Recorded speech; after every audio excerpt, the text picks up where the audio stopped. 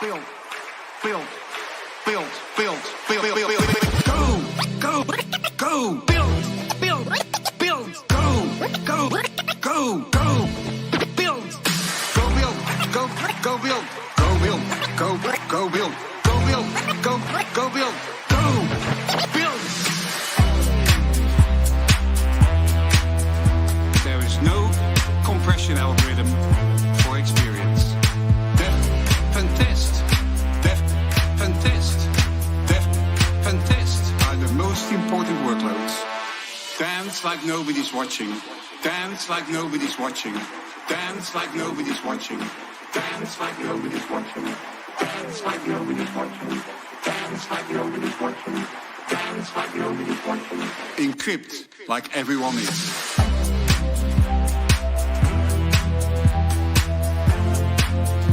There has never been a better time to build. Build. Build. There has never been a better time to build.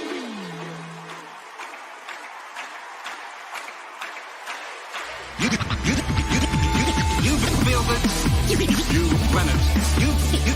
build it.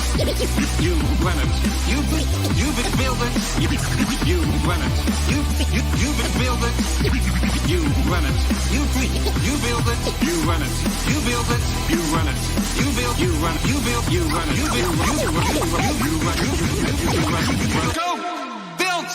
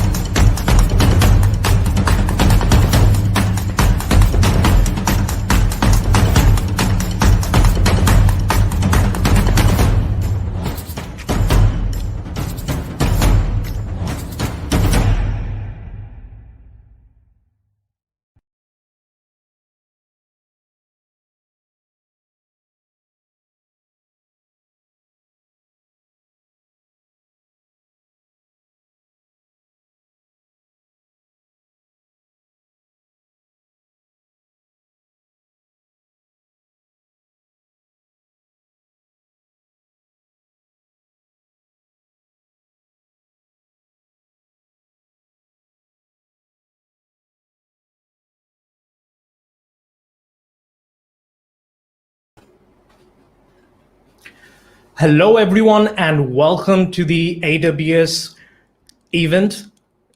Welcome to the AWS event today, and I'd like to welcome you all for joining in. We have an exciting event planned for you with many talks, quizzes, and workshops packed for you.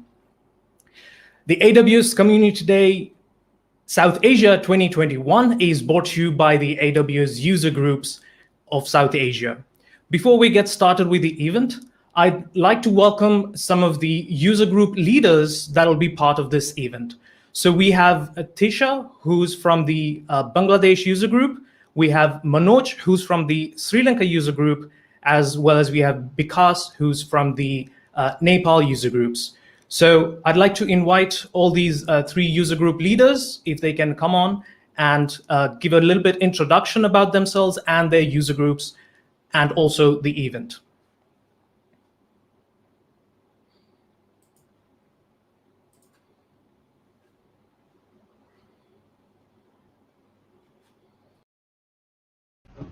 Good morning, everyone. Can you guys hear me?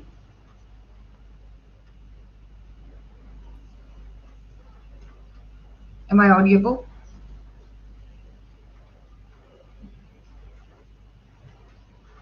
Yeah. All right.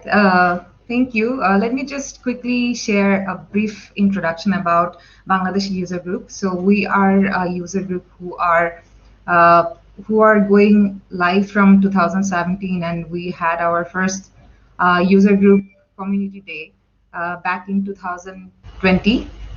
So 2020 we started our community day journey, and this year this is our second time, and we have collaborated with India, Nepal, Sri Lanka to bring the most impressive and most enormous community day for South Asia.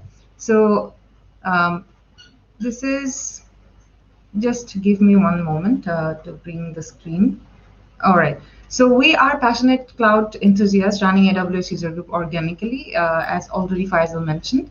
And we are not AWS employees, mostly professionals from different organizations who has the Jill for learning about cloud platforms, especially AWS.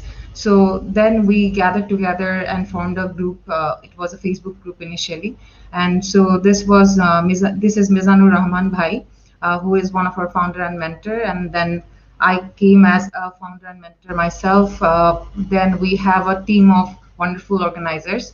There are community managers, operations managers, communication managers. So all these brilliant people have gathered together just to share knowledge and as well as bring the community in a more stronger manner. We have our biggest supporter and mentor from AWS, who is Mohammad Mahdiuzzaman Bhai. He is in the AWS and he has facilitated so many workshops with us along the line. So currently we have the biggest channel which actually get the most communication done is the Facebook group that we have. We have over 4,000 plus members there and professionals. So those are the channels who gets the most exciting news and topics to discuss. And we also have our Slack channels which is also going very strong. So the initiative so far we have taken is the community days, meetups, different webinars. The knowledge sharing part is always the number one priority. Then speaking engagement in different technical events, mentorship, workshop, blogs, forums, Slack, Facebook, and LinkedIn channels are the channels we are using currently. So thank you everyone for joining today. I hope you would enjoy this event a lot. There are a brilliant panels and workshops happening all through the day, and I'm wishing all the best the AWS community, the South Asia 2021. Thank you.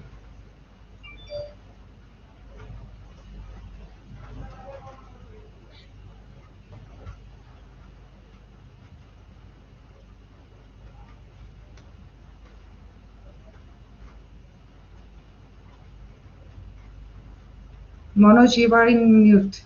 Sorry. Hi guys, good morning to all of you. My name is Manoj, so I am the user group leader from Sri Lanka. First of all, let me welcome all of you to the South Asia AWS User Group, AWS Community Day. Let me welcome all of you to this event today. So a little bit about our user group. So I would say it's one of the youngest user group that we formed. And it's been like a couple of years we formed this user group in Sri Lanka. But ever since, we have been organizing meetups on every single month. So this is one of the thing that we continuously keep doing. And we got support from a lot of people from AWS, as well as everyone in the AWS user group community. So special thanks to all of them for conducting sessions, help us conducting sessions and delivering a great experience and great lessons and all this information to our user group and all the community in Sri Lanka.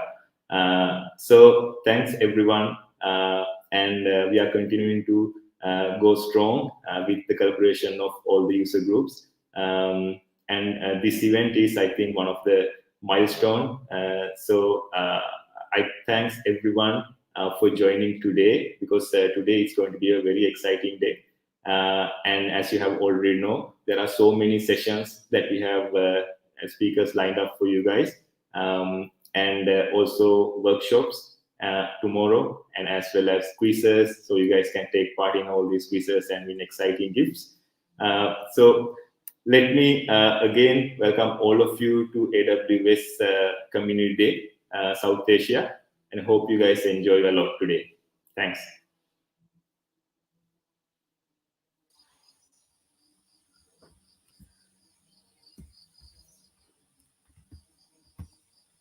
Hi everyone.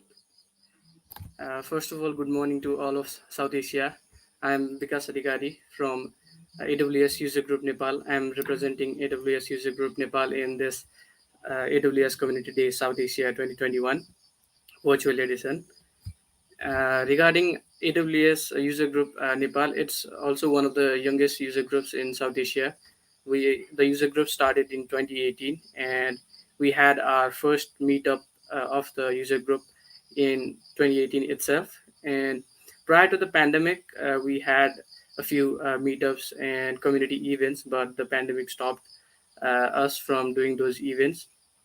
But I believe now the initiation of this community day together with user groups from India, Bangladesh, Sri Lanka, and Nepal together, this will start a chain of community events happening virtually with a greater effort and support from all the user groups.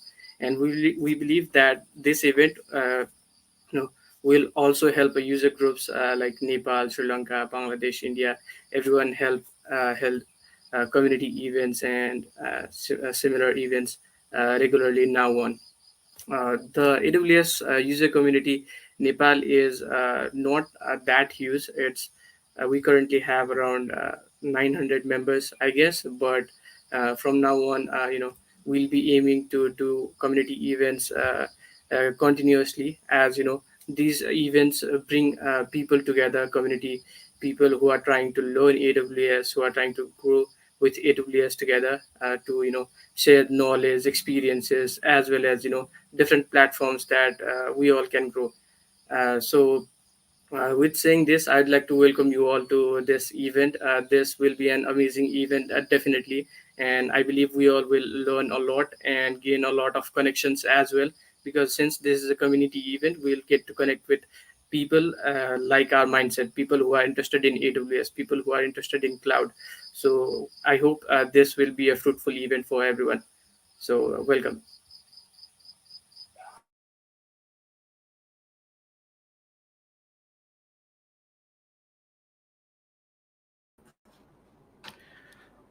Well, thank you for those introductions from all those user group leads. Next, we will have Tisha, who's going to actually walk us through the event details. So Tisha, if you could take it away.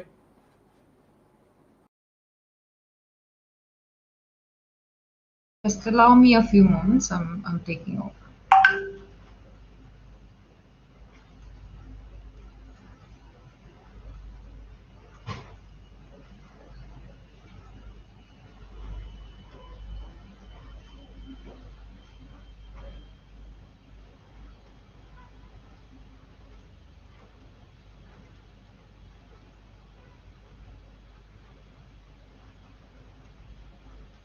As you can see, the Community Day event is consisting of, I think the code of conduct is already mentioned in our website, what is important and how our behavior should be, what is the scope, the consequences, and whom you can contact in between if any support you need in regards with anything throughout the day. And then we have different user groups. So we can see that we have from India, there are 23 user groups. Bangladesh, there are 2 user groups. Nepal, 1 user group, and Sri Lanka, 1 user group is joining together for organizing this whole day. So we have 2-day programs. Today is the first day, and we have 2 different channels. The website populates all the necessary information. Who have registered, they got all the traction details and all. And also, I would like to introduce the AWS heroes from India.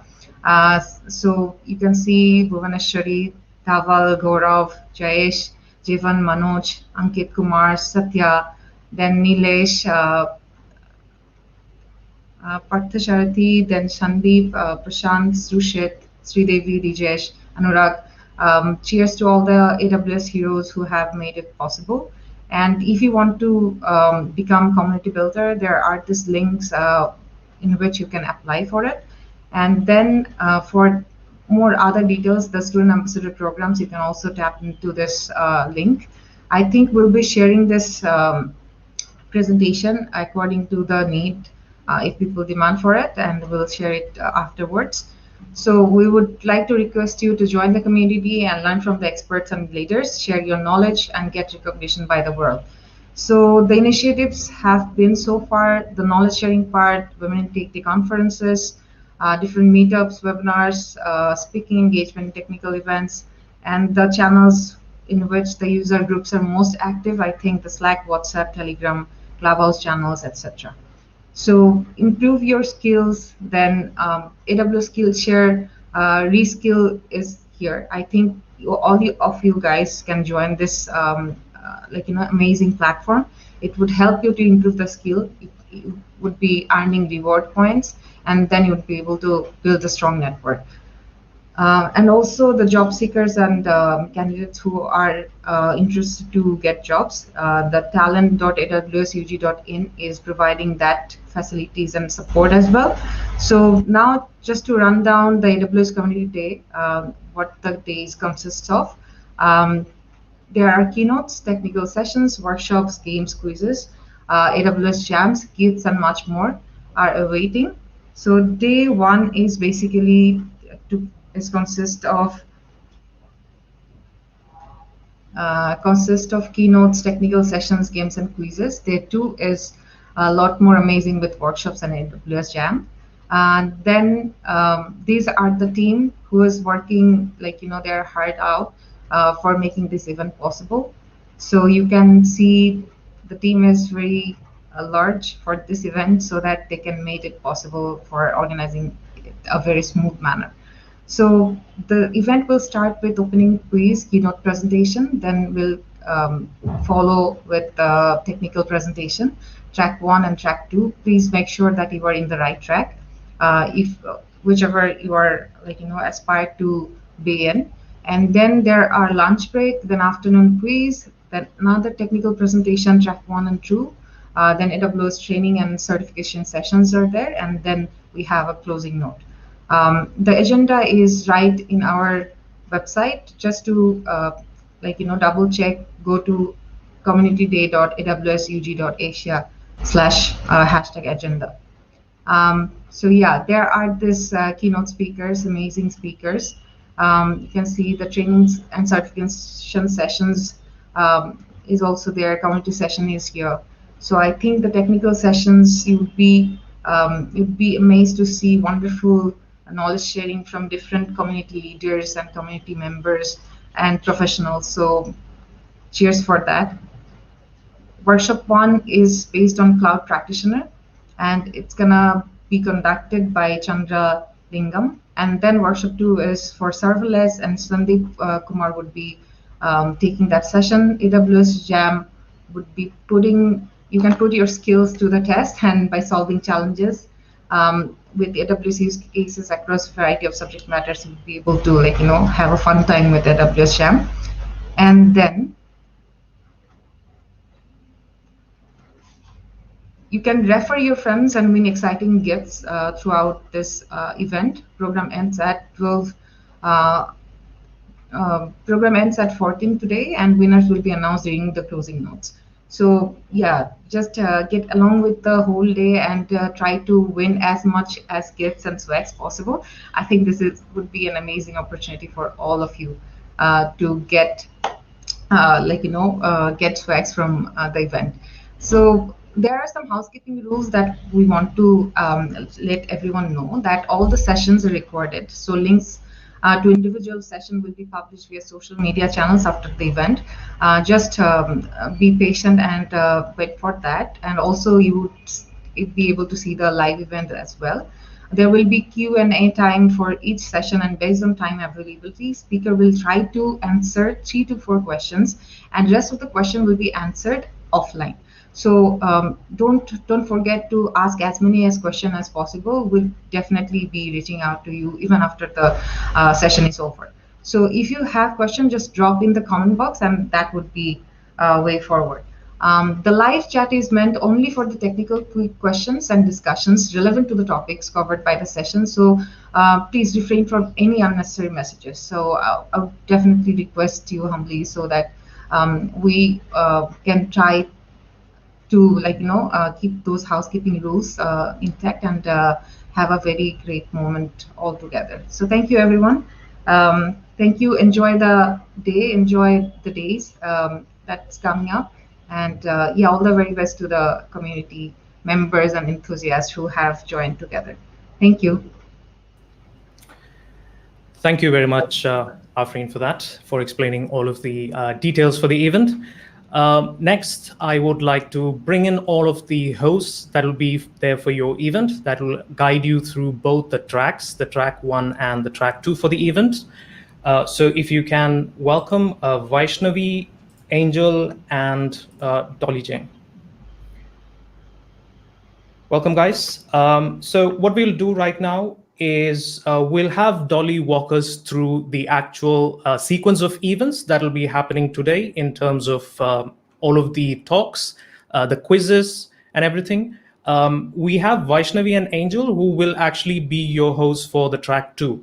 So Dolly, if you can just go ahead and tell everyone how the event is going to look in terms of the sequence. Sure. Hello and good morning, ladies and gentlemen. I extend a warm and hearty welcome to everyone gathered here for the AWS Community Day 2021. My name is Dolly Jain and I'm a final year BTech student pursuing information technology. This is track 1 and I will be your host for this track. There is one more track happening in parallel and the link for that is given in the description below. Thank you so much and I'm excited to be your host for this track 1 and I know that you're excited too. We are looking forward to a full schedule of 14 technical sessions that addresses the depth and range of AWS offerings in 2 different tracks. Prepare yourself and be excited and get inspired. There are 2 different quizzes during the event. The first one is open at 9:40 a.m. To begin with, we have 3 technical talks followed by a lunch break from 12:45. We will resume with another quiz that will be online from 12:45 p.m. Furthermore, there will be 4 technical sessions that are split across 2 different tracks. So please look into the agenda carefully so that you can attend the session of your choice. Moving ahead, there will be a session on the AWS training and certification, that is the AWS Certification Developer track to upskill yourself. This will be followed by a community talk. And finally, we will have the announcement of the quiz winners, followed by the thank you and closing notes.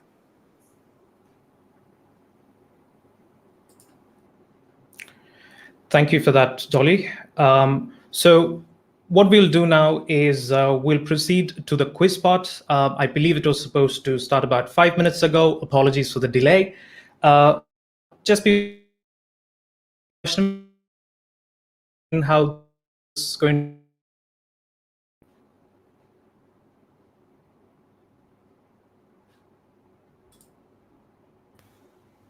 Hello, good morning, everyone. So about the quiz for the day, we are starting with the first quiz for our day. All right, basically there'll be 2 quizzes during the event, as Dolly told us. The first one is open till 10 a.m. You can play the game to win attractive vouchers. So although you look at the rules once you enter the quiz, let me just go through them once again for you. You can play the quiz only once. Try playing the quiz by getting the highest correct answers in the lowest time. You'll be ranked based on these 2 factors. So you cannot go back to the previous question and you cannot skip answering any other question. You can select only one correct option as an answer. You score 1 point for answering the question correctly. There is no negative score for wrong answers. All right, again, you need to register before to play this quiz. You can go ahead and join the link to play the quiz now.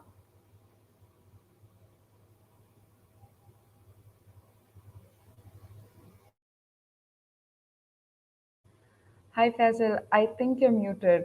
Could you just unmute?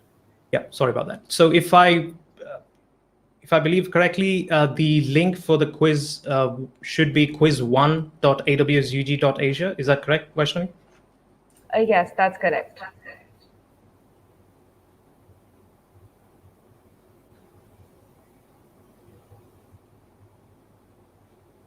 All right, everyone, if you can go to the link quiz1.awsug.asia, you should be able to see the first 5 to 10 minutes, and then we'll come back and look at the leaderboard for the quiz.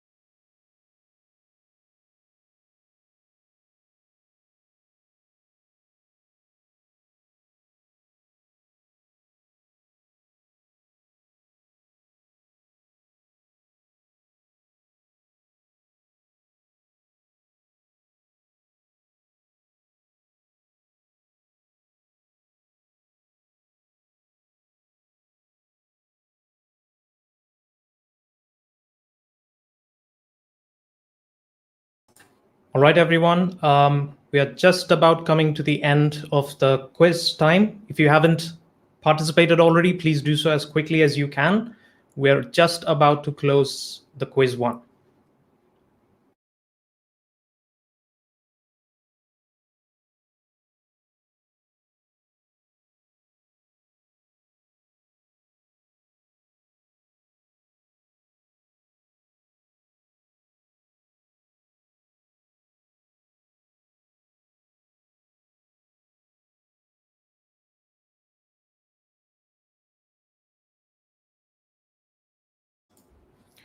All right, everyone, looks like the quiz one is closed. So we have quite a good leaderboard here.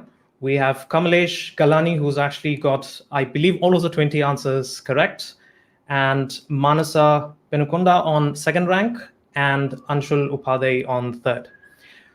So keep watching this particular leaderboard as well as the leaderboard for the other quizzes, because there are some exciting prizes that are there for all of the winners and the leaders in the quizzes that actually happen.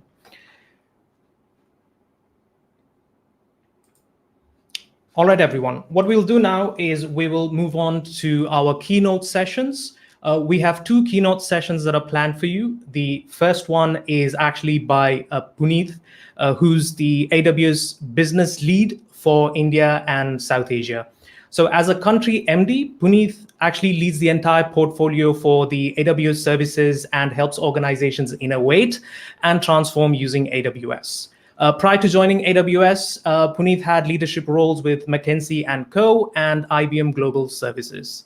As a partner at McKinsey, Puneet built and led several practices, digital and technology capabilities across India and Asia.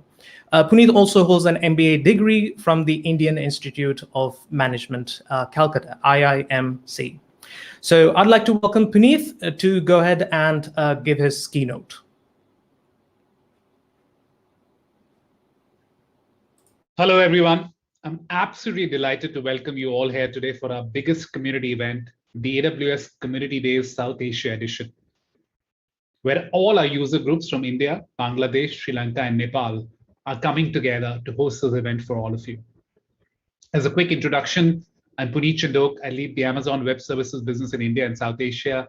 It's truly a privilege to have the front row seat to the largest technology shift of our lifetimes, cloud. At AWS, we work closely with our developer community through various programs, and I'm thrilled to see our India and South Asia community shining even at the global level. Really thrilled about that. Given the current context, I really appreciate all of you coming together to attend this session with us. I hope all of you are doing well, keeping safe, and doing everything you can to keep your loved ones well. While I really wish we could host you in person, and I hope that day is not too far, but we're going to make the most today of this virtual format and make this session really useful and worthwhile for you, as you will get to hear from our community members, AWS colleagues, and several industry experts. I want to structure my talk into three topics, or three parts. Number one, I want to talk about AWS in India and South Asia, mission, and also the perfect storm of digitization that I'm starting to see in the country. Number two, I want to talk about some of our AWS communities programs in the region. What are we really trying to build with them? And number three, I want to talk about a topic that's really close to my heart, skilling, and the role that we're starting to play there, and the role that I expect all developers to play. So let's start with the first part of the conversation, AWS and the India context. Our mission in India as AWS is to enable builders and businesses to build a better India. Let me say this again. Our mission is to enable builders and businesses to build a better India. And we are continuing to do this every day by building more and more infrastructure, more capacity, building teams, building offices, bringing more and more services to India, bringing the best of AWS and Amazon to India for our customers, partners, and developers. And if you take a step back today and see what's starting to happen in India, the last couple of years have almost helped brew what I call a perfect storm of digitization of cloud adoption in India.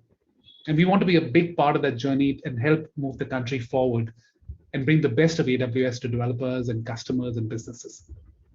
And we're seeing AWS today become the natural home for leading businesses across sectors in India. I'll give you a couple of examples to bring this to life. Freshworks, the SaaS customer engagement platform, whose recent IPO we all witnessed and celebrated, they've supercharged their marketplace with AWS Lambda. Many of Freshworks products feature a unified development platform that allows them to customize the experience and behavior of the product and integrate quickly into the workflows by writing bespoke plugins. They've seen how Lambda has scaled quickly and achieved 50% faster ticket response, 150 million monthly app executions, and 1,000 concurrent invocations. Wink Music, another app that I'm a big fan of, it's a leading music streaming service in India. They've used Amazon EKS, Amazon EMR, and Amazon SageMaker to grow the monthly active user pool from 50 million to 72 million over the last couple of years. They've improved user interaction with a 39% increase in click-through rates to Wink's homepage, and also reduced development time from 2 weeks to 4 days. 2 weeks to 4 days. Zerodha, another really exciting business in India. They are now India's largest retail stockbroker. They've reduced their back-end processing time from hours to minutes using AWS Batch. Zerodha continues to wow its ever-increasing customer base, and as AWS, we're happy to be part of their journey. Let me move to the second part of the conversation and talk about our communities in India and South Asia and what we're trying to build with them. The AWS ecosystem consists of a large range of AWS enthusiasts, as you know, and advocates who are passionate about helping others build on AWS. We have a really vibrant developer community in India and South Asia, which is extensive and growing really fast. And with the fast adoption of AWS amongst developers, startups, enterprises, all sorts of businesses, we've seen these communities organically come together and organize themselves into 400 AWS-focused user groups, 400 of those across the world. These AWS user groups are peer-to-peer communities where people come together, they meet regularly, they share ideas, they answer services and best practices. In India and South Asia alone, we have 28 AWS user groups with over 53,000 community members today. And I'd like to applaud all of you for making that happen. It takes a ton of effort, and I want to thank you for the tremendous effort that you've all put in to keep this community active despite the challenges of the pandemic that have come across us. We've even started 7 new user groups this year in spite of the context around us, and I just want to congratulate you for that. Let me talk about the two community programs that I'm most excited about, AWS Heroes and AWS Community Builders.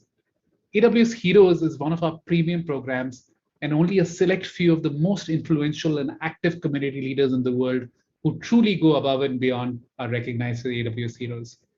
AWS Heroes are individuals and cloud users in the community who have deep expertise on AWS and are enthusiastic about contributing back to the community.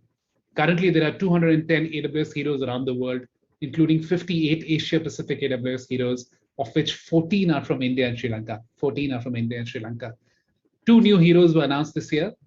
Dijesh Padinaharthi, a container hero, and Shuisht Repakala, our serverless hero. Congratulations to both of them. Let me talk about the second program, the community program that I'm really excited about, the AWS Community Builders. This is another global program which offers technical resources, mentorship, and networking opportunities to AWS enthusiasts and emerging thought leaders who are passionate about sharing knowledge and connecting with the technical community. Throughout this program, subject matter experts will provide mentorship and share insights, including information about our latest services, as well as our best practices for creating technical content, increasing reach, and share AWS knowledge across online and in-person communities. This year, we've seen a massive interest worldwide and received more than 7,000 applications, and 1,000 applicants were selected. And I feel so proud to say that out of these applicants, 1/3 builders were from India, making India the top country with the maximum number of builders for the program. Thank you to all of you. Looking at your passion for community building, technology, and AWS services, I'm not at all surprised to see this number. In fact, we got to aim for more. Kudos to all of you. Let's move to the third part of the conversation, which is a topic that's close to my heart, skilling. And I'm sure all of you know this is really relevant for all of us today, including all developers. I believe we are now in the early throes of what some people have started to call the great decoupling. What this essentially means is that technology is starting to race ahead, but many of our skills and organizations are lagging behind. Let me say this again. Technology is starting to pace ahead and move ahead, but our skills and organizations are still lagging behind. And along with this decoupling, we are now also starting to move towards the universal access to talent. And this has implications for each one of us, you and me. Talent used to be, until a few years ago, talent used to be a market with imperfect substitution, right? But that's starting to change now. The talent market today is universally accessible. You and I are competing with everybody in the world, which also means the age of the average is over. I'm a big music fan. I'm sure several of you listen to music. And I'll give you an example or a scenario and think about this. If you hear a succession of mediocre singers, will that ever add up to a single outstanding musical performance?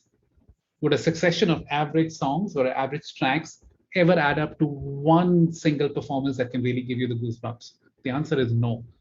And that's the same thing that's happening in talent. The age of the average talent is over. In other words, talent is no longer a commodity that you can buy in bulk and combine to reach the needed levels. There's a premium to be skilled in this new world. In this new world, if you can't learn, you can't thrive. With that context, let me talk about two skilling programs that we are really excited about, and I hope you would think about these. The first is Reskill. This year, our community launched Reskill, an upskilling platform for developers by developers. It's a community-driven learning program and skilling program that aims to improve learning skills of developers. The knowledge journey takes a developer from the beginner to the intermediate to the advanced levels. The learnings are gamified with weekly, monthly, quarterly challenges that help you earn points, credits, and badges for consuming content. The program was launched in March of 2021, and it has already garnered more than 41,000 signups and over 1.2 million plus platform views with organic efforts from all of you in the community. If you haven't signed up yet, I would strongly recommend that you do so now. It's a great platform. It's a terrific platform for learning about new skills, earning rewards, connecting with your fellow community members, all for free. Let me talk about the second skilling program that I'm really excited about. And this is our Women in Tech Day effort. Our community recently hosted Women in Tech Day to inspire, educate, and bring the women IT professionals together through technical and non-technical discussions, demos, and networking opportunities with AWS and industry experts across the community. The agenda was curated keeping in mind the evolving needs of women IT professionals. It was a mix of tech and non-tech topics covering leadership, personal branding, restarting your career, career development, database, serverless, containers, and it was followed by hands-on technology workshops on data analytics. I love this initiative because we need to continue this dialogue and do everything we can to help more and more women not just join the tech industry, but also thrive and reach leadership levels. So let me wrap this up. There are three messages that I want to leave you with. Number one, as AWS, our mission is to enable builders and businesses to build a better India. We're truly trying to build a force that moves the country forward, and we're thinking big for India. Number two, at AWS, we work closely with our developer community through various programs. And I'm thrilled to see our India and South Asia community shine even at the global levels. Kudos to all of you, and thank you for being part of the community. And number three, I'd urge all of you to think deeply about skilling, thinking about getting better at your craft every day, building new muscles. As I said, the age of the average is over, and there's going to be a real premium in this new world on people who are skilled. With that, I hope all of you enjoy the sessions that are lined up today and get to learn more about AWS and AWS communities. If you want to be part of this amazing community, you can find a user group near you and join today to participate in the community and share your AWS knowledge. We are here to help you in your transformation journey. With that, thank you so much. Have a wonderful day and wish you all the very best. Take care.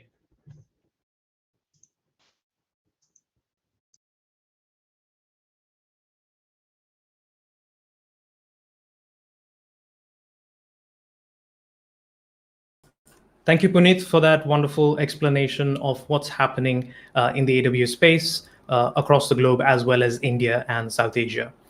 So we have one more keynote. So I'd like to first welcome our next host, which is Dolly Jain. She will be presenting the next keynote speaker.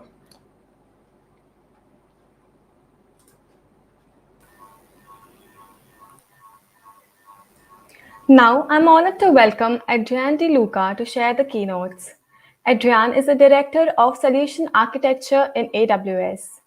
He leads a global team of technical specialists who build architectural best practices and cloud services on the AWS Cloud Platform for strategic partners in the AWS Partner Network.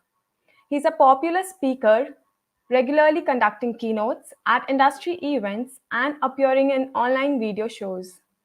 De Luca brings 25 years of experience in information technology to AWS. Welcome, Adrian. Over to you.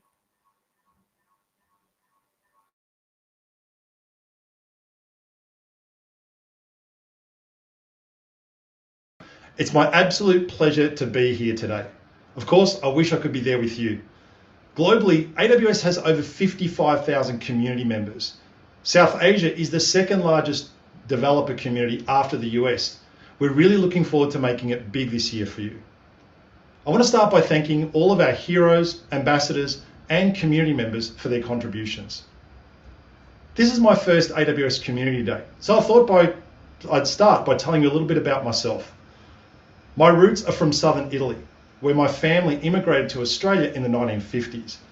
As a first-generation Aussie, born and raised in Melbourne, during the 80s, I was heavily influenced by the PC era, learning to program in BASIC on a Commodore 64 when I was just 10 years old. Some of you may not even remember what that is. I studied computer science in the mid-90s and graduated from university just in time for the .com era, where I became a software developer, building early web applications in C++ with CGI bins, Java, JavaScript, and Cold Fusion. I wonder if anyone remembers the Netscape Mosaic browser. Fun times. In mid-2000s, I started traveling around Asia, figuring out how to make storage area networks usable with software. I fell in love with the region's raw energy and entrepreneurialism. Those that know me know I'm privy to a good biryani in Hyderabad or a pad thai in Bangkok. In late 2000s and 2010s, I was done with storage and co-founded a startup building an app-based marketplace in the cloud before joining AWS in APAC. In 2020, I moved to Seattle, where I now lead our partner solution architects for strategic initiatives. At last year's Community Day, Jeff Barr's theme was rethink, reinvent, and rebuild. During the depth of the pandemic, he talked about new ways to work, how there are no longer constants and only variables, and disrupting everything. This year, I have chosen a slightly different theme, re-emerge. To symbolize this, I thought about a rising phoenix, a bird that rises from the ashes of its predecessor, bringing rebirth, hope, renewal, and progress. As we re-emerge from this pandemic, I think we should all be thinking about opportunities that exist for us, the skills that we're going to need to succeed, and how we can contribute to communities right around the world. Let's dig into these. The first opportunity lies firmly with you as software developers and cloud architects. Software as a service is not a technology or a new delivery model. It's a movement, and it's gathering momentum. It's a trend we've been seeing all over the world. Just as consumers, we enjoy the seamless experience of being able to deploy our apps to our personal devices, enterprises are looking for the same ease of adoption and agility for their users. This also helps them adapt to changing business conditions, as we've just seen. While the early adopters of SaaS have been mid-market companies, large enterprises have become SaaS first when evaluating commercial software. The pandemic has had a paradoxical effect on SaaS. According to Information Age, March 2020 was the highest month of customer churn in SaaS history, but at the same time, SaaS experienced a surge in demand. What remains true is, according to IDC, SaaS represents the largest segment of cloud computing spend, with over 41% of emerging ISVs seeing it as their primary software revenue. It's my personal belief that in the fullness of time, all business-facing software will be delivered as a service. The opportunity epicenter for this movement is happening right here in this region, in India. According to SaaS Boomi and McKinsey, the Indian startup industry is projected to generate between $50 and $70 billion in revenue by the end of the decade, and creating as much as $1 trillion in value. Just over the course of the pandemic, there's been 10 new unicorns emerge. As Paneet mentioned, what better success story to show this potential than Freshworks? Freshworks is the first India-based SaaS B2B company to IPO in the US and is now listed on the NASDAQ as of September, valued at $10 billion. They have over 52,000 customers, generating over $300 million in revenue, and experienced 49% year-on-year growth. Congratulations to the team. AWS has understood this imperative for a long time. In fact, we've been investing in it for years. At reInvent 2017, we introduced the AWS SaaS Factory Program, a team I now have the privilege of leading. At reInvent 2020, my team announced AWS SaaS Boost, a ready-to-use open source reference environment that helps builders launch a SaaS delivery model on AWS. It includes all the scaffolding needed to accelerate bringing your existing applications into a SaaS environment, and includes things like infrastructure provisioning, tenant onboarding, auto-scaling, monitoring, metering, and even integration with billing providers like Stripe. Since its public availability on GitHub in May, we've had over 70,000 visitors and over 1,000 clones. I invite you to check it out. We're witnessing another big shift. Industries once difficult to enter are now more accessible. Capabilities once too hard, expensive, or even inconceivable are now possible, creating new use cases. The cloud is continually making barriers to entry lower than ever before. Another big opportunity I want to talk about is a little bit further away from us down here on Earth. It's space. In late 2019, wildfires in my home country of Australia captivated the world's attention. This is what the eastern seaboard looked like from space at the height of them. 17 million acres of land burned. That's over 21,000 central parks, claiming the lives of 26 people, destroying over 2,000 homes, and an uncountable cost to our wildlife. In 2020, fires in California here in the US dominated headlines for the same reason. The fact is, once a wildfire reaches megafire stage, firefighters have no real means of stopping the destruction. It's easy to feel so helpless. But what you're looking at here is new technology from a company called Fireball International.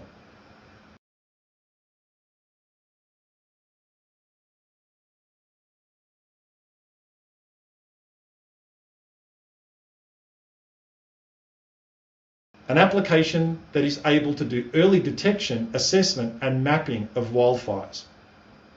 It analyzes image data from third-party based cameras and satellite sources to accurately detect and predict wildfires with machine learning.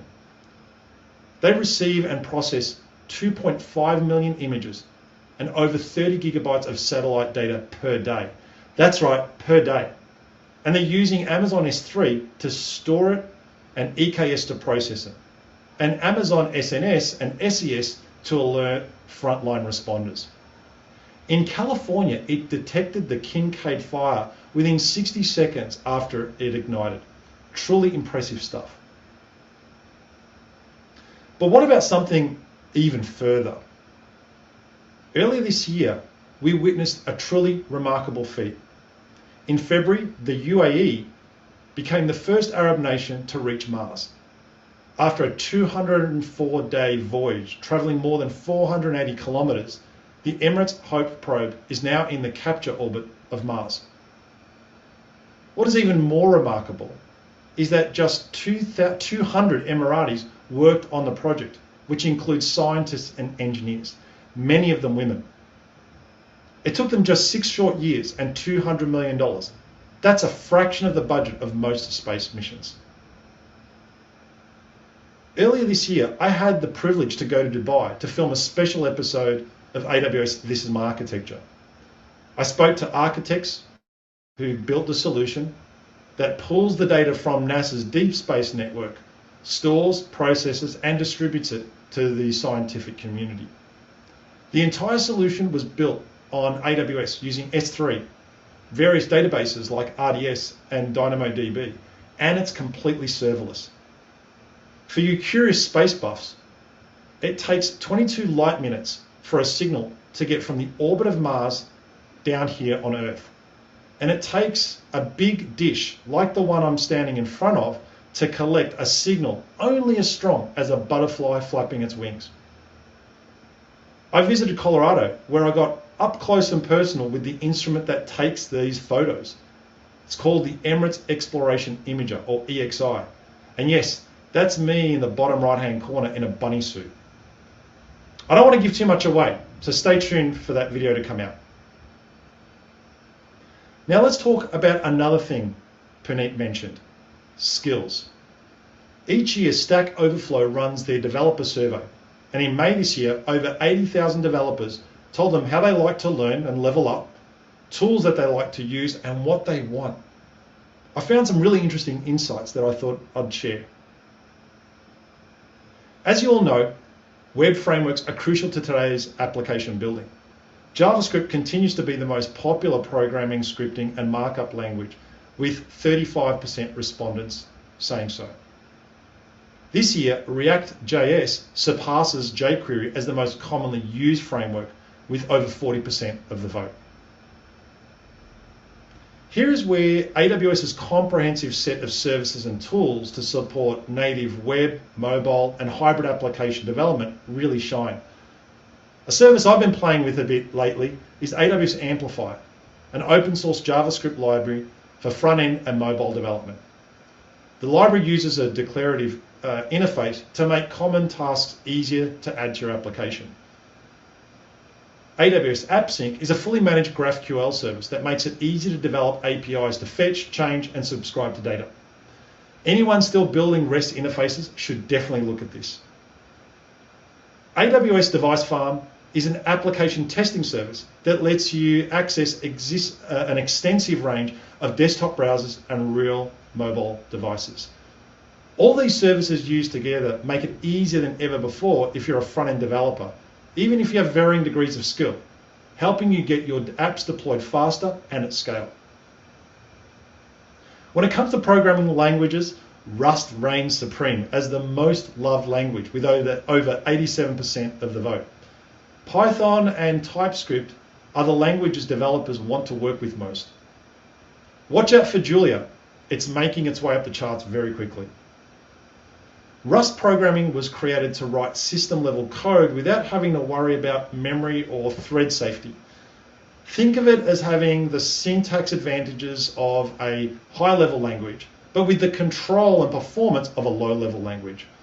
Mozilla was the original supporter of Rust, and Firefox and Dropbox are two very well-known users of it today.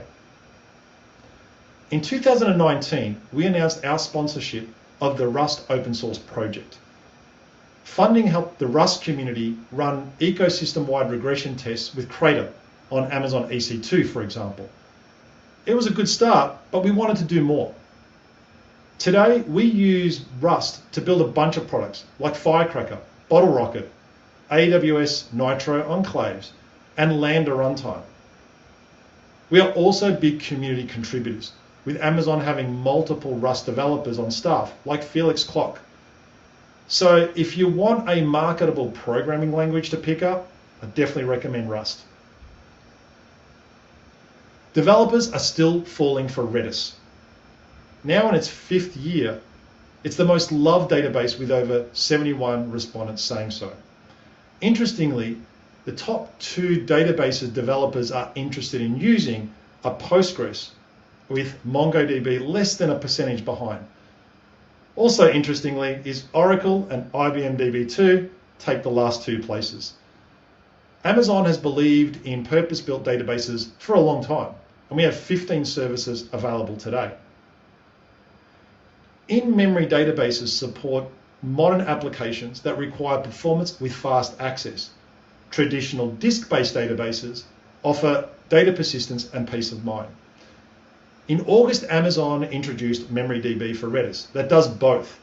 It's a Redis-compatible, durable, in-memory database service that delivers ultra-fast performance. The numbers are astounding. Microsecond read latency, single-digit millisecond write latency, clusters that can handle 13 trillion requests per day, and peaks of over 160 million requests per second. When it comes to scale, it supports 500 shards and 490 gigabytes of RAM per node, with the ability to scale in minutes. It supports 5 replicas for durability. And for security, we support AWS KMS and encryption in transit with TLS. Check it out.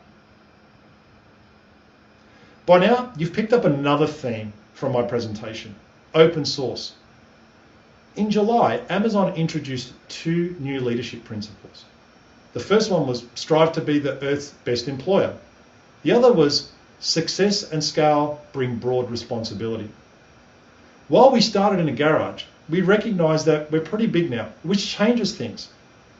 We believe leaders create more than they consume and always leave things in a better state than when they found them. And we apply this to open source. The longevity and viability of open source is very important to our customers, which is why we've become a significant contributor and supporter of open source communities. You can see some of these here. We've made significant contributions to projects like Zen, Linux, KVM, Java, Kubernetes, the robot operating system, Solar, Lucene, and Elasticsearch for many years. We also have over 2,500 Amazon-led open source projects on GitHub. There are lots of reasons to become an open source contributor, but I believe these are the top 3. Firstly, working with others helps you write better and cleaner code. Being able to dive deep gives you a better understanding of the technology and how it works under the covers. And finally, it helps build your profile and gain recognition. As you can see this quote from Edgar at Workday, it's also a great way to get hired. To start contributing to a community, find something that you're passionate about and see if you can find an open source project. If you're not sure, attend an AWS Game Day or Hackathon. I'm sure someone will inspire you. So to wrap up, this is my final call to you. As we re-emerge, what's your mission? What opportunities lie ahead for you? What skills will you invest in? And how will you contribute to community? Thank you for sticking with me and enjoy the awesome sessions coming up today. And I hope to see you in Asia soon.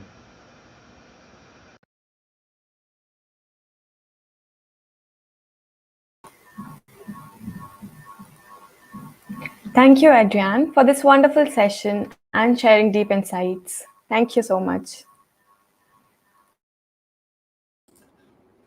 All right, everyone. Thank you, Dolly, and thank you, Adrian, for that wonderful talk. So it's time to move into our technical sessions. So I just want to give you a quick overview before we move into that.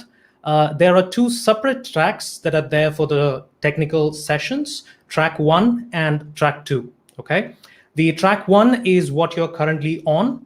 There is a separate track and the URL should be posted both in the chat as well as you should be able to find the second track on the web page as well as on the YouTube page as well.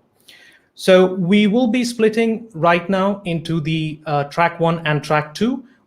There will be 3 talks, and after that, at around 12:15, we'll be taking a lunch break, which will last till 12:45.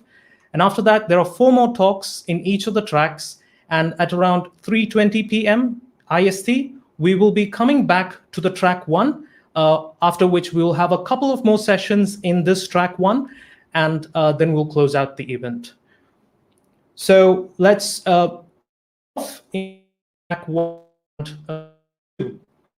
So Dolly, if you want to give to the first session on track 8. Sure. So let's dive into the first session of the day, that is about explainable AI with Amazon SageMaker Clarify, delivered by Sarbani Maiti. Sarbani is an Assistant Vice President of Magic FinServe. She is a leader of the Digital Transformation Program with over 20 years of experience in large investment banks. She currently works as a SaaS cloud consultant for fintech organizations. In the past, She has worked and built a fraud detection model in AWS for a loyalty service program of a bank and also a chatbot using Rasa framework. She also built a model to predict the customer churn of a telecom company and a search engine using NLP. Please join me in welcoming Sarbani to talk on explainable AI with Amazon SageMaker Clarify. Over to you, Sarbani.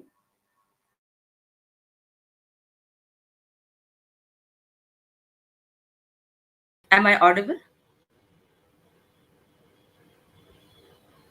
Hello, everyone. Good morning, everyone. Thank you so much for joining the sessions today early morning. Today's sessions, the topic is explainable AI using Amazon SageMaker Clarify. My name is Sarvani. I am working as AVP Cloud Service in Magic Fencer. In today's sessions, I'm going to talk about three major key areas here. What is that? First of all, it is what is explainable AI. We are going to discuss the high level introduction. And then I'm going to talk about how explainable AI model can be built using Amazon SageMaker Clarify. And also we are going to look through one demo using SageMaker Studio. Let me share my screen.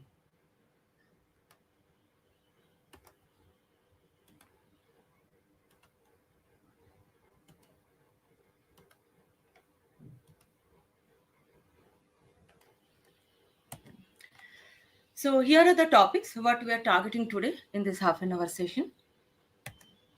So what is explainable AI and why are we talking about it? Now, in the current era, when we are talking about AI, ML in almost all the areas, we are building a lot of applications, and all the applications have a target. Either we are trying to predict something or we are trying to recommend decisions. So everywhere we are looking at some business outcome.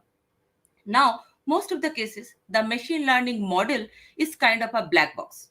So the kind of decisions or predictions are made by the model. Sometimes it's very difficult to explain to the people who are not technical, because at the end, most of the cases we have to present the outcome to the business people, and it becomes very difficult to explain all the numbers, algorithms in a form of a chat, because they need something which is easy to understand in the form of some business domain or business terms. Here exactly, we are looking for some kind of interpretability or explainability from the model prediction. When we are talking about the decisions, now we have seen that machine learning AI system are making a lot of life-saving decisions in terms of the healthcare. When a model is predicting whether a patient is having cancer or not, then we can understand how important is that decision. So in every area of the in the entire life cycle of the model, we need to check whether we are able to trust the decisions. Am I good to trust the machine learning model? Am I able to explain what is the outcome, or can I trust the model decisions? Now, when from our side we are having these questions, now there are a lot of governance. We are talking about AI governance, and there are people who are the external auditor who audits the system to check whether there is a bias, because the entire system is working along with the people. As a people, there are bias at every stage of the machine learning lifestyle, machine learning life cycle. Let me look at it. Okay, so this is a high level machine learning life cycle. So we can see at the first stage, when we are trying to explain the problem, or we are trying to understand the problem, there is a question raised like, is an algorithm an ethical solution to the problem? Then the next, when we are talking about AI ML, definitely we'll be treating a lot of data. Data are there everywhere. We are talking about data before training. We are talking about data post training. We are talking about data when we are predicting the final outcome. Is the training data representative of different groups? Are there biases in the pre-trained data or the post-trained data? Is there any bias at the predictive model? Is my model fair enough? that we can trust the result. So all the questions are raised by auditor or business or different department for which we are building the system. How to answer all such questions? Mathematical algorithm, numbers, graphs are not a perfect solution. So here exactly we are talking about explainable AI. And fortunately, we have several algorithms, good algorithms are already available, what we can use in our model, which can help us to explain our model. We can interpret the result in a simple English rather than going deep into some technical analysis. There are a lot of simple algorithms, Bayesian classifier, decision trees, linear regression, logistic regression. They are simple and they are kind of good algorithm through which we can make some interpretable model. But if you're talking about some complex algorithm in PCA, deep neural network, ensemble model, random forest, to some extent, they are black box model. Yes, we get some high performance model with this complex algorithm, but they are actually, we lose the interpretability and explainability. To find out a solution, we are going to talk about one very famous algorithm, Shapley. I'm going to talk about Shapley with a small example after this slide. And which tool we are going to use here? We're going to use AWS SageMaker Clarify. Now, why so? Shapley is an open source algorithm and it is available with Python module. We can import the Shap module and we can use it in our code and we can implement that explainable AI in our machine learning model. Now, model can be based on linear regression or XGBoost or decision tree or logistic regression, but we can use Shapley with our model very well. Then why are you talking about SageMaker Clarify? As we heard in our first keynote and last two keynotes, that in machine learning model, when we are trying to build a production ready system, we need to look at the data volume and the infrastructure. Now, in a lot of cases, it is very difficult to build that kind of infrastructure in our on-prem data center. Here exactly we are leveraging cloud. And in AWS, we have seen AWS is already offering a large set of capabilities in this AI ML system. So it's very easy for the data scientist to use the AWS services and build the model quickly without understanding the infrastructure hassle. Because as a data scientist and developer, people who should be able to focus on the model development, hyper-tuning, optimizations, how the prediction is coming, how can we improve the model, etc. But if we can get a ready-made infrastructure which is helping to scale up quickly and handle the large volume of data, exactly there we're going to get benefit from this AWS services. Now, if we look at this particular service, SageMaker Clarify, we can see Clarify is actually helping in two different areas of explainable AI. One is detecting bias in the data set. Now, bias can be there before training, bias can be there post-training. Clarify modules will be able to help us to detect this bias by various bias statistical metrics. And we can also create the bias report. Now, second part is that how to detect bias in the model and how can we explain the prediction result. There also we can take help from the Clarify, and by using the Clarify ready-made modules, we can extract the different metrics, statistics. Not only that, we can create nice visual charts, which is very easy to explain to the business people. In next few slides and next few minutes, I'll be going through one example where we are going to explain the credit decisions using SageMaker Clarify. Here I have used the SageMaker Studio and built-in solution, which can be launched quickly by using the SageMaker Jumpstart. Now, why this particular example has been selected? And let's just look at quickly. In the banks, whenever there is a credit applications is submitted, generally banks try to find out what is the risk factor associated with that particular applications. Now, this can be judged based on the demographic, based on the applicant's personal informations. There are a lot of third-party banks. They provide a lot of informations to find out the credit history. And we always try to make our credit history good so that I can apply for a credit card and I'll get it quickly. And why do the bank want to do this? Because if a credit application is accepted and after that amount is not paid, definitely there are a lot of amounts bank is going to lose. And most of the banks, there are a good amount of, a good percentage of the amount is lost because of this default. On the other side, if bank reject a legitimate applications, they may lose a loyal, trustworthy customer, which may go against the bank's positive image. So this is very important to understand the risk factor associated with applications so that we don't raise question against someone improperly. As whether the credit application is rejected or not, that is going to raise question against a person. It is very important for the bank to be able to explain if certain questions are raised by the auditor or the person itself. So here it's very important if we can build a machine learning model along with the explainable module, then it's going to help the business. Now, what exactly Clarify is doing here? It will explain the specific failure cases in the model predictions. Then it will help us to explain risk factor associated with the credit applications. It will help us to achieve the stakeholders' trust in the model, identify potential bias in the model. Like if a certain bank is rejecting a certain set of applications, it's very important to check if there is a potential bias present in the system or not. Bias can be anything. Comply with right for explanation for users. As I was talking about, there are a lot of governing bodies are coming up.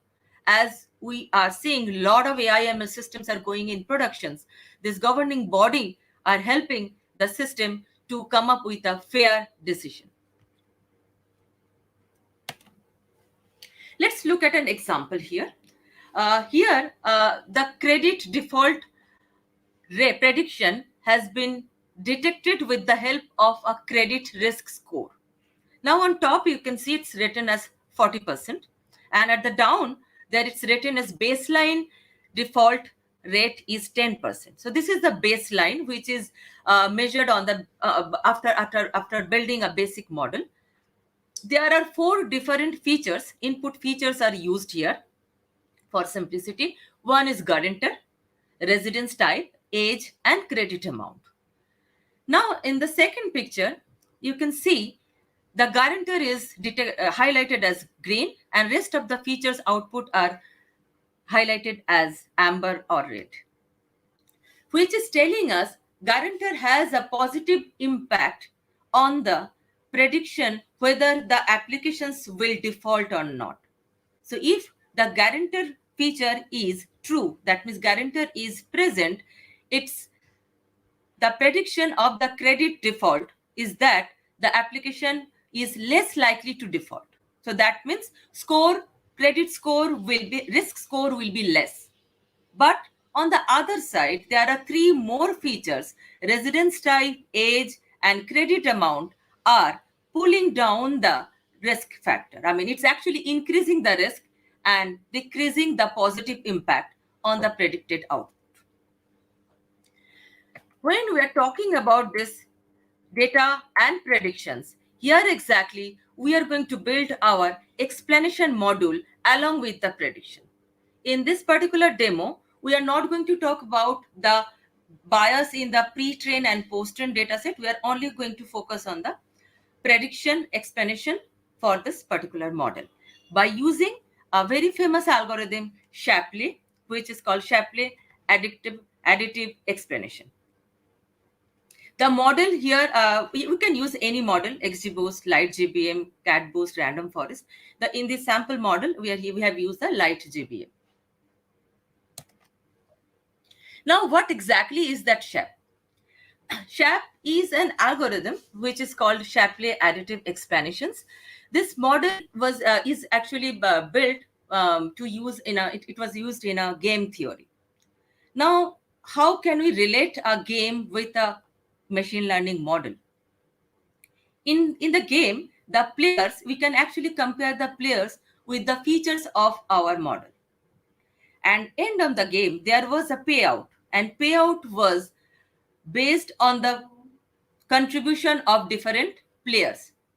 Now here in our machine learning model, the prediction percentage, whatever predictions is the outcome of the model, is based on the contribution from the different features which are used to build this model. Now, using this Shapley algorithm, generally we try to build different Shapley values. What are this? Let's look at one example here. Again, the same example where we have the guarantor one feature, then other feature, the residence type, age, credit amount, and then we are going to predict what is the credit default risk value. On the first picture, you can see all the with guarantor. So what first we are trying to build one model with guarantor field, where guarantor is set to true, residence type rental, age 18, credit amount $20K, and credit default risk has been calculated as 40%. Now another model is built, but here we are going to change the guarantor value from true to false. It's kind of we're switching off, but it's not that we're going to delete the feature. We're going to switching off the value from true to false, and rest of the feature will be same, and we are going to build the same model again. And here we see the credit default risk is coming up as 60%. So risk factor has been increased by switching off the guarantor field from true to false. So there is an effect of this particular feature. What is the effect here? It's calculated as the difference. So 40% was the earlier value. Now it's 60%. So it is minus 20. Why? The risk has been increased. It has a negative impact on the prediction. Again, another combinations. Now, second combinations is with guarantor. The entire example, we are using guarantor as our feature for which we are going to check what will be the Shapley values. With guarantor, again without guarantor, second picture. Here we can see now guarantor is again true in the first model. Then we are going to pick up another feature, the residence type. The first value was own. Instead of rental, now we are going to change the ownership.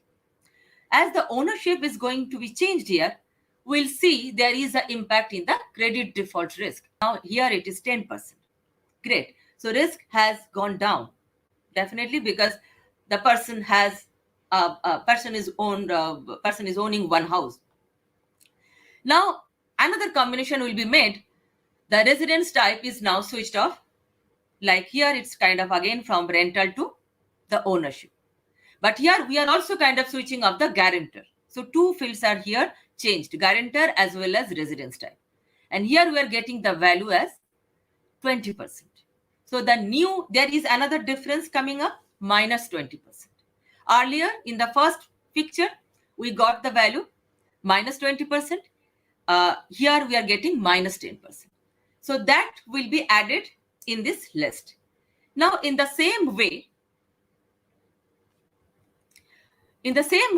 what we are going to do, we are going to build the model with different combinations of other features. But yes, our key feature would be guarantor. Now in the third picture, we can see we have picked up the age. Now age has been switched off in the first module. In the second module, we have switched off the guarantor along with age. And we have come up with another risk factor, which is 35%. Now similar way, at end, we'll get a series of values, which is the effect of guarantor in the model prediction. These values are called the Shapley values. And finally, in an overall effect will be calculated, which is coming up in this particular case, minus 17%. Now this is for one feature. The same way, this particular algorithm helps the model to calculate the effect of each feature on the prediction value. Now let's look at the demo, what we are going to use here. In this particular demo, I'm going to use Amazon SageMaker Studio. Let me go back to my studio session. So this is my AWS account. You can see this is the Amazon SageMaker Studio. And in the SageMaker Studio itself, we have a built-in solution. So I have already launched the solution because it generally takes 20 minutes. So I just launched before the session here. And you can see it can be launched from the Jumpstart here. And the solution name is this, explaining credit rate. This is the corporate credit rating prediction. Once the solution is launched here, we'll be able to see there are a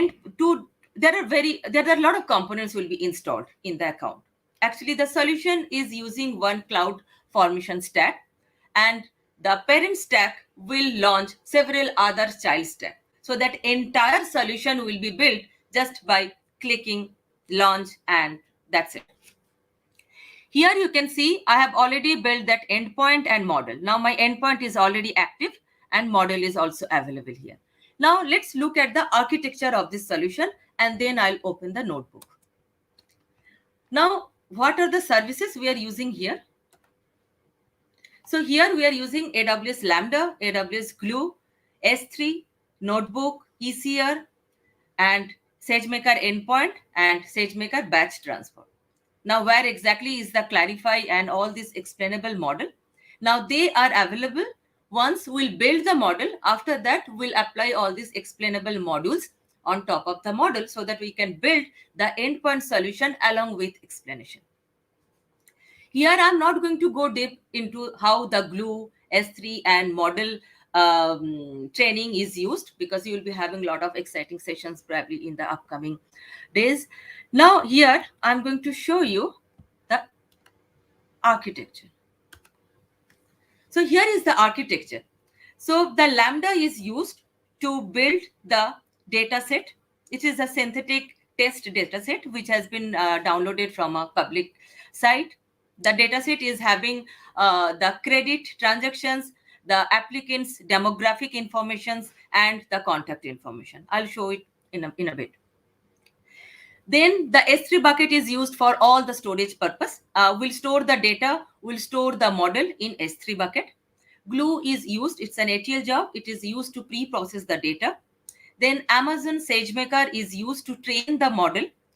The model is trained using a pre-built Docker image.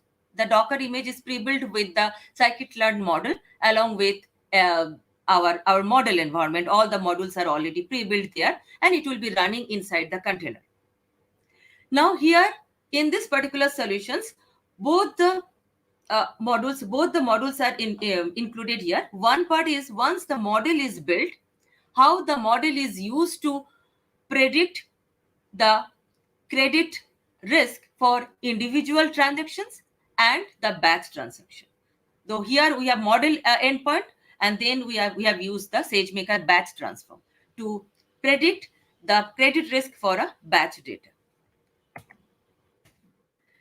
So here I'm showing on the screen. So once you log into the SageMaker Studio, it will show us this particular screen from the Jumpstart. Let me see. So once we'll launch so here browse Jumpstart, you will see all the solutions are available. So this corporate credit rating prediction solutions are used here. And here I can see. Now I'm going to open the notebooks. So once the solution is launched, here is the stack which is created. So this is my cloud formation screen. This is my demo account. And this you can see this stack has been launched a few minutes, half an hour back. This is the parent stack. Within the stack, we can see a lot of other child stacks are already created. Each stack has its own purpose. Few will be processing the data, few will be dealing with Glue, few will be dealing with the SageMaker, and the entire infrastructure will be built for the solution. In AWS Glue, I can see here my tables are already created along with the schema. So let's say people, contacts, and train, test data, everything is created. So this is one example of the table which is created here in Glue by using the crawler. And this is one schema which is used under the people data. Now let me open the, okay, it's taking few minutes. So I have already downloaded the notebook because generally it takes few minutes to open everything. So this is the first notebook will be created once we launch the solution. This particular notebook is dealing with the data. First dataset is the credit dataset. You can see here is the output of the credit dataset. It will have the credit ID, person ID, amount, duration, typical details about a particular credit applications. Then the second dataset is a JSON dataset. It is talking about the people demographic. We can see the person ID is important, is the key here. This person ID, and here in the credit data, we have the person ID. So once we'll merge all three data sets, we'll be using this key field to merge it in one data set. Third data set is the contact informations. I'm kind of going through it. Now we can take help from AWS Glue, and the Glue database is here. Let me see, it's launched. Okay, it's still launching. So in the Glue, you can see the script is already created here. The script, which is doing all the pre-processing jobs.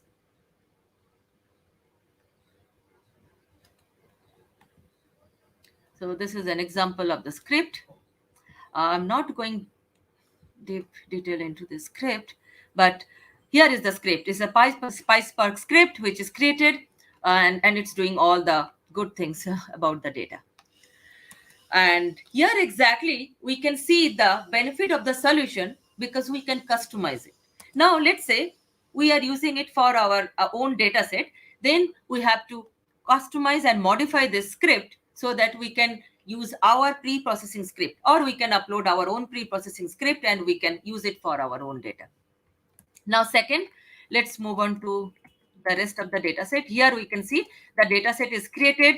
Then we are also building the schema in the Glue database. The schema table will be created for each of this data set, which will be used to store the metadata information. Now, once the data set is ready, we are kind of loading the SageMaker sessions by using the Boto sessions, and then we are going to launch the SageMaker to train the model using the data. The second notebook, so once this notebook is launched and we'll run it, I think it's already here. Yeah, so you can see the notebooks are here. So this is the first one, is kind of the introduction. Then once I'll open the second notebook, and here I have to launch my kernel. I'm going to launch the kernel as SageMaker Jumpstart. This is a consolidated data science environment which will be launched, and on top of that I can run the notebook.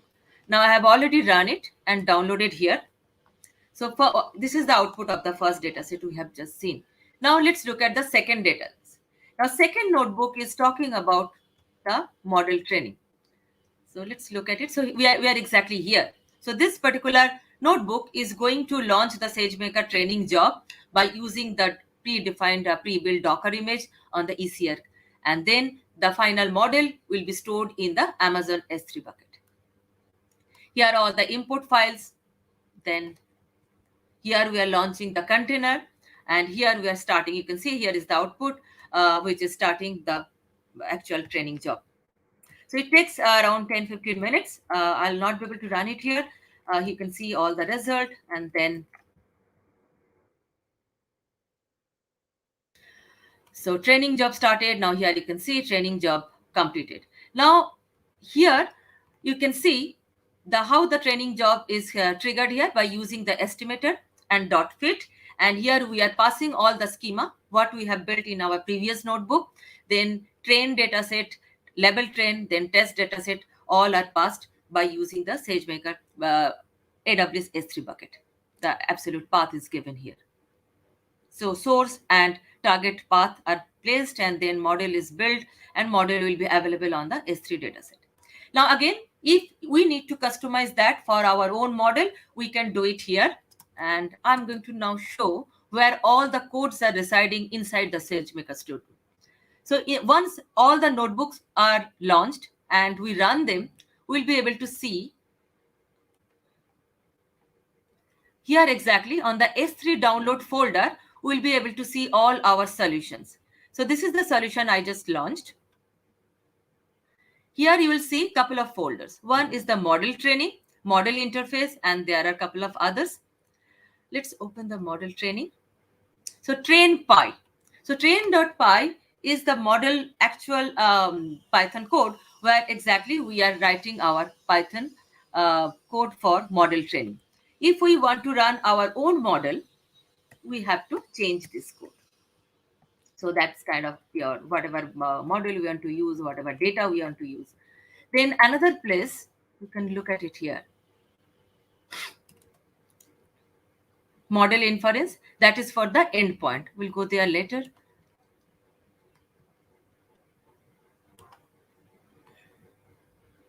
Then here you can see, let me just go to the. So once training is done, then the next would be how to generate the endpoint. Now, in our case, this notebook 3 is the most important part because here exactly we are going to build the model and prediction at the endpoint along with the explanations. Now, let's look at it. Here again, all the packages are installed. Then Boto 3 SageMaker package is installed here. And here we are calling two functions, get latest training job and model data.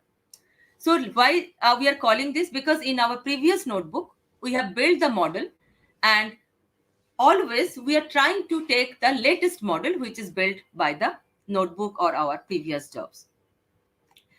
Then once the latest job is taken, here you can see we are calling this particular function sklearn model, and here we are passing our explainer name.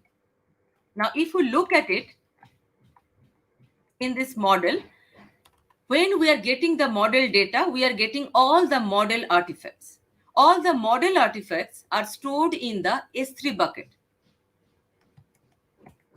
Then when we are calling the sklearn model function, here we are passing one entry point, which is called entry_point.py. Now this code, let's look at the code here.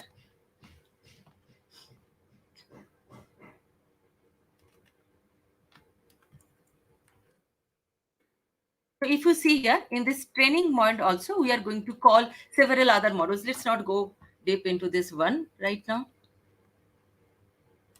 So this is our interface, final endpoint.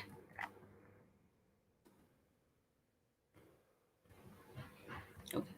Now here. So this model, I'm not able to find out the source folder here because this particular solution is not yet run on this particular instances. So let me go back to my previous one, what I launched earlier. I think, yeah, this is another solution which is already launched. So once the notebook, once I run all the notebook, then only I will be able to see all the folder. You can see the difference here. This particular folder I just launched, but I have not yet run it. Solution is not yet running on my instance. But if I look at my previous one, which is already running, so here I can see notebooks are already created. So total, there are 5 notebooks will be created. Right now, I am on the 3rd notebook. This is important for us because we are trying to find out the explanation here. And then if we look at the code quickly, in the container, we'll be able to see all our model code. So here the source code are available. So whenever we want to customize the code for our own model, we have to go and check. So here in the training entry point, there are 2 different entry, which is important for us. One is the normal training. And then here is, we are calling the explaining module, which is going to be used here in this module to explain the final prediction. In the final prediction, how does it work? We can see there are 4 different functions are passed. One is model function, predict function, input function, output. I am not able to explain how the model will be predicted at the endpoint because of the time constraint. That's a separate area altogether. But this is quite generic and standard in AWS SageMaker, how the model is predicted by using the SageMaker endpoint. and this is done by this solution. After this particular notebook 3, we'll be able to see our model prediction is available at the endpoint. Where is the endpoint? We can see it here. So if we click on this endpoint, you can see in service. This is from my previous one because I just ran it. So endpoint is already created. If I pass any input request as a JSON editor, it will create a response. And here exactly we'll be able to see the model explanations and bias report, etc. Sarbani, apologies for the interruption. Sure. Since we are running a little short on time, would you be able to wrap up quickly? Sure. Yeah, sure. Yeah. So let me just quickly go through what is the output of this, which is interesting here. Once everything will run, we'll be able to see the beautiful visual output. Here you can see this finance feature is having a positive impact on the risk score, and all other features are having a negative impact. And as a business user, they will be able to understand what is the impact. The same, this is another detailed report we can create. Here also you can see if the financial account checking balance is no, and the value is actually 1. That means I have another account with the bank, then definitely my risk score will be less. But there are a couple of other features which is bringing down my risk score in this entire application. If I look at it, I'll be able to understand how different features are impacting my final predictions. I think with this one, I'm going to stop. And I have already shared the link of the code. And if someone from the team can post it, you'll be able to see that in the GitHub code. And I'm not sure if I can, even I can share this deck with the audience if it is possible. Thank you so much.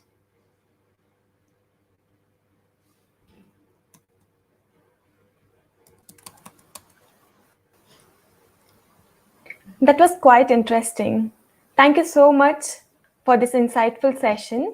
So we can see if the audience has any questions.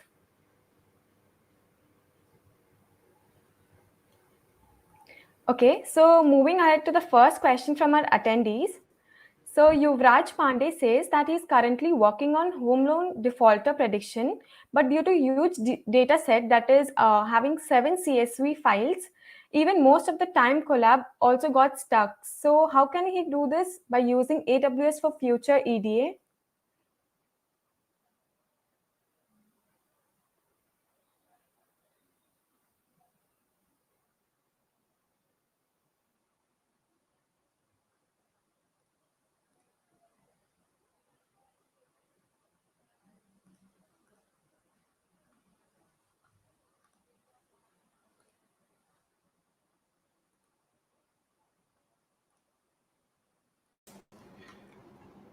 It looks like we might have lost.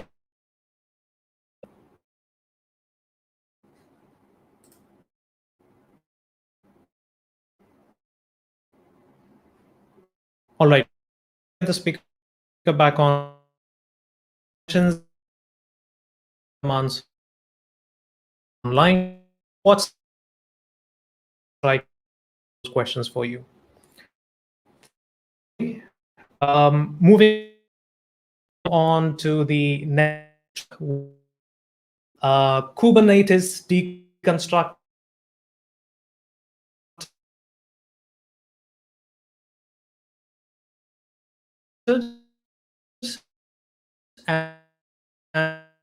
And this is going to be online. So maybe we can just quickly take the question. Dolly, was there a question posted for Sarbani? Yeah. So the question here says that Yuvraj is currently working on home loan defaulter prediction, but due to huge data set that is having 7 CSV files, it is like most of the time, but time collab also stuck. So what can he do this by using AWS EDA? Definitely. So definitely Collab will stuck. If we are using the free Collab versions, that doesn't work. You can use the GPU, but that has a limit. After a certain point of time, it will be collapsed. So for AWS, definitely you can use the free tier version. if you are working on in a client project in a production, they must be having some production AWS account, and we can easily upload the huge data set in AWS, and by using ETL solution, we can use the glue script, and we can do a lot of EDA and data pre-processing quickly. And the good thing about that, we can scale it up by using a higher version of the instances. And once we are done with the pre-processing, we can just stop the instance, and we don't have to pay for that. So that's the good thing about cloud, that pay as you use once you are done. So all the pre-processing, training, we can use the higher version of the instances. Once we are done, then we can just stop, and we can come back to our normal instance version, so that we can save a lot of cost there. Thank you. Hope, it All helps. right. So, yeah, that was quite descriptive. So, moving ahead to the next question. It says how to analyze data and evaluate machine learning models on Amazon SageMaker. Okay, so here in Amazon SageMaker, we have endpoint, Amazon SageMaker endpoint.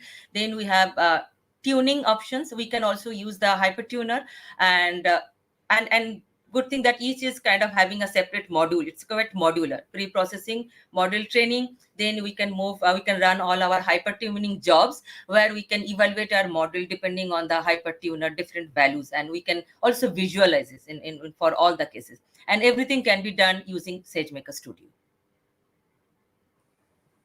Even outside SageMaker Studio. Thanks. Yep, thank you very much. Dolly, I think we can move on to the quiz for this session. Yes, sure. All right, everyone. There's a quick quiz that you can take for the session. The link for that is quiz-t1s1.awsug.asia. That is quiz-t1s1.awsug.asia. We'll try to flash up that link on the screen as well now.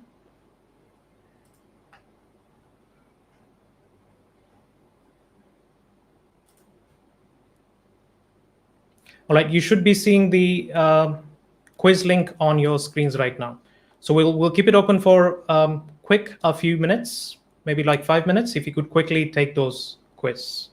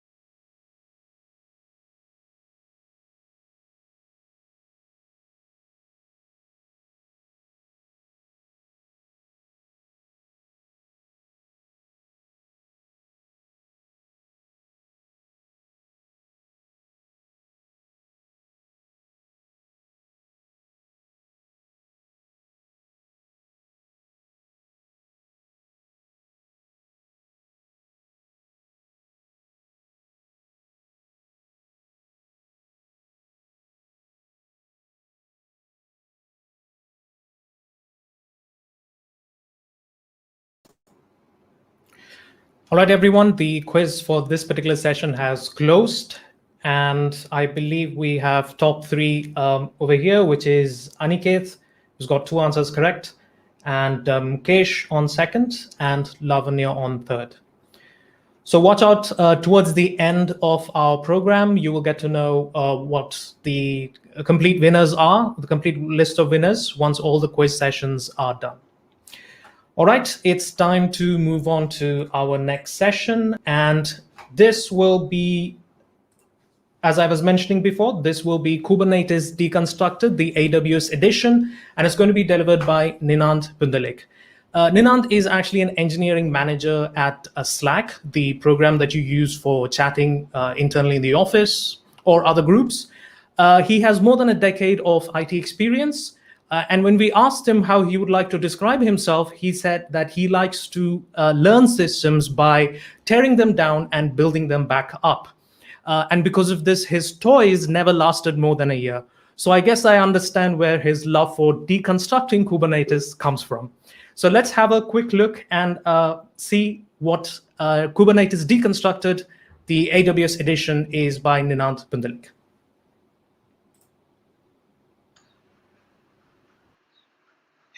Hi, my name is Ninat Pundelik, and welcome to the next session in the AWS Community Day South Asia Virtual Edition 2021. I hope you really enjoyed learning about SageMaker and DynamoDB in the session that just happened, and are really excited to learn a little more about Kubernetes in this session that we're going to be spending another 30 minutes on. Before we begin, like with anything that happens in India, I'd like to take a couple of minutes for a small prayer. I very rarely listen to Western classical music, but when I do, I try to find out music that was composed by Beethoven. Beethoven is a composer who lived about 200 years ago and is considered as one of the masters. He reached mastery because he did not just practice music. He forced his way into its secrets and then got to a level where the compositions he wrote at that point of time are considered one of the best even today. In the same way, as an engineer, I like to understand what's happening at least 1 or 2 layers beneath the systems that I'm working on. And only when I can force my way to those layers and understand how those components work, can I be an effective and competent engineer. I hope that at the end of this session, you build a better mental model of how Kubernetes works and feel more confident in tackling a lot of the complex demands our product roadmaps place on us. And you don't just poke around at random things to figure out why something is not working, but understand why stuff is not working by systems thinking and first principles.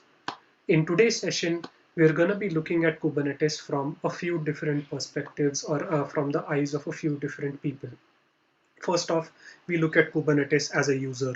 We've been doing that for all this while, so you know how to interact with Kubernetes. Next up, we'll spend some time looking at how a cluster operator thinks about Kubernetes and what do they need to do to make sure Kubernetes is healthy and performant.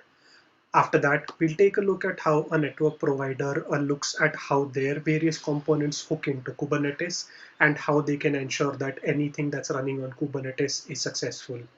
Lastly, all of us, or most of us present here today, are going to be working with cloud providers like AWS. We'll take a small journey through what are the different options available as consumers of cloud providers, as well as take a brief moment to understand what a cloud provider itself would need to make sure Kubernetes works successfully. Let's start our journey with how a user thinks of Kubernetes and how they end up interacting with a cluster. Before we get into how a Kubernetes user interfaces with a cluster, we want to briefly walk through containers because it sets the stage for everything we're going to look at going forward. A container is usually a bunch of different files and folders that are packaged together. The package then contains a bunch of metadata that is associated with it. Usually you have environment variables that are going to be needed for the application, the command that you're going to run to actually execute the application you're interested in, what ports to expose to the world outside the container, as well as any volumes or disk mounts that need to be attached to the container for it to do its functions. It also has a bunch of different labels associated with it, and this is our simple application server. You can have an application server. You can also have a metrics server as running as your container. You could also have a service mesh container, which is used to route traffic across various systems. And a container can also have different volumes that are associated with it. The container itself is usually not very helpful for us because we want to know how our health service is it healthy, and so on and so forth. And this is where Kubernetes adds an additional construct or an additional layer of abstraction, which is known as a pod. The pod, as you can see over here, has 3 containers in there, and it also supposed to have a disk, but I don't know why it doesn't show up over here. You can also have a very simple pod. It just has one container in it. It could be your application container and your metrics container. It could be a simple container that processes a bunch of different data. But this is a much more realistic example of a pod with a bunch of different containers and storage volumes. Going forward, we're no longer going to look at what is an individual container, and we're going to think of just pods. And a single pod is rarely ever useful for web scale traffic. You would want multiple pods. And Kubernetes provides us an abstraction object on top of pods, which is known as a deployment. A deployment comes with a few different metadata. There's the image, which is the most important for us. It tells us what is the actual application or the container that we want to run inside this deployment. And it also contains a bunch of different selectors. When you give Kubernetes this data, it'll end up spinning a bunch of different pods, and then it'll also spin up a service if we've asked it to. As you can see, the service has a selector, and that selector is used to route traffic to the pods in our deployment. Similarly, when you have when you decide, hey, I want to update the image that is running in all of our containers, I want to deploy a new version of my application, you go ahead and tell Kubernetes, hey, can you update the metadata of the deployment? At which point of time it will go ahead and kill one of the pods in the deployment. It will stop routing traffic to it, so the service knows how to take care of that. And then it will spin up a new pod with the new version, with the newer image, and then the service starts routing traffic to the new pod. The same happens for the other pod, and then eventually all of the traffic goes to the new version of the application we've just pushed out. And when you want to route traffic from the internet to the service, you use an ingress object. An ingress object will route traffic to a service, and from the service, the traffic is further routed to the pods, as we just saw. A user ends up using a URL and either a username, password, or a bearer token or a client certificate to talk to the cluster. And when they talk to the cluster, as a simple user, I'm just going to use kubectl, and I'm going to go ahead and create a namespace on the command line. And I'm also going to give it a bunch of YAML files to create different resources. A few example resources that we're going to use right now are, here's a deployment of the object that we just saw. Here's another that's a service object that we need. And finally, an ingress object. We take all of this and we pass it on to Kubernetes. And Kubernetes has gone ahead and created the various resources we've asked it to. There's the ingress, the service, and the deployment. But you will also notice that there are a bunch of other things that have spun up, which are the pods that are absolutely necessary for the actual requests that we've asked Kubernetes to be satisfied. And with this, the end of the journey for a basic user of Kubernetes. Next up, let's figure out how a Kubernetes cluster administrator needs to work and needs to worry about. There are a bunch of different things around this that are really important, but most of all, Kubernetes is highly configurable. There are a bunch of different ways by which we can configure Kubernetes. You can configure it by providing it a lot of different options. You can add plugins to it to change the behavior for certain aspects of it. You could also completely replace some parts of Kubernetes and make it behave the way you need them. Throughout the next few slides, I'm going to be using these icons, so just keep an eye out for them whenever they show up. We just sent Kubernetes a bunch of different resource definitions, and it ended up creating a lot of different resources. But what actually happens when we go ahead and send these requests? And what is Kubernetes? Let's begin. Kubernetes, the object service that we think of, is usually comprised of these different components. There's the API server, which is the front gate for everything that we end up working with. There's the scheduler, which is sort of like the brain of what's happening in Kubernetes. There's the controller manager, which acts as the coordinator. It makes sure that everything is running the way we need them to. The kubelet is most likely a good example of what happens as a heart. And then there's the proxy. And all of these can be configured in various different ways. Let's take a look at what is the API server first. Whenever we go ahead and create kubectl requests or kubectl commands, they end up connecting to the API server. The API server will take in a bunch of different definitions and it will spit out a bunch of different resources. It can also take custom resource definitions where you can go ahead and create your own format for a resource, and then Kubernetes will accept those and it will work with them. The API server ends up talking to etcd to store all of the requests that it has received, as well as the health and the state of all of those resources. Most of the times, it's not a single etcd. It is a cluster of etcds to ensure that there's high availability as well as disaster recovery that's supported in the Kubernetes cluster. So that's the API server. The scheduler is where things start getting really interesting.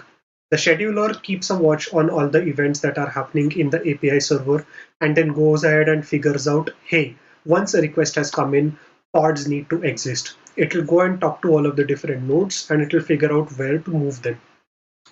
We can, when you tell it different pods, this is how it will end up moving them to actual nodes, and it makes sure that they exist. The kube scheduler has a bunch of different configuration options. When you're creating a pod, you can specify affinity and anti-affinity. You can specify node selectors. If you're like running workloads that need GPUs or need specific behaviors that are needed on available only on certain hardwares, that's when you use node selectors. Taints and tolerations are another fancy way of configuring where your application can live in the Kubernetes clusters, and you have reservations and limits which ensure that the appropriate capacity is available for your service and application. You could also write your own custom scheduler, and there are some people who do that, but I hope you don't have to do that anytime soon. It's actually a fun thing to do, but it's a topic for another day. Next up is the controller manager. As you've seen the name, it says manager. So it's not the thing that actually does a lot of work, but it talks to the Kube API server. The API server owns all of these different objects, things like the namespaces, deployments, services, ingress, and all of these other different objects. It watches all of these with different controllers. You can have like a namespace controller, a deployment controller, a replica set controller. You don't have a one-to-one mapping, but there are a bunch of different controllers. The controller manager ensures that all of these controllers exist, and whenever there are events that happen on the API server, they're passed on to the appropriate controller. This is also where operators fit in.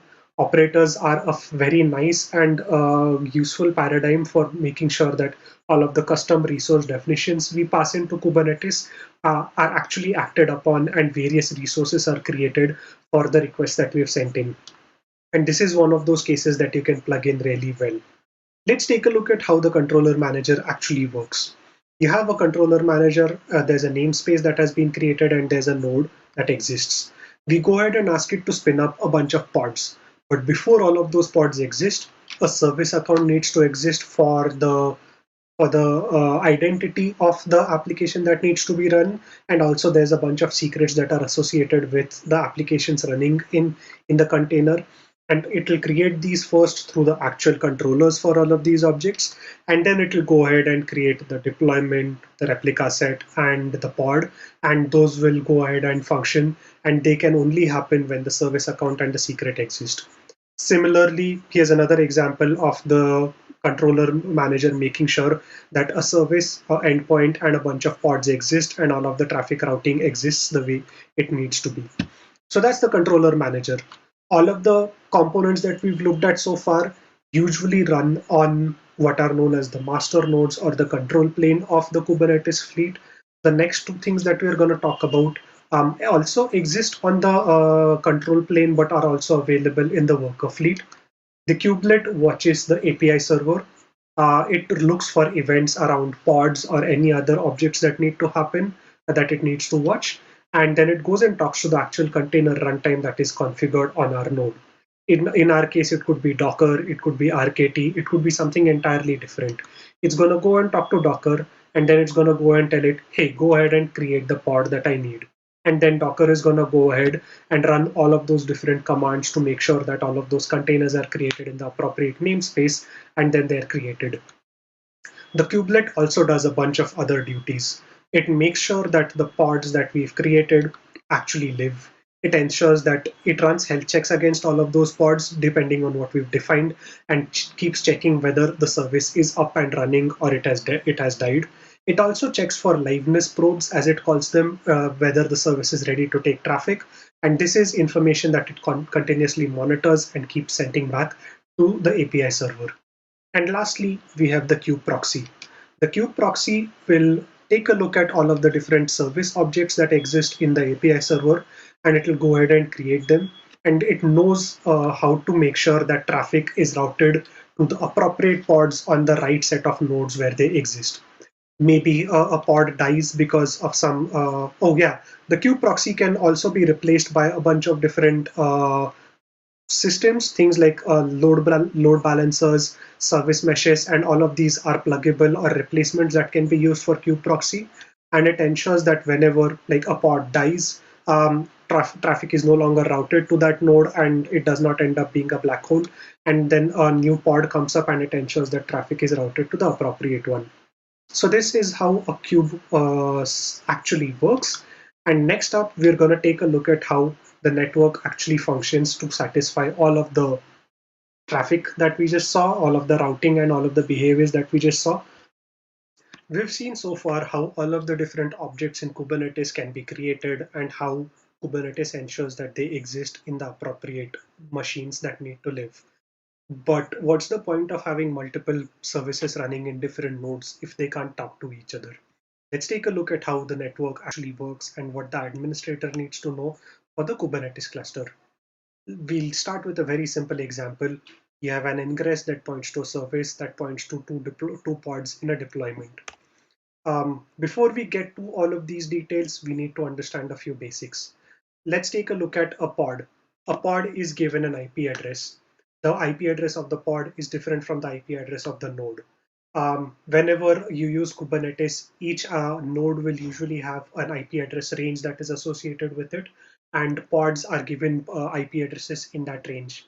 Similarly, you can have another pod that is created, and it will exist in another node. As you can see, it has a different IP. The node of that the second node has a different IP, and the range that it has associated with it is completely different.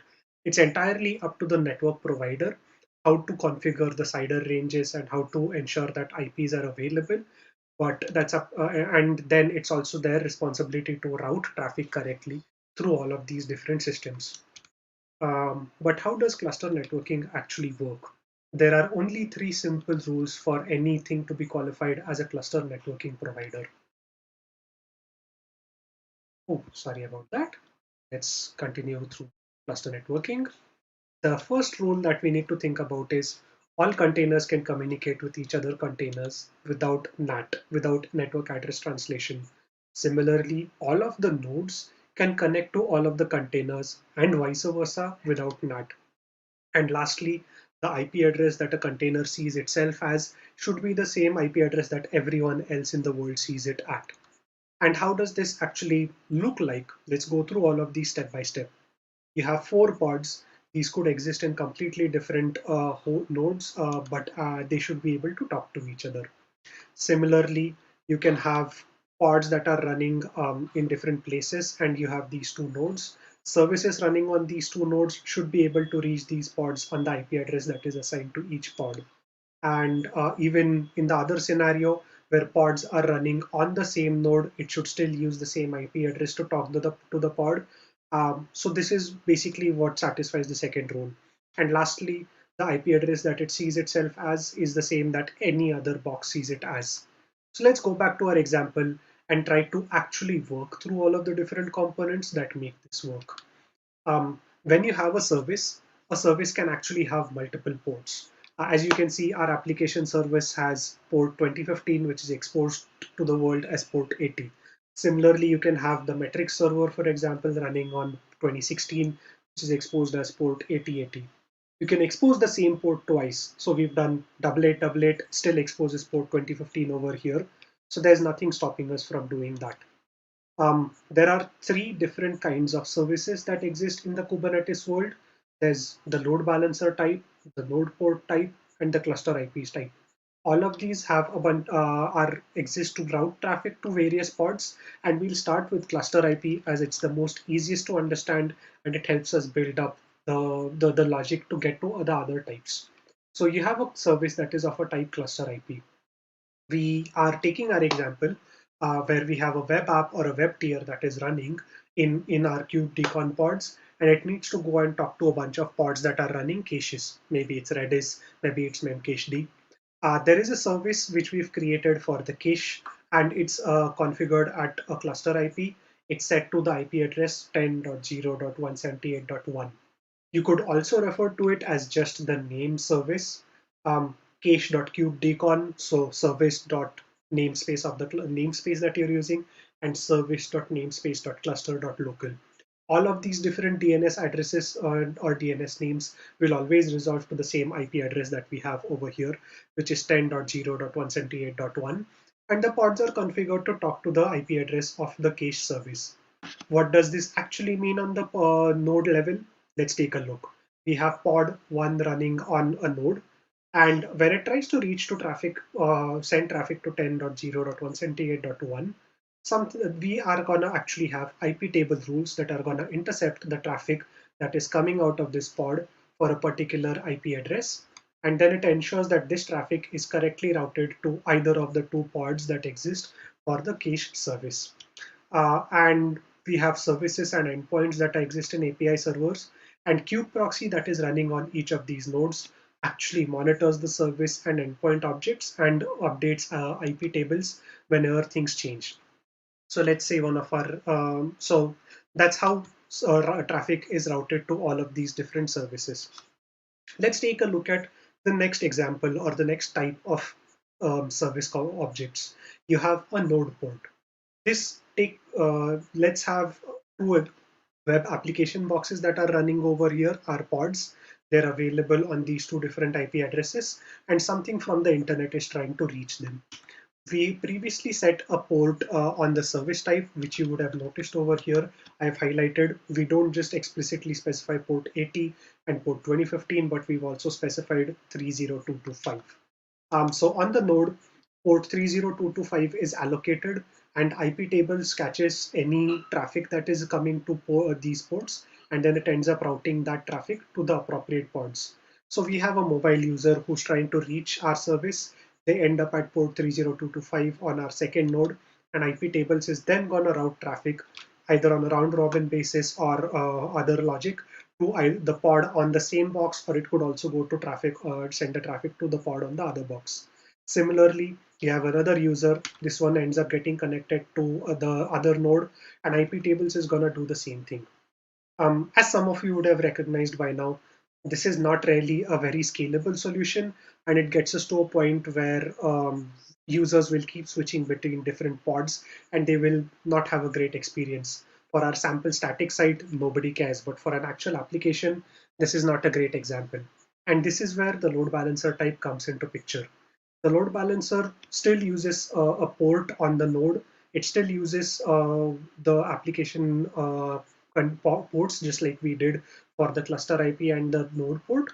But here, when traffic is trying to reach all of these boxes, we have a controller manager, and controller manager watches all of the services that are defined, and then the controller manager reaches out to the cloud provider. In our case, it would be someone like AWS. It will go and run the appropriate API calls, which is going to then go ahead and provision a load balancer. All of our clients are going to go talk to this load balancer, and then the load balancer will send traffic to the appropriate node port. And finally, after all of this, traffic reaches our pods. There are a few other interesting projects that are super relevant in the networking space. I absolutely love external DNS as an idea. It lets you expose all of the different services that exist inside a Kubernetes cluster as DNS records, and it is provider agnostic. So you can hook it up with Route 53, with Google Cloud DNS, Azure Cloud Map, Cloudflare, and so many other different resources. Another thing that is the bread and butter for Kubernetes clusters on AWS is the VPC CNI. This ensures that all of the fancy and insanely awesome features that the VPC provides us for elastic network interfaces is available to all of the resources that are running in Kubernetes. You have a plugin that is set up on Kubernetes, and then you have a daemon that runs on every node to manage all of the ENIs. And lastly, we have various controllers that can create load balancers for services. If you're talking about a service, it'll end up creating an NLB. And if you're thinking of an ingress, it's going to think of and create an ALB for us, and it's going to create them for EKS clusters. So this covers our journey for how the network works. And we're finally at the last leg of this presentation. Let's take a look at what are some of the interesting cloud projects, especially by AWS, that make it much more easier to run Kubernetes. I'm going to be Captain Obvious and first talk about Elastic Kubernetes Service. We have seen people who run their own Kubernetes clusters, and they all hopefully have very good reasons to do that. But as someone who is a fan of AWS and managed services, I would highly recommend Elastic Kubernetes Service. They ensure that all of the control plane that is required to run Kubernetes is healthy and performant. They will set up all of the etcd clusters, the control plane nodes, and even make sure that all of the Kubernetes packages are up to date, and they keep you as close to the newly released external GA versions as possible. You can either pair it with Fargate to run a bunch of your workloads, or you can spin up your own fleet of EC2 managed worker nodes that you can then hook up with this Kubernetes cluster and run your workloads on. We also just talked about the load balancer controller. This ensures that the appropriate AWS resources are created so that traffic that reaches the AWS edge regions or the AWS network edge reaches all of the various pods and containers that we use for running our applications. Next up is a super interesting project that I'm really looking forward to see grow a lot more. This is the AWS controllers for Kubernetes. Today, it creates things like SQS queues, SNS notifications by taking in custom resource definitions and then spins up all of the actual underlying cloud resources. This gives you a uniform interface to all of the cloud resources that you need to work with, and then you don't need to take a look at things like Terraform or even CloudFormation and step outside of your Kubernetes YAML world to run your entire project. Another project that I dearly love is the Cluster Autoscaler. This is a Kubernetes project that makes sure that you use your systems very effectively, whether it comes to scaling up when you get more demand or scaling down to save costs. And my systems and my team systems could never have functioned effectively and efficiently without Cluster Autoscaler. And last but not the least is IAM Authenticator. We all have a love-hate relationship with AWS Identity and Access Management, but we know that it is absolutely essential for us to run any services on AWS. The IAM Authenticator is where IAM meets Kubernetes role-based access control model, and it gives you the best of both worlds to ensure that only the right set of people can create resources in your project, and also ensure that the wrong people can't access anything that they shouldn't be accessing. And with that, we come to the end of our presentation. I would like to thank Carson Anderson for creating the original Kubernetes Deconstructed session that I absolutely loved and learned a lot from. He presented this at KubeCon a few years ago, and I took the liberty of modifying this for AWS. I've also taken a bunch of artwork for all of the different icons that we've used, whether it's from the official logos on CNCF, Docker or AWS architecture icons. And I would also like to thank openclipart.org for all of the clipart work that you have seen. Thank you so much for attending this session. I hope this has been really helpful for you, and this gives you a better set of tools and a better mental model to work with Kubernetes in the future, not just be a simple user, but be an enlightened user and hopefully on your path to mastery. Are there any questions that I could help with?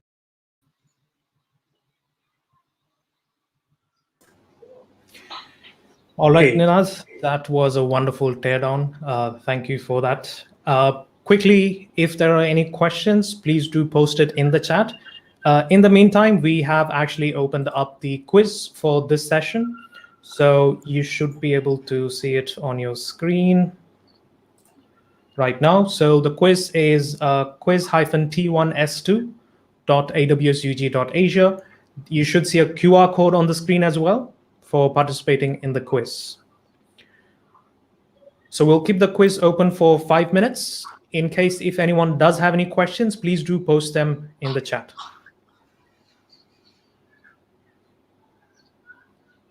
And while we wait for the questions, I would just like to briefly apologize for some of the video delays. We had a couple of technical glitches on the entire organizing side. We'll do our best to make sure that when we upload this to the recordings are uploaded to YouTube later, they'll be in a better condition that everyone can follow along. So just sorry for that.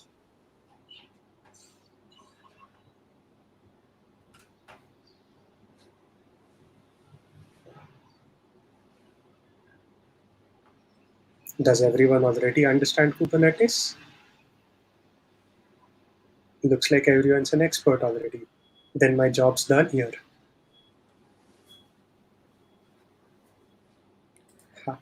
So I think there is one question, Ninad. Can we use the same node port in different pods running in different nodes? Can we use the same node port in different pods running on different nodes? Yes, of course, because the node port is going to be only used for an individual node. And you can, with the typical Linux behavior, the same port on the same box cannot be used by multiple services.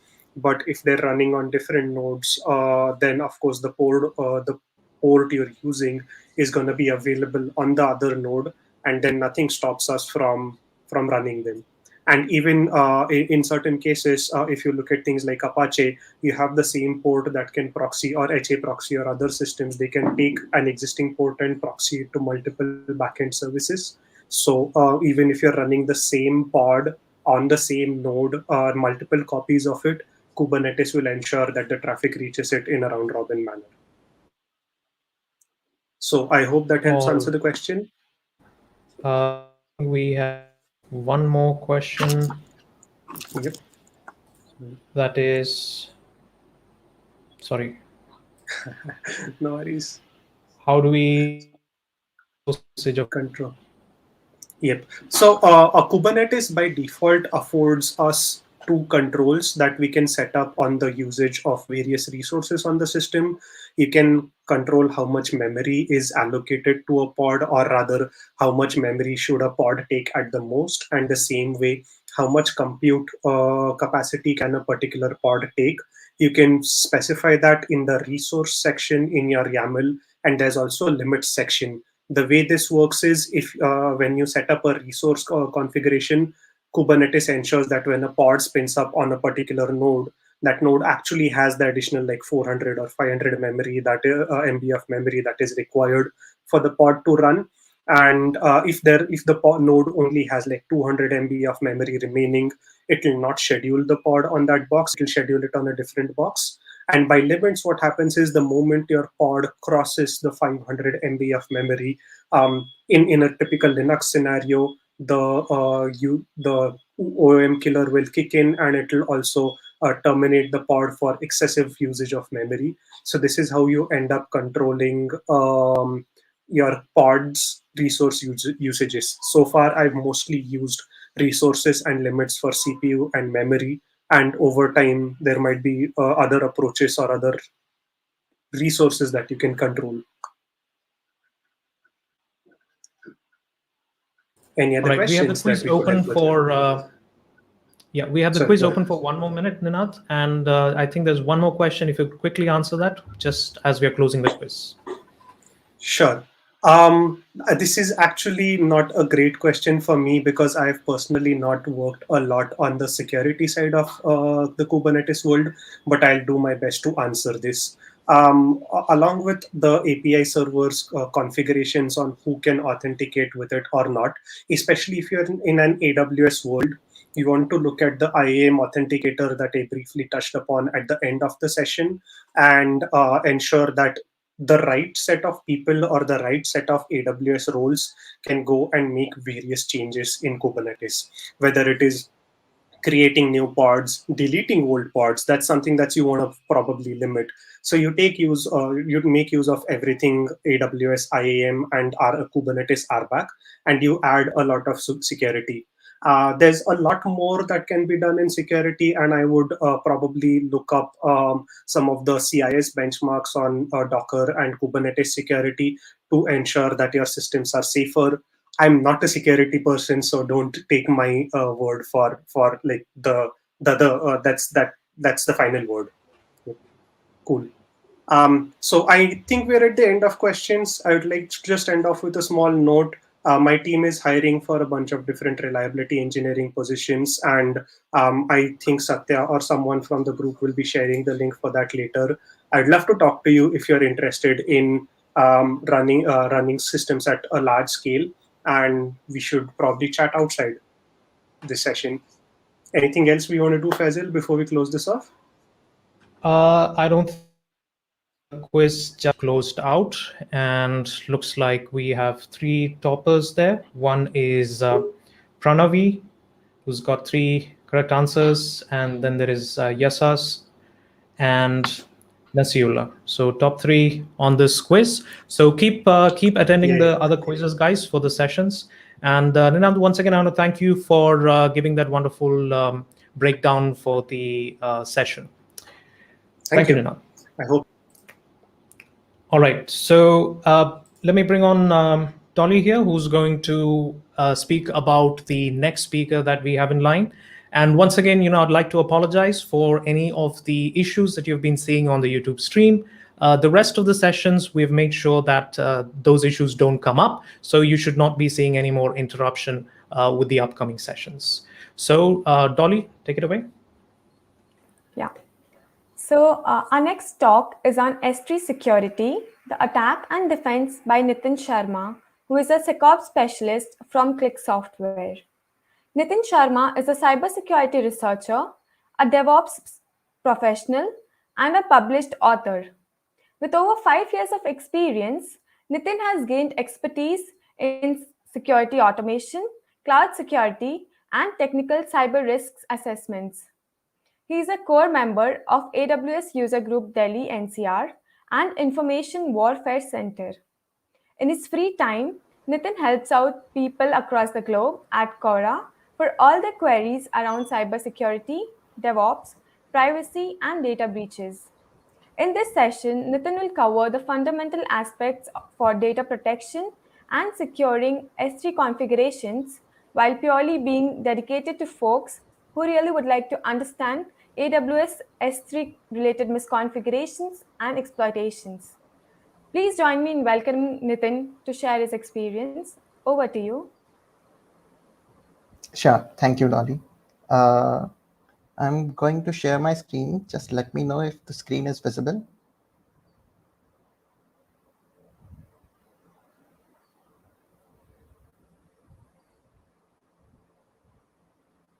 Dolly, if my screen is visible, could you please let me know? Yeah, Nitin, your screen is visible. You can go ahead. Okay, great. So thank you so much for the brief introduction. Hello, everyone. Here we are in the next session for AWS Community Day South Asia, Virtual Edition 2021. I welcome you all on behalf of ACD team and my user group. And let's start with the S3 security. We are going to talk about the various attack and defense ways related to S3. Before starting it, I just wanted to have put a question here, like, do you know when S3 is born, like S3 security, when it is born? And I'm going to answer this in the presentation itself because it is a very old service. I guess it is the oldest of all the services in AWS. And we are going to talk about all the scenarios, like how you have to secure S3 buckets or S3 service, overall resources, and what are the implementations and tactics that you have to measure upon, like how the security team works around S3. And being a part of security fraternity, this is what I do. I mean, this is part of my job. And let's understand it. So going forward to the presentation, I'm going to talk about a brief about myself, a brief introduction to the AWS S3. Then we are going to talk about AWS S3 attack or breach scenarios. Now, there are an n number of scenarios that I would like to discuss in this time span of the presentation, but due to the limit of the presentation, I'm going to talk about only 3 of the scenarios. After that, we are going to talk about little in threat modeling from security perspective. It is actually a great way of tackling how attackers going to be ruined off from our AWS account or your organization's AWS account. So we are going to discuss around that a brief. Then we are going to talk about threat modeling, AWS S3 from a defense perspective. Like first you are going to prevent it, and during the prevention, what defensive measures you should take to actually secure your AWS S3 resources.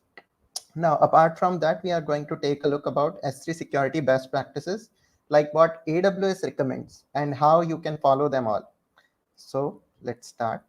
So I'm a cybersecurity and DevSecOps professional, experienced in cloud security, container security, and DevOps research. I also have completed a few certifications related to AWS, for example, AWS Security Specialty, DevOps Engineer Professional. Apart from that, I have worked with securing CI/CD pipelines and then IAC infrastructure as code. So I have obtained similar certifications like Terraform Associate and GitLab Certified Associate. And usually during the risk assessments, the knowledge related to cloud security is beneficial, where I have done CCSK. Apart from that, I have been a part of Blue Team initiative. So I have done CYSA for that. And I have also written a book which got recognized by Book Authority as Best New Docker Books winner. So I'm glad for that. I usually do some running, a half marathon or cycling for fitness, because I have to keep my mind refreshed for all the security things, because it's a constant learning and continuous learning job. And I'm going to help out beginners, like I'm doing it right away, helping out beginners in cloud, DevOps, cybersecurity at Quora. So if you have any questions related to security, just keep on it. Now, I have done a few jobs, like this was a part of my job where I have to find out the mistakes. Like usually security is all about finding out the risks, threats, vulnerabilities, and measure them. And in case if I have to do that in the S3 perspective, it is all about like talking about the roles, the policies, the ACLs, and this is how it works. But if you will see this image, and if you will say that you are going to apply a principal star policy to an AWS S3 bucket, then it will not be a big mistake. I will say it a blunder, because once you are providing this principal star policy to that S3 bucket, you are going to make it publicly visible. And we are going to discuss more about things like that in this presentation session. So let's move ahead and talk about a little around S3. This is only a brief introduction because I'm not going to cover everything related to S3. S3 is very vast and it has evolved a lot. So at the start of this presentation, I have asked a very simple question like, do you even know how old is S3 when it is born? It actually born in 15 years back. And the birth date I'm not going to reveal, but I'm going to give you a hint that it was a Pi Day in 2006. Now you have to understand like what is Pi Day and what is the actual exact birth date for AWS S3. Now, moving ahead, S3 stands for Simple Storage Service. There are some terminologies related to S3, and we are going to entertain that very briefly. For example, the first one is S3 bucket, a container for uploaded data which must have a unique name. Now, S3 object, item stored within a bucket.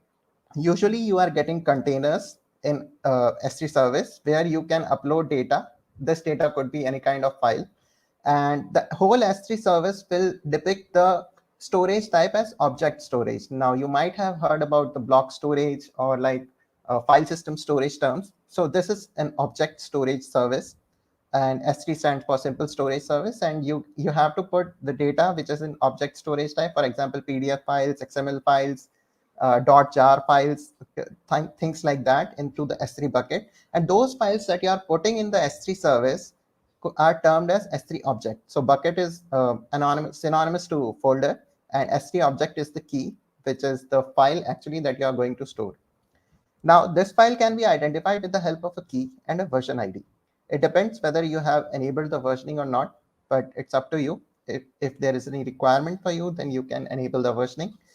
The other aspect is S3 policy. It is a JSON-based access control statement by which you are going to govern which folks, like which IAM user role group, are going to have the access to that particular bucket or object. So you have to write it down in the JSON based roles, and this is called S3 policy. Now the next is S3 bucket ACLs. S3 bucket ACLs are sub resources that's attached to every S3 bucket and object. Usually they are utilized for S3 objects only. So if you have to distinguish between the various object access, then you will be going to define the bucket ACLs.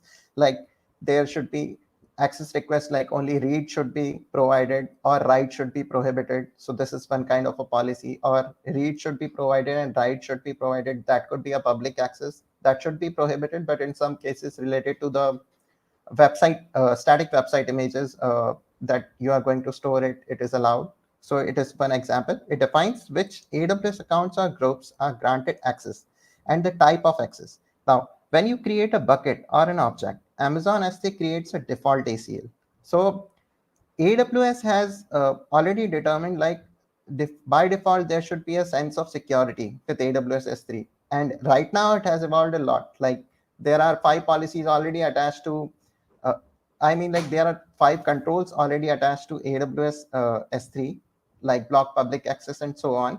And policy will not be there. So it defines which AWS accounts or groups are granted access and the type of access. When you create a bucket or an object, Amazon S3 creates a default ACL that grants the resource owner full control over the resource. Next, going ahead. Now you can see a brief image about 2021 leaky bucket breaches. In this leaky bucket image, like you can see a graph, and I would like to entertain it a little bit on the main site as well. So here is the site, and you can see, let me refresh it a little so that we can go and dive into this graph.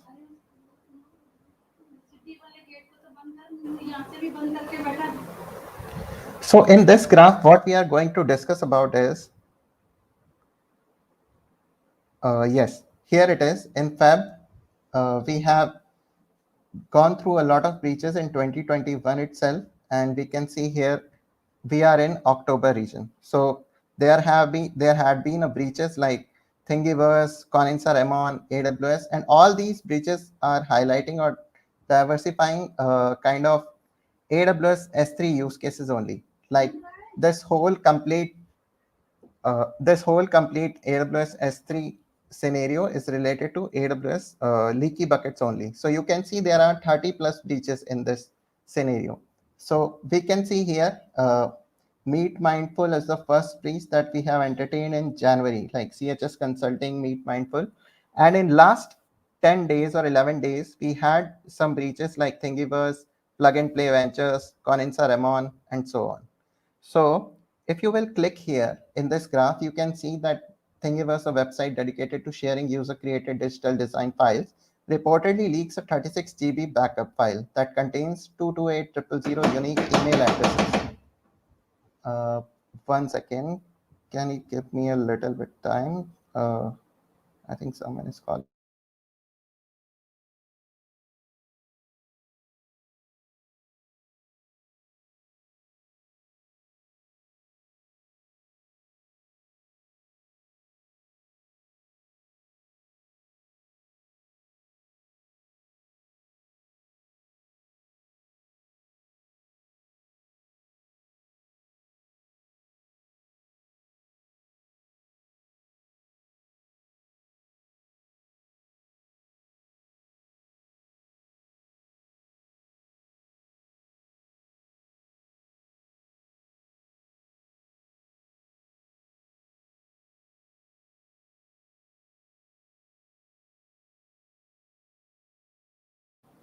Sorry for the delay. Let's get back to it. So here we were discussing about the Thingiverse breach.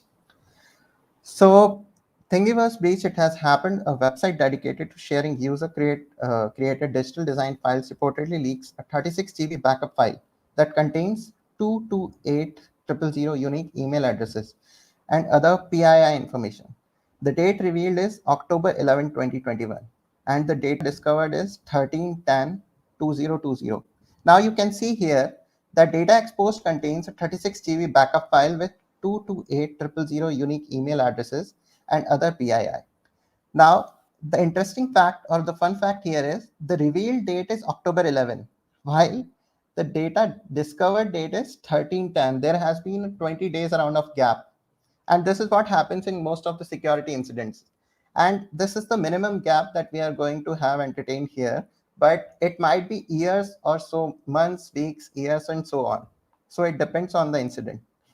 So a lot of breaches related to similar services like S3 buckets you have seen here, but there are 30 plus scenarios here that are probably related to the AWS S3 only, and year has not ended yet. Like it's 2021 until October, and we have November and December left, and God knows like what all other incidents we can see here. So let's go back to our presentation. So here we have seen that a lot of incidents or breaches have happened. The reason we are going to discuss moving forward in this presentation, but if you have created a little slight insight into a pie chart, what we can see here is AWS S3 incidents in 2021 so far are 32 in number, while others related to, like, for example, GitLab, GCP, Bitbucket are contributing a very less with respect to what AWS S3 incidents are contributing in the breaches list that we have seen previously. Now, let's talk about a few scenarios. For example, scenario one we are going to understand is misconfigured S3 bucket. And this is the most basic scenario. Like, for example, you have provided principal S3 principal star and action will be S3 star in the S3 bucket policy. So that is a blunder that we have already discussed previously. And one of the cases where it happened is Coninsa breach that was also present in the previous graph. So over 100,000 people's personal information exposed in Colombian real estate company data breach. There was a cyber research team, this cases security team, who has found this in the real estate development firm Coninsa. And what they found is like names, photos, addresses, and many more information has been there in the breach S3 bucket. Their team has estimated that the breach affected over 100,000 people. There was no need for a password or login credentials to see this information, and the data was not encrypted even. So there is a CIA breach, like confidentiality, integrity, and availability all have been compromised because the data was not encrypted. There was no password, no login credentials. And this happens. It's not very old, September 23, 2021, last month only. Then what has happened is there is more information provided here, like the company specializes in architecture, engineering, construction, and real estate services, and serves both individuals and companies in various sectors in Colombia, including housing, commerce, industry. So there has been a lot that has been compromised. Now, talking specifically, this has been caused by the misconfiguration of an AWS S3 bucket that contained over 5.5 million files, totaling over 1 TB of data. We reached out, the hackers team, the West security team reached out to the company and did not have received a reply so far. So it was on September 23rd, but maybe now they have responded. It depends in case to case, like specific cases. The scenario two we are going to discuss here is when someone has committed the GitHub code and AWS access keys associated with S3 permissions to customer bucket. So what will happen is once a developer is working on some feature request, maybe some sort of development scenario, and in their GitHub repo, they might have put the credentials for the service accesses, and then those credentials are being committed to the repository or maybe the EC2 instance. So once the user is able to get into the repository, okay, he can gather the stolen credentials, gather the instance credentials from there. Now, what the malicious users will do is they will take account of those credentials and see what they can access. Let's say with the stolen credentials, they are able to access the workload or EC2 VM in the AWS VPCs in respective AWS account, what they will do is directly they will try to get into the VMs itself. Now, once they are able to access the VMs, they will do pivoting. It's a technique where they are trying to access another EC2 instances in the VM itself. And then what they will do is they will try to find out which VM is having the access role permissions for accessing the S3 bucket. So it's not a direct trick to get access to the AWS S3 like in the previous scenario, but there is some sort of engineering requires. There is some sort of work that they have to do. And then when they are able to get the access to that particular VM, they are able to access the S3 bucket. So how malicious user has done this? They scours the GitHub for user credentials that developers sometimes leaves there. Now they uses the stolen credentials to breach into an existing workload or maybe create a rogue workload within the target VPC or security group. They logs into the rogue VM, then performs lateral movement. By pivoting, they have performed the lateral movement and gets to the VM with access to AWS S3. Now, has access to AWS S3 buckets, objects, and performs data exfiltration breach. So this is how the data breach happens in this scenario. Now let's get back to the next scenario. But before that, let's see here. Let's say you have committed code to the GitHub repository that is already containing an AWS access keys.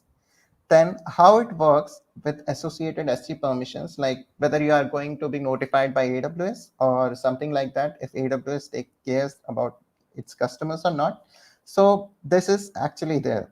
AWS takes care of its customers with the help of a notification, and this is not being explicitly set. Like AWS is scanning all the access keys or GitHub repos for the AWS access keys to be there. Okay. What it will do is in less than or similar to 60 seconds, it will shoot an email. This email will be to the premises, enterprises AWS email. And this will tell you that we have become aware that this access key belonging to IAM user this along with the corresponding secret keys publicly available online. Now, this is not only the work AWS is doing. It is first notifying you in less than or similar to 60 seconds that your AWS key belonging to your account is publicized. It's available publicly online. And the second thing they will do is to protect it, they will actually apply an IAM policy, which is AWS compromised key quarantine. This policy is having specific set of permissions as a deny action. And these permissions will be there. And once these permissions will be attached to this particular IAM group, user, or role, this key will become ineffective to do any kind of task. So this is how AWS helps you out without any kind of hassle or like on your side. But one second, it's only about 60 seconds interval. What about if someone who is having a malicious intent found that particular key before 60 seconds, create another user, and then go against your AWS account to get another access keys that are being created from your AWS account itself ethically, not via the GitHub code.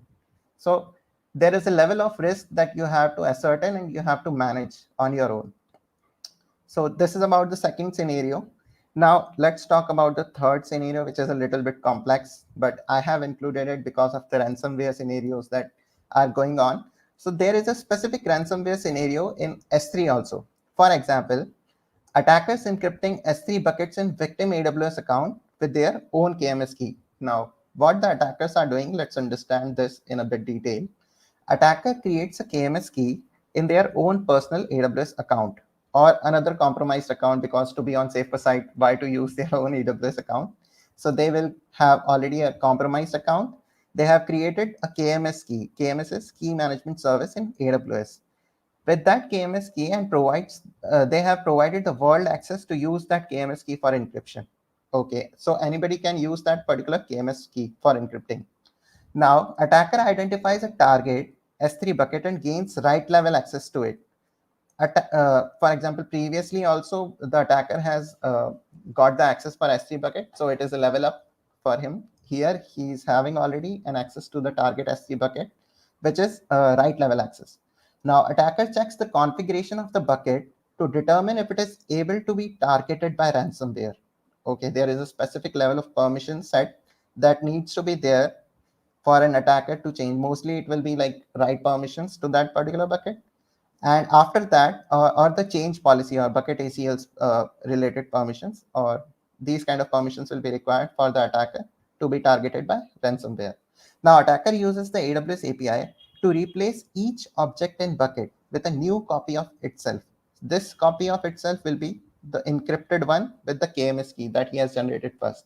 So what attacker is doing is he is replacing all the objects in the AWS bucket with another copy of the objects that are encrypted ones. After that, attacker will schedule the deletion of the KMS key and uploads a final file such as ransom.node.txt without encryption to notify, in order to notify the customer or the organization for that AWS S3 account, such that they will know that yes, your data is encrypted. Now you have to pay the ransom, and it is a kind of a ransomware attack scenario.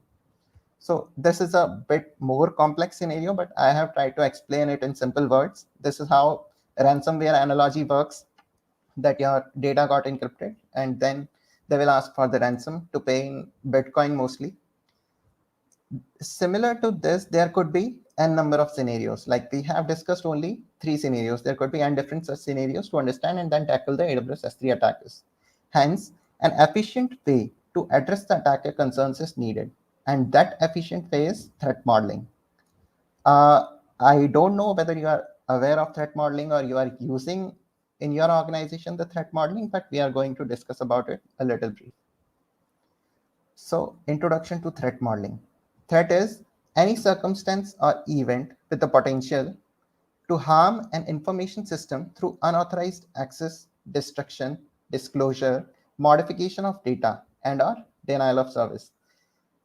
This is an NIST-based definition, National Institute of Standards and Technology, US. Any circumstance or event with the potential to harm an information system through unauthorized access, like this access is not required or being provided, but it is unauthorized, then destruction, then disclosure, modification of data, and/or denial of service. Now, core steps for threat modeling will be, first of all, if your organization is following an SDLC, then SDLC has some 7 or 8 phases, very high level. And there is a design phase, and in design time activity, that is in the design phase, this threat modeling needs to be done. Now, this threat modeling will have identify assets, actors, entry points, components, use cases, and trust levels, and include these in a design diagram. This is the first step. The second step is identify a list of threats, like what all the threats are there. So you have to first identify the assets, like which resources are there to be in the design diagram. Then you have to identify the list of threats, like what agents can maliciously attack the resources. Then per threat, very specific, per threat, identify mitigations, which may include security control implementation. For example, you have X threat for Y number of resources. So all the access that you have to map it to all the Y number of resources. And then individual X you have identified, you have to take a security control and put it over there. So this is how it works. Now, the last step will be create and review a risk matrix to determine if the threat is adequately mitigated. Like you have to do some kind of testing or validation. And we are going to see this in the terms of S3. So let's go ahead. Before moving ahead with threat modeling again, there is a specific framework that has been developed for S3 only, very specific cases for S3 only.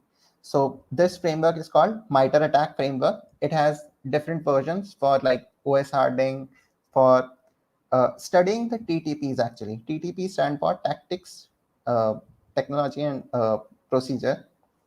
So for all study of the TTPs, there has been a MITRE ATT&CK matrix for AWS S3, as you can see on your screen. So usually for initial access, execution, and persistence, the first 3 levels of attack matrix, there is not much information related to the attackers. But for privilege escalation, for example, someone got access by modifying, deleting important object tags. For example, there was a tag for which a Lambda function is taking care. For example, there is a tag, let's say HR department. And the Lambda function is designed or developed to take care of all the buckets regarding HR department, so that if they will get compromised, the policy will take action. But in case if that tag is removed, there could be a scenario where privilege escalation could be done. Reduce bucket security by deleting the bucket policy. Maybe someone will delete the bucket policy, so on. And defense evasion will be another kind of thing where exfiltrate data via ungoverned S3 endpoint. Maybe some resource got loosened up where there is an S3 endpoint provided, and that could be publicly accessible. Credential access will be least scenario here, least common scenario. Discovery will be recon of AWS root account emails using email ACL grantee feature and so on. Lateral movement, collection, exfiltration, impact. All these scenarios are there. The first three are limited ones. There might be cases, but that are not usual ones. So these are the phases that we have to map on with the S3 bucket threads. So let's discuss around. It's a data flow diagram here, as you can see, and it's a very vast data flow diagram. Like there is not a single scenario in S3 bucket to secure it. There could be n number of different scenarios, as we have discussed previously. So the dependency of securing S3 bucket will not rely on only the S3 policy, or like most of the organization, what they will think, or what the team or DevOps team will think, that they have applied the policy and that has been approved by security team, and now we are free. Attackers will not have any kind of insights related to the S3 attack, but this is not the case. Overall CI/CD pipeline monitoring, continuous monitoring, and with respect to overall security governance as well is required to actually secure any kind of data which is stored in the Amazon S3 buckets. So for example, there is a boundary. All the red lines here define the boundaries. For example, you have provided SCP IAM policies here with the red dot that I'm showing on the screen. There could be perimeter security. This could be any kind of firewall or something where VPC endpoint will be prevented. There could be SCP policies for AWS services as well, object related APIs as well. There could be account block policy so that particular S3 control public endpoints could not be accessed, things like that. And this is very vast. So this is a threat model for AWS S3 prepared by Trust on Cloud. And it is an open source CC Creative Commons licensed SA 4.0. So you can also utilize this. And this document is completely available as an open source over the internet. So let's see how this threat modeling works. So threat modeling in AWS S3 works as you have to pick one feature of S3 involved in your data flow diagram. So we have talked about SSDLC, Secure Software Development Lifecycle, in which there is a design time phase, maybe phase 3 or 4, according to your SDLC, what you follow in your organization. You have to pick one feature of S3 which is involved in their architecture, in your architecture or data flow diagram. Second is identify associated IAM bucket actions. Third is create threat list and map it to MITRE ATT&CK, what we have seen previously. Fourth is set security control objectives and priorities. What exact control you can put so that these attackers could not maliciously exploit your AWS S3 bucket data. And the last phase is testing and validation. So let's take a look in each of the steps. The first step is pick one feature of S3 involved in your data flow diagram. So let's say I have chosen one feature which is as object upload or download. So with this feature, this is a very basic feature. Like everybody knows that object upload and download is required if there is any application that you are going to develop. So you can upload and download virtually any number of objects to an external S3 bucket that you are authorized to. So I have purposefully put this word here that you are authorized to. Now, you might can say that I have allowed an S3 star policy to all my developers and they are allowed to do it. So that is not a security best practice at all. So you have to selectively add some tags or kind of use a kind of strategy so that not everybody is having the access to upload or download S3 bucket. Once you have decided about this, then this threat model you can apply over there. So we have pick one feature of S3. Now, second is identify associated IAM bucket actions. Now, for the S3 upload and download feature, I have identified 3 actions. for the sake of like this demonstration, but you might have a little bit different background. So you can have to identify actions related to that. So first action is retrieves an object from Amazon S3. So someone is downloading it. Adds an object to a bucket. Someone is uploading an object. Sets the access control list permissions for an object.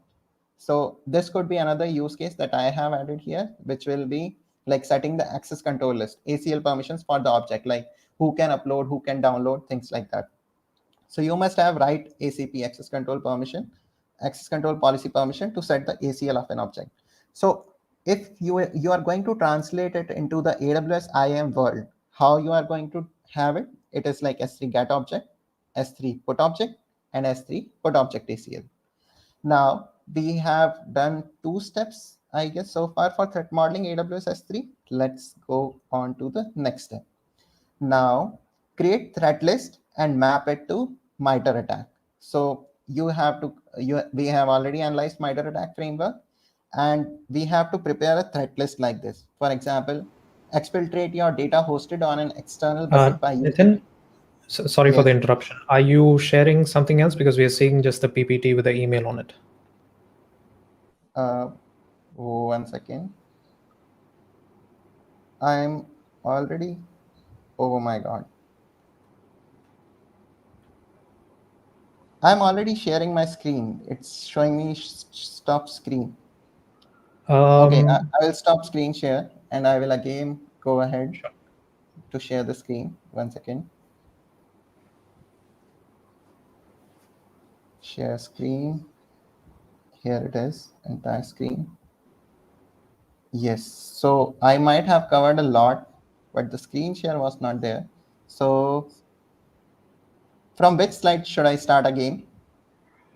I'm not quite sure from where the screen was different, but I think we are also a little short on time. So if you could use up the next 5 minutes, that would be great. Okay, sure. Thank you. So I have shared this. In 5 minutes, I have to cover it. Okay, great. 1 second, wrong button. Present this.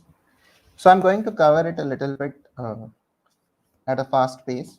So AWS S3, we have discussed about scenario 1 and scenario 2, where the first case is misconfigured S3 bucket with customer data.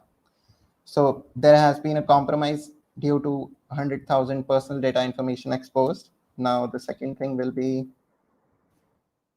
GitHub code committed with AWS access keys associated with S3 permissions to customer bucket. And this is all because of someone has committed the access keys to GitHub repo, and those credentials got stolen. And yeah, I think it is just from that email screen where you showed the email. Okay, this one. Yeah, from after this. Okay, great. So the ransomware scenarios we have talked about, where attacker creates a KMS key in their own personal AWS account. Then attacker identifies a target S3 bucket and gains right level access to it. Then attacker checks the bucket configuration if he can add any kind of additional policy. If it is so, then he will replace all the bucket objects with the encrypted KMS key objects. Now, what attacker will do is it will schedule the deletion of KMS key and put a file as ransom.node.txt without encryption. So once the period is over for that particular KMS key deletion, the key will be deleted and all the data will be lost. So this is a kind of S3 ransomware scenario. Now there could be n number of scenarios, and the efficient way to address the attacker concerns is threat modeling. So threat is any circumstance or event with the potential to harm an information system through unauthorized access, restriction, disclosure, modification of data, or denial of service. This is a design time activity. If your organization is following any secure software development lifecycle, so this is a design time activity. So here you have identify assets, actors, entry points, components. The first you have to identify the resources. Then you have to create a list of threats against those resources. Then per threat, you have to identify mitigations, which may include security control implementation. And then you have to review and test that all the controls are in place or not. So this is the MITRE ATT&CK matrix for AWS S3, where initial access, execution, and persistence, there should not be any kind of scenario for S3, while for privilege escalation, defense evasion, discovery, lateral movement, collection, exploitation, and impact, there is kind of certain scenarios that we are going to discuss. Now, this is a data flow diagram for all the kind of AWS S3 resources, where in red you can see here what kind of control needs to be put on there. For example, object ACL or version ACL CMK policy, so that no other person who is having the KMS key policy for this particular bucket will be able to access it. Similarly, you can have secure control policies for organization. If your AWS account is part of IAM organization, so any entity from account A will not be able to access any entity from account B. And there are numerous cases. So a few cases we are going to cover here is, for threat modeling, pick one feature of S3, then identify associated IAM or bucket actions, create threat list and map it to MITRE ATT&CK, what we have seen previously, then set security control objectives and priorities, then testing and validation. Now, threat modeling is pick one feature of S3. So I have taken one feature as object upload or download. Now I'm going to identify what actions are associated to object upload or download. So retrieving an object or uploading an object, and then changing the access control permissions. And these are the relevant IAM permissions. Now, what I'm going to do is I'm going to check about what are the threats to this particular feature. Like someone who is not allowed is going to download something, that is a threat to me. Someone who is not allowed to upload something and he is a non-authenticated user and still he is able to do it, that is a threat. So there are numerous cases here. Like first one is exfiltrate your data hosted on an external bucket by using of a compromised IAM access from internet. And then there are some sort of scores that you can provide. So in the threat model, it's been defined like medium risk or low risk or high risk. This is NIST methodology of estimating the risk level. So once you have identified the threat, so per threat, you have to check the access controls and then you have to map it to MITRE ATT&CK framework. So for this is the description, like IAM credentials can be compromised and user is able to download your object from an external bucket. For this, there could be security controls that you have to put in place. Now, security controls could be of three types: directive, preventive, and detective. So directive controls are something that organizations ISMS policy will govern. Like there is a specific set of policies your organization will follow, and which is why this should be in place. Preventative, where you have to prevent the attacker to get access to your bucket, to download something, to upload something. Detective is something an attacker is doing, you could get a notification over it. You could get an email or Slack notification kind of thing. So the controls here I have here in the image in the session: identify and ensure the protection all external buckets hosting your object is a high priority control. Like no one should be able to access the AWS S3 buckets without any ownership concerns, or there should be an assured protection. So this is a high control, and this is a directive associated control, high priority directive control. Similarly, you could have enforced good coding practice, S3 with Amazon Guard Duty and Macy, encrypt or tokenize critical data. So these are a set of controls that you have to put on your S3 buckets. Now, the first one we have seen is identify and ensure the protection all external buckets hosting your objects. Now, that is just an kind of mapping, but now you have to check and validate it. So you have to go against a kind of test cases. So those test cases could be, for example, this one: request the list of all authorized external buckets authorized to host your objects, their respective owners. You should have an inventory of all the things in the S3. You should have all the owners identified, and then you have to check whether they are able to access it, and anyone else from that particular list is not able to access it. Similarly, there could be other controls like allow only authorized ACL on objects for buckets you don't control. So anyone who is having an access denied should not be able to put an ACL on the object. Now make a call to an unauthorized bucket to see that whether it is accessible or not. Request the mechanisms ensuring all data are scanned for proper data classification before upload to an external bucket are configured. Its records of execution for all object uploads flow and plan to move any older object upload flows. So this should be there. Now, there could be different policies like best practices that AWS recommends. These could be preventative or detective. So corrective policies and no public access, least privilege access, use of IAM rules to access S3 buckets, enable MFA delete, encryption at rest, transit, object loss, object lock. These are the preventative measures. While for monitoring and auditing, there could be like identify and audit all S3 buckets, monitoring S3 bucket API calls. There is one feature related to MFA delete. That is a preventative feature. Here we have covered. For detective, that could be server access logging. Like someone has deleted and you want to see who has done the same. So server access logging you can enable. Then CloudTrail, you have to record S3 data events, and AWS config to see any kind of configuration changes over S3. Macie to protect sensitive information. AWS Macie is a complete suite of AWS S3 security. So if you have Macie enabled, I don't think you need anything else for that. Macie and GuardDuty collectively, along with config, can enable a system for that.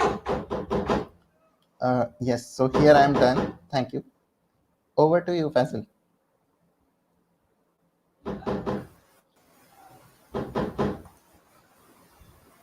All right. Thank you, Nitin, for the remarkable session. That was quite fascinating.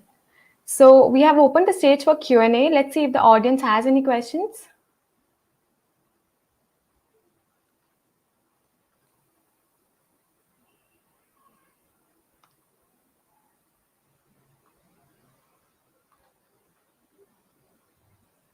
Okay, I have one question from the audience. What is the best to store the AWS credentials so that we can use it in Git CI/CD?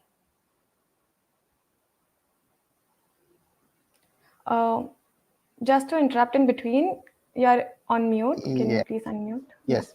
So you might consider any kind of vault system. That could be in AWS scenarios, it could be Secrets Manager. For GitHub, it could be GitHub Secrets, and it could be HashiCorp Vault even.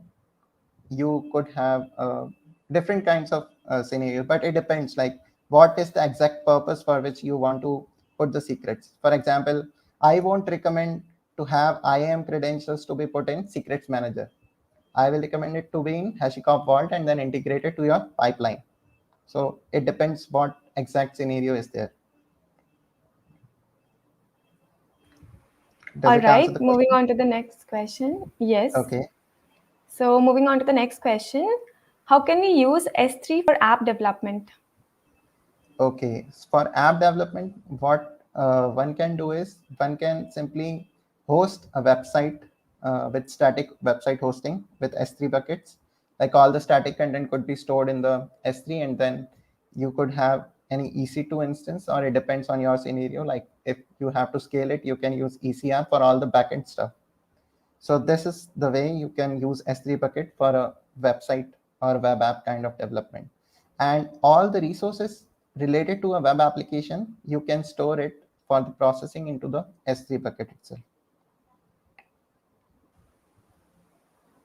Okay, amazing answer. So actually, we have a lot of questions from our attendees for you. So moving on to the next question. Can any thread scanning be done on S3?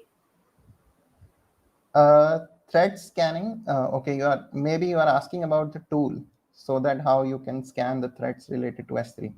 So there is a tool by Scale Cloud or Scale Security something. The name of the tool is S3 Audit. So this is a terminal-based tool that you can download, and you can run it with provided access keys and secret access key with minimal permission.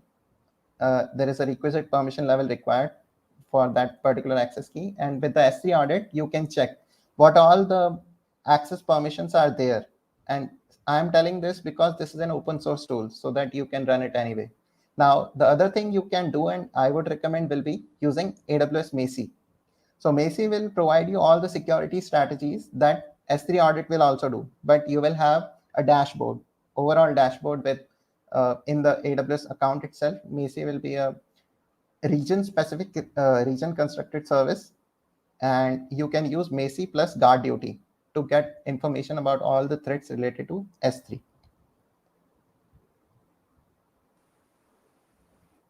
All right, one more question. Is it a Yes. good idea to keep IAM creds in environmental variable? No, not at all. Please do not put it. Please put it in kind of a vault and do not use IAM credentials. Use IAM roles or instances, or you can use assume role, which is very time specific, like session specific credentials, temporary credentials we are going to use, that is okay. But in case we are going to use IAM credentials in environment variables, I wouldn't recommend it, being as part of security fraternity and working every day.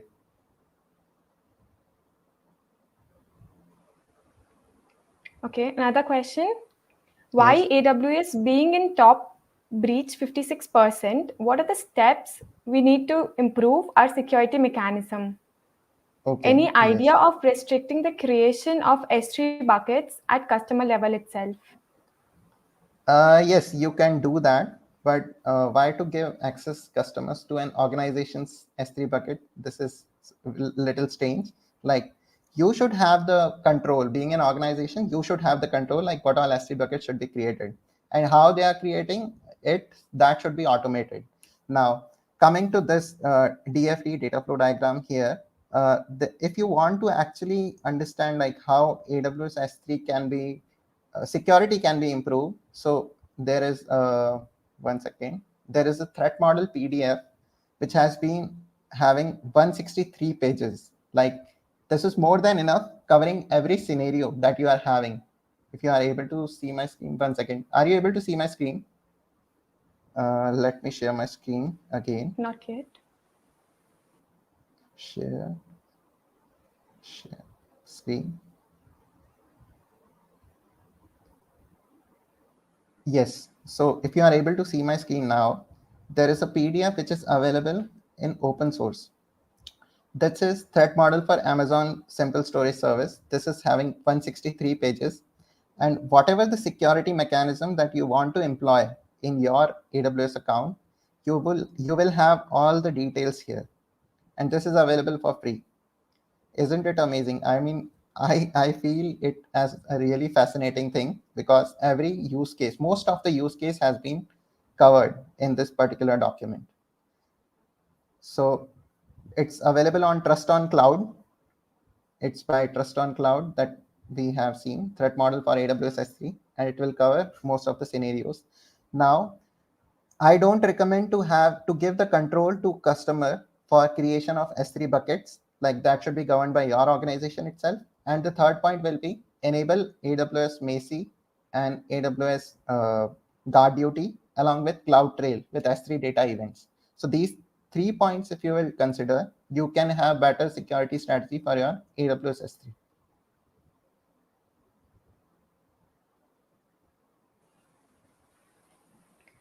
Thank you so much, Nitin, for the remarkable session and answering all the questions our audience had.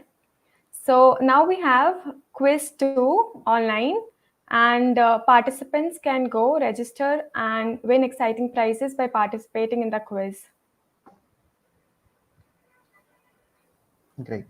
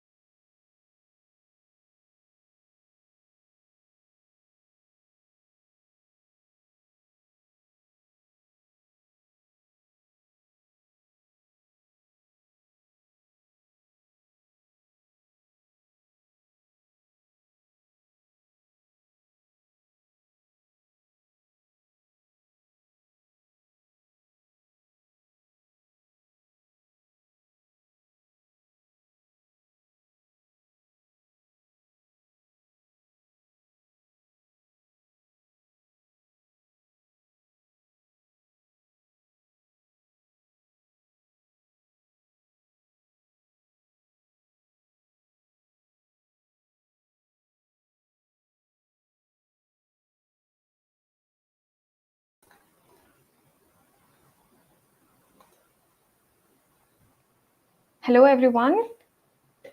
So the quiz will be open for 10 more minutes. And after that, stay tuned for the next session. Thank you.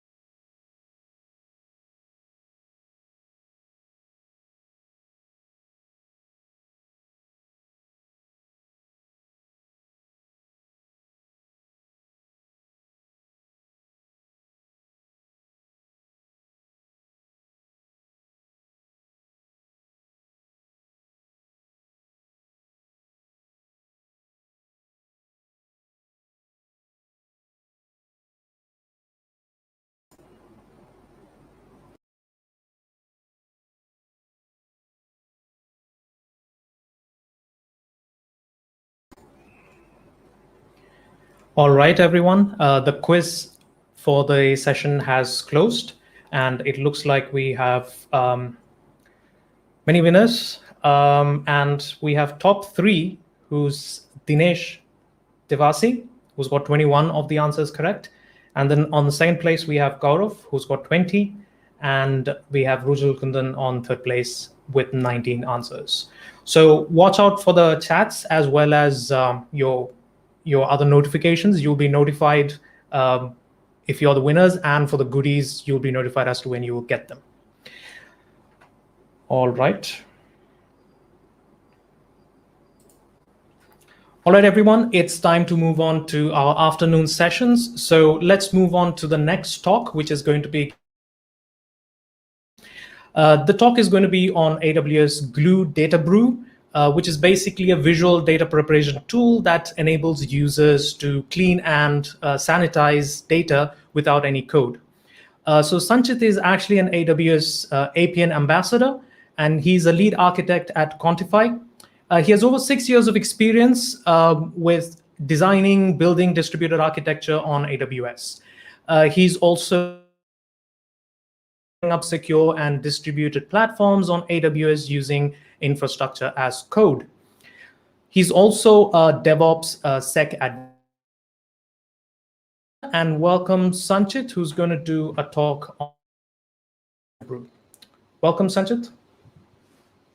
Thank you, Faisal. Thank you, everyone, for joining the session. Have a wonderful good afternoon for everyone. And it's been a learning for everyone, right? I've also seen a couple of speakers from morning. They have done really best out of it. The sessions were really interesting. And thank you, ACD team, for organizing this session. It's really amazing to see the effort that has been put out all year. So as Faisal mentioned, today's session will be around Data Brew, which is a service which AWS has launched a year back. Let me go ahead and share my screen.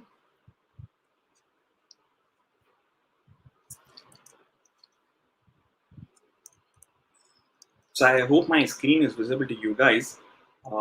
And today's agenda in this session, we will be talking about the introduction of Data Brew, what's exactly Data Brew about it, advantages, its functionality, then an overview how exactly the entire platform look like when you have Data Brew in the system, what can be the source, how it can play around in and out. Then we'll have a quick demo to ensure that you guys understand how to work around with Glue. And at the last, we'll have a Q&A session to ensure that you have a proper communication, a proper learning session for you guys. And if you have any queries, I'll be happy to answer that now post the session, even offline. So let's jump straight to my introduction. My name is Sanchit. I am a lead architect at Quantify and an AWS ambassador. I love to work on things on AWS, on different services around data, platform, security. Along with that, I also love to contribute in community, like different user groups, giving sessions around the learnings, what we get from industry, passing on to the upcoming bright mindset, so they can understand, they follow the best practices, and they learn the things with proper security and proper mindset. You can reach out to me on LinkedIn, you can reach out to me on Twitter and GitHub. I'm actively available in all these forums. So if you have any doubts outside this session or any other thing, how to start with cloud or how to have your journey or any other help you need, feel free to reach out to me. I'll be more than happy to assist you there. Now let's move towards what is Glue Data Brew, right? So generally, most of the people are working on the data side of it, right? Whether you're working on ML models, whether you're designing any sorts of visualization, BI charts, or let's say you're writing an ETL pipeline. Most of the people or most of the time that has been spent is around in the data preparation. 50% of the time a person spends when it comes to dealing with data is understanding that data, exploring the data, and give a name or a shape of that data, right? How my data should look like. That's the entire activity a person do 50% of the time, whether you're writing a machine learning model to it, or whether you're doing any sorts of visualization, or you're writing an ETL. Without understanding your data, it's really difficult that the outcome is going to be what you're looking for. With that need, AWS has come up with Glue Data Brew, a service which is a no-code tool where you don't have to worry about any single line of code, any sorts of programming knowledge. If you know how to bake or how to laminate your data, that's what it is. Glue provides you simple, very interactive UI with drag and drop capability and 250 plus transformation, things like pivot, things like split the column, merge the column, change the timestamp, those kinds of day in, day out kind of transformation out of the box without even lining a single line of code, right? So that's the beauty about Glue.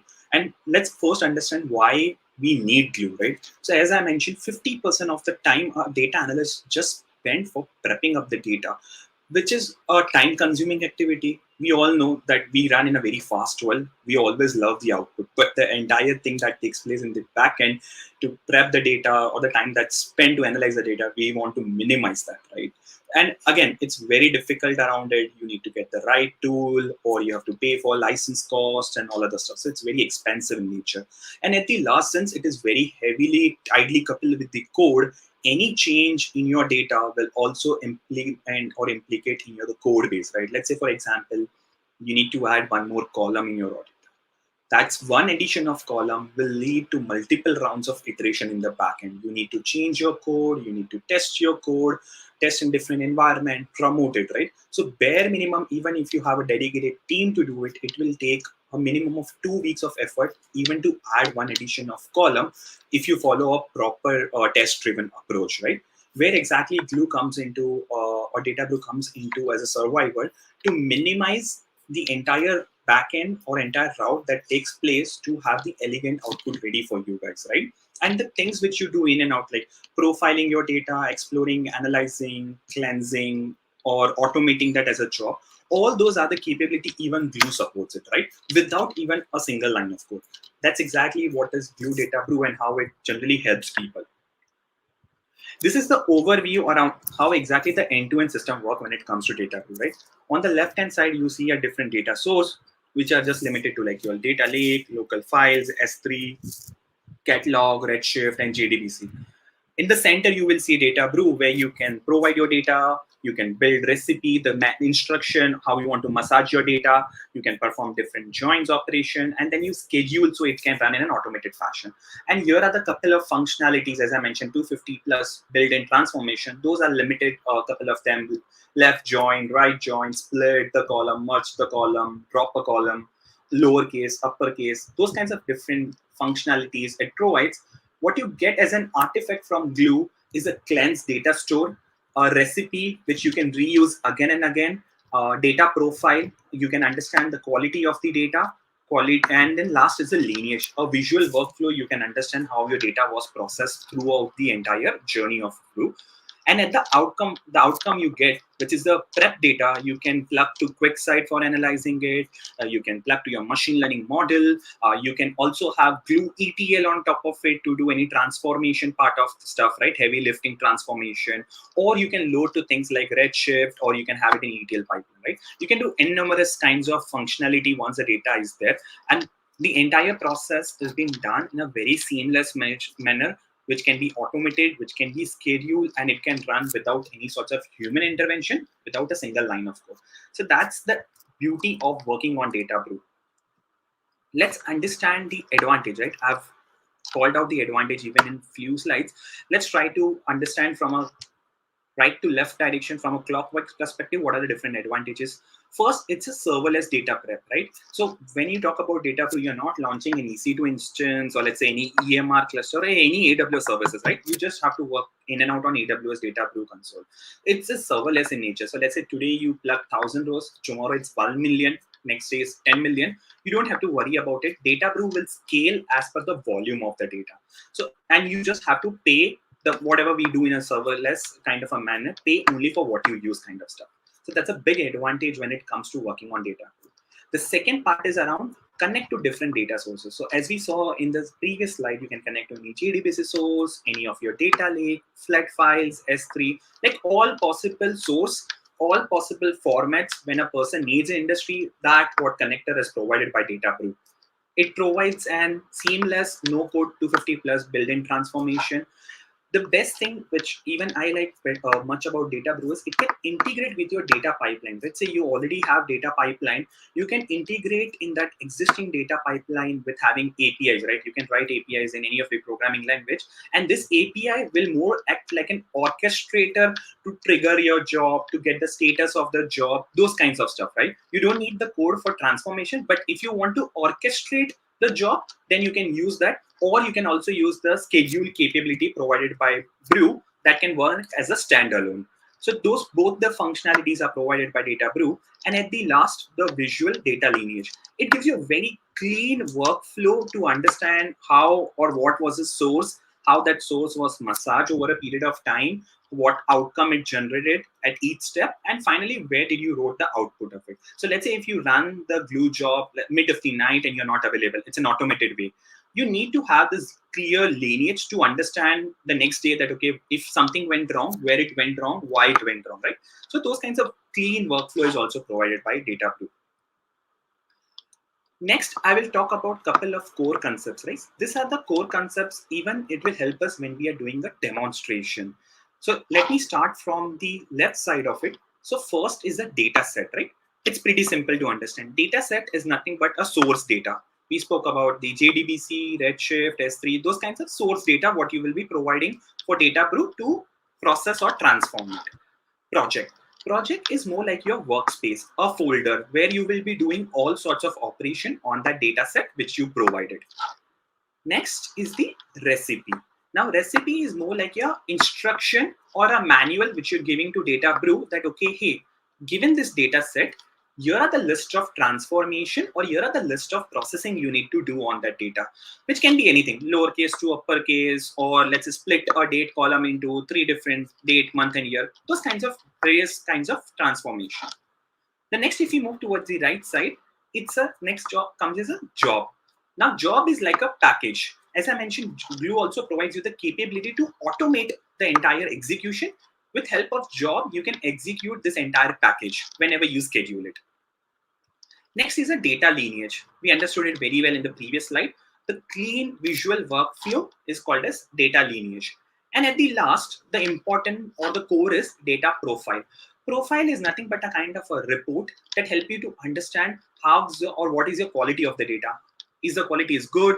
How many is the null value, missing value? How many are data type like string or columns, integer data type columns? Those kinds of detailed analysis you get in a form of a lineage. Okay.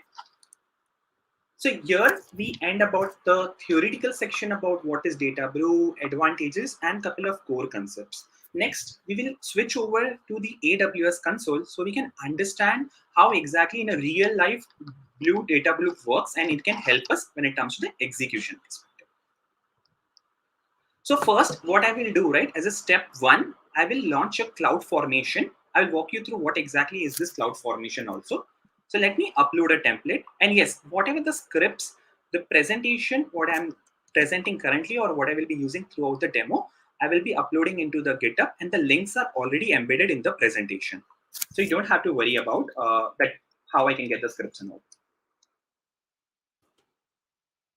So let's say I name the cloud formation.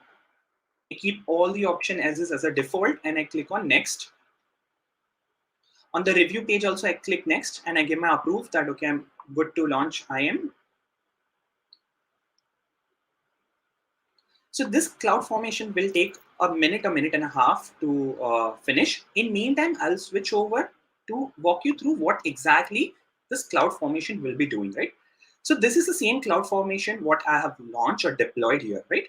So this cloud formation at the first step, if I close this, first step it is launching an S3 bucket. So we need one S3 bucket to store our file, to store the output, or store any intermediate output what we get. So that bucket is what we are creating. We are creating a policy here. This policy is giving us very precise permission to get, put, delete the object list, and put cross, right? So very list privilege kinds of access has been given and specific to the bucket which we have deployed here. So you can see from an access perspective also, you don't need much access, like very limited access which we can give. The next is around, we are defining the role for and attaching the policies what we have defined here. And the last, I'm printing the output so I can refer that output in my demonstration. So this is a simple cloud formation what I have deployed. And if I refresh it here, you will see in a fraction of a minute, this should be done.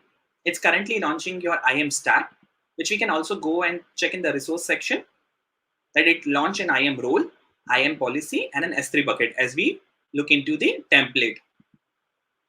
So as we can see, the template is done. And if I go switch back to the output, here I have the role name and I have the S3 bucket to it. Next, what I will do is I will go back to the S3 console and I will search for this bucket so I can upload my dummy data set for this demonstration.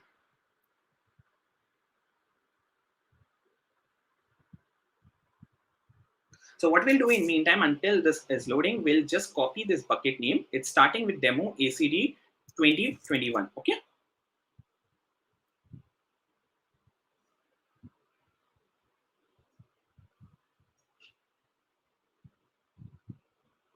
So as we can see, the bucket name which we have just deployed is demo ACD 2021. It's loading. What I'll do is I'll create a folder and I'll click on create folder. The folder is created. What we'll do is next is upload a file to it.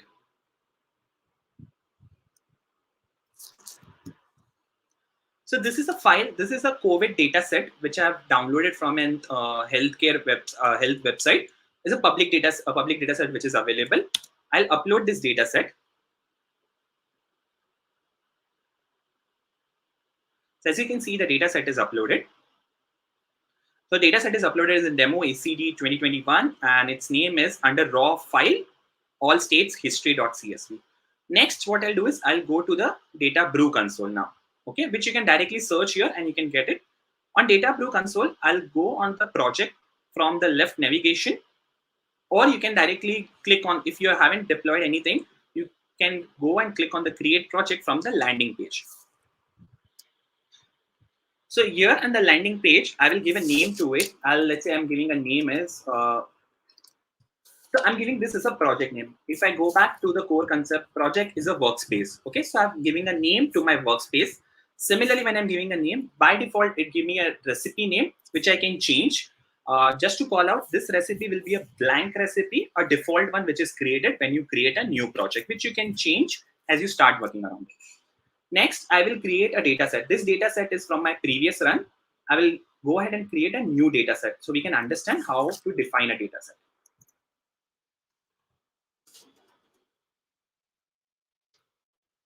I give a name to it. Please ensure that you give a logical name so you can identify your resources later.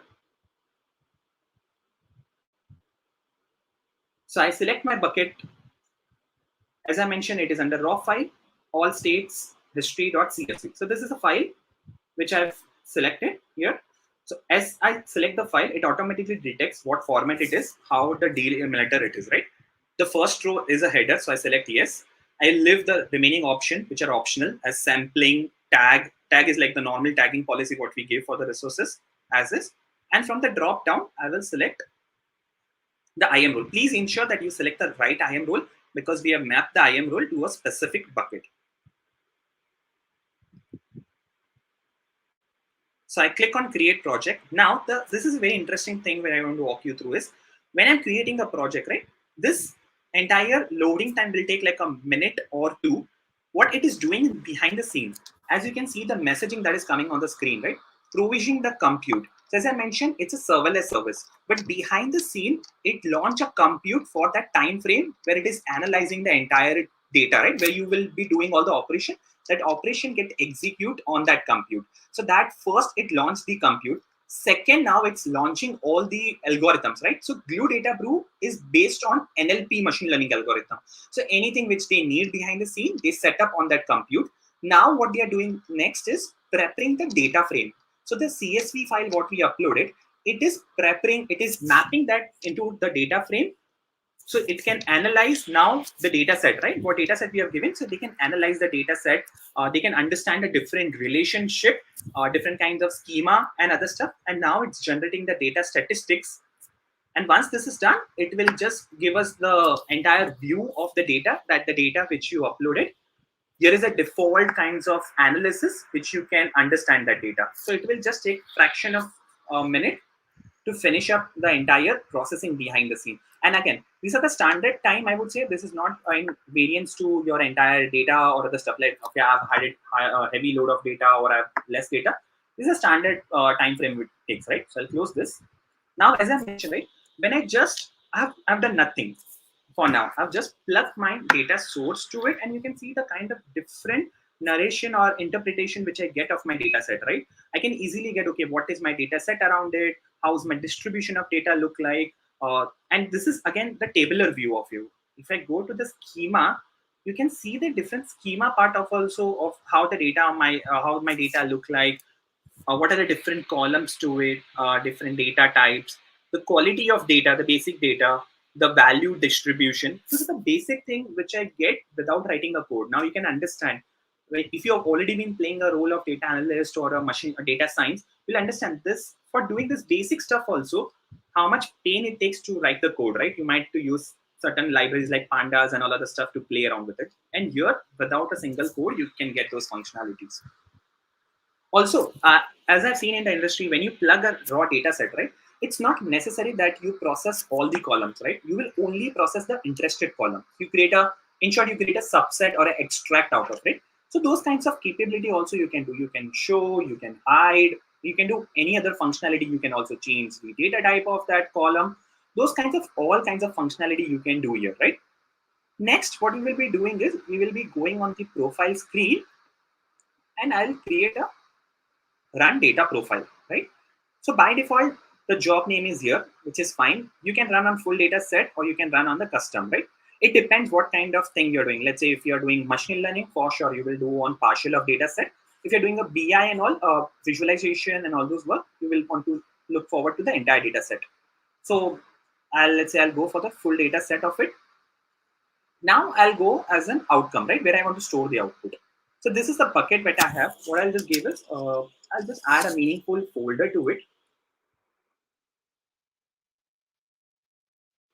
You can also encrypt if you have the sensitive data. You can also provide an encryption out of the box. Rest of the options I'm going to keep as is. And again, as I was talking about the schedule, you can create an automated way to trigger this job, right? Scheduler. Next, I will provide the permission. The permission is the same what we have deployed via CloudFormation. And I'll click on create and run job. Now, this click and run job will take somewhere around like 3 to 4 minutes to be ready. What I will do in interest of time, I'll switch to the next sample, which I already have it, right? So in the previous, the new one, what we have created, I have not demonstrated to you a couple of things, which I'll walk you through now in the meantime.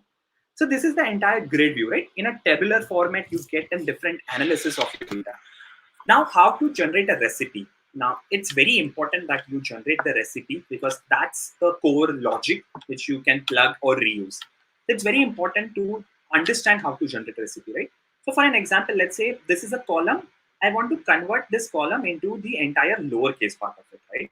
So what I'm going to do, I'm going to go on format. First of all, these are the different kinds of functionality what you can do.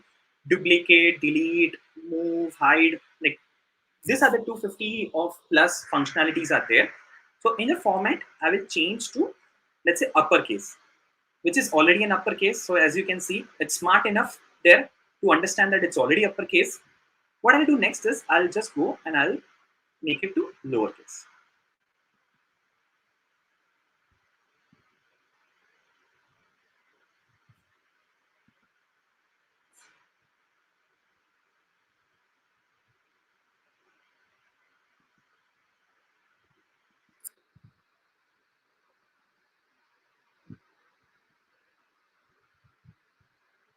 So I think it just got stuck a second. Just give me a minute.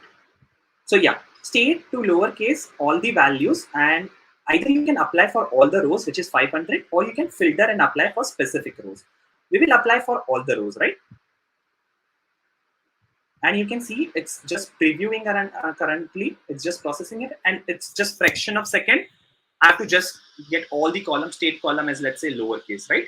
Now, let's say if you want to do a second operation around it, here we can see a couple of columns as null, right? Like it's null values. And if I want to make it as this is an integer data type column, so null, I want to make it all as 0 for now. Again, you need to be very sure when you're making the changes in the column, because that may give a different meaning to your data set. So let's say what I'm doing is remove or fill missing values. So what I'll do is fill with a custom one, and I'll do as, let's say, 0. Apply to all the rows.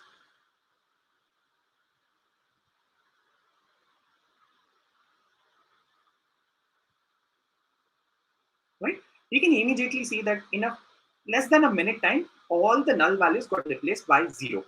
And then last, what you can do, you can publish this, or you can also export and publish, right? You can download it as a JSON or as an YAML, or if you want to publish it, let's say if you want to use this across your entire peers or entire your developer team, you can publish this, which get recorded in the recipe section, and your other peers can also use this recipe.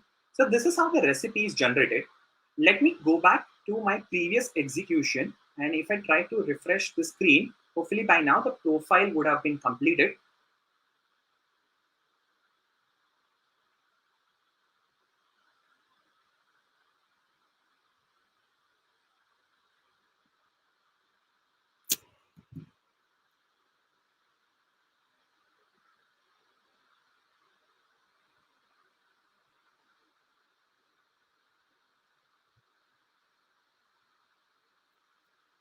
So it's just loading the screen. Let's wait for a minute, a few seconds to wait to finish up the complete loading. Okay.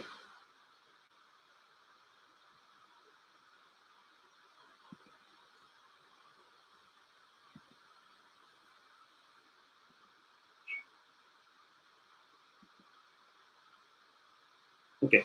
So as we can see, it's still running around it. We can see that this is a profiling job which we have deployed. It's running around the stuff, right? So until it's running, I'll just show you how exactly the data profiling output look like, right? So this is how the data profile output would look like where you have the different number of rows, the different number of columns, the valid number of cell, heat map of it, right? How exact each value look like around it, and as well as the compare value distribution, like each of the stuff, like how your value look like. The important thing is this bottom column summary, where you get each column wise the statistics, how many is a total valid point missing around it. Where you can easily get, right, 850 was missing around it, the distinct value of it, and other kinds of details, which is very helpful when you're analyzing column by column, right? So those kinds of input also you get here. And also based on that, you can get the lineage also. If you want to understand the workflow, how it executed. So this is how it executes the entire data set of it, right? That it took from S3, it ran the data brew, it generated the entire profile and saved that output into the S3 bucket where we have defined around it. Now let's get back to the job of it. And under job, let's go to the profile. And as we can see, this got succeeded now. And this is the same output what we'll get here also. There's no difference in terms of the output, how the output will look, right? So this is how the output is consist of, right? As a next step, what I'll show is I'll go ahead and I will define a recipe to it. So here, first I have to do is upload a recipe. I'm just giving a demo.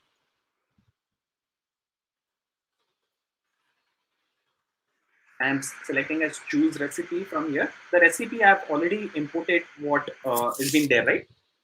I've previously defined that recipe and will go create and publish recipe. Now I will switch back. Recipe is a manual instruction, right? As I mentioned. Now this manual instruction need to be applied on the data set. So this is exactly what is there, right? So I'll click on continue. It's not going to be loading that time. It's going to be faster.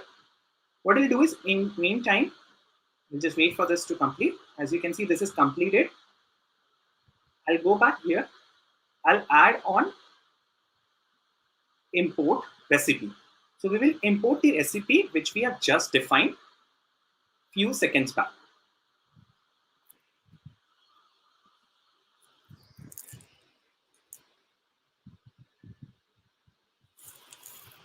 So this is a recipe what we have defined. I will click next. And here you can either append to your existing recipe or you can overwrite. You can do any of that stuff, right? So I'll click next. And this recipe, it will validate against your data set, right? So it will do things like change the format of date, change the state, missing values, split the entire date into 3 columns, year, month, and date. So previously what we had is total 41 column. After this recipe is executed, you will see that it get changed to 43, and the month will get replaced by a March wherever it was invalid, right? So those kinds of different kinds of transformation, what we have done in almost like very near real time. So I click on import. As you can see, now it is import the data which is important, and it's apply all the changes. So as we were talking about all the changes, we can verify the changes. Total column is 43. It's a year. The entire month got replaced by a March. The state got lowercase. And what was the another operation? What we had is debt probable. Let me go here. I think please. Yeah, all the missing values got replaced by 0. So those kinds of different operations, what you can do here in terms of the stuff, right? And last, you can also define here the job. This job is doing the same thing, right? What we have done manually on the console, the same way if you want to run in an automated fashion and you want to schedule it, you can create a job and you can run it on that same fashion, and the output is going to be the same what we have understood so far, right? So here I end my demo. The last thing I want to walk you through is the best thing which I love, an interesting thing. This is a very simple, small functionality of AWS, right? What's new? It becomes very difficult sometimes to keep a tab on each and everything that comes out, right? But with help of this what's new functionality in the console, you don't have to worry about going through different documentation. Any new announcement that comes up, right? And what it's going to apply under for specific to data brew, you can track it from this console itself, right? This is a very small thing, but a very beautiful thing to keep yourself up to date with the new stuff that comes up, right, as a part of this service. So here I end my demo. Let me recap quickly what we have understood in the demo, right? We first went through the prerequisites part of it. Next, we created the project, defined the data set to it, the entire analysis that takes place, explore the data set. We understood the different views of it, the schema, grid view, the entire profiling thing what we have done, the heat map kind of output. We have understand the output of it. We upload the recipe to ensure that we are prepping up the data set. Last, we understood how to create a glue job, right? And this is how the glue job is executed. You will see the output stored into S3 bucket, which you can analyze. We have also viewed the lineage. And you can also track from a CloudTrail perspective. Similarly, how you do other services, you can go in CloudTrail. You can do the same here. So that's all about from my session. Hope you guys had an interesting time here and a good learning from you. Thank you. Thank you very much, Sanchit. That was a wonderfully informative session and quite detailed. So I just want to quickly mention the quiz for this session is open for a few more minutes. So if anyone has not taken it yet, please do. And let's quickly check if there is any questions on the chat. Yes, in fact, there is one. So we have Yogesh who's asking, does DataBrew use any distributed framework behind the scenes like Spark? If not, then I guess I would take a good amount of time to apply the recipe for 30+ terabyte. Yeah, that's a very good question, Yogesh, I would say. So when it comes to behind the scene under umbrella, right, it's not just uses the distributed framework for processing, it also uses machine learning NLP algorithm, right, to give that scale of compute, to give that the different capabilities of no code capabilities. Those complex things are already being taken care here to ensure that as an user, we get a very seamless experience and we achieve what we are looking for. So those, not just the Spark, I would say from distributed perspective, the other machine learning are also embedded to give a seamless experience to the end user. Thank you. Just waiting for a few more questions. And while we wait, Sanchit, if we were to do this manually in terms of cleaning up all of this data, how would you compare it to doing all of this manually and doing it through DataBrew? So if I talk about my personal experience, right? I mean, I'm from an analytical company, I would say. Quantify is a data science analytical company. So doing this manually, I would say it easily takes like 2 to 3 weeks, even when you're having the Spark, right? Because you have to do first understand the data, write the code, test that code before you get the actual final outcome, right? So even if you get an experienced guy who is very good with Spark and all, it's going to easily take you with 2 to 3 weeks of data. And again, the volume of data also matters here. So with that stuff, I would say with 2 to 3 weeks is a very minimum curve when you're doing a manual. And if we talk about with Data Brew, it's just that if you understand the services and all the functionalities, less than a week, I would say you can easily get into it. And this is the same comparison I would say we have already applied in one of our existing project, which is in production.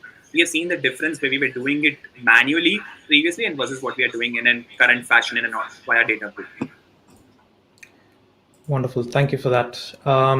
So let's see how people fared for the questions that you asked them. All right. So we have the most answered is 3 correct answers. So we have the top 3 as Urvashi Indu, Pradeep Kumar, and Apurv Santosh. So congratulations to all of you. You will be getting the notifications about the goodies that you will be receiving shortly. Thank you once again, Sanchit, for this wonderful talk. Let's move on to the next speaker, and I'd like to invite Dolly Jain to introduce our next speaker. Yeah, so moving on to the next session of the day, it is about rapidly deploying a quasi-static platform using serverless. Well, in this session, we are going to hear Arif Amirani talk about how to use serverless to deploy a quasi-static platform. Arif is the co-founder and CTO at Metro Guild.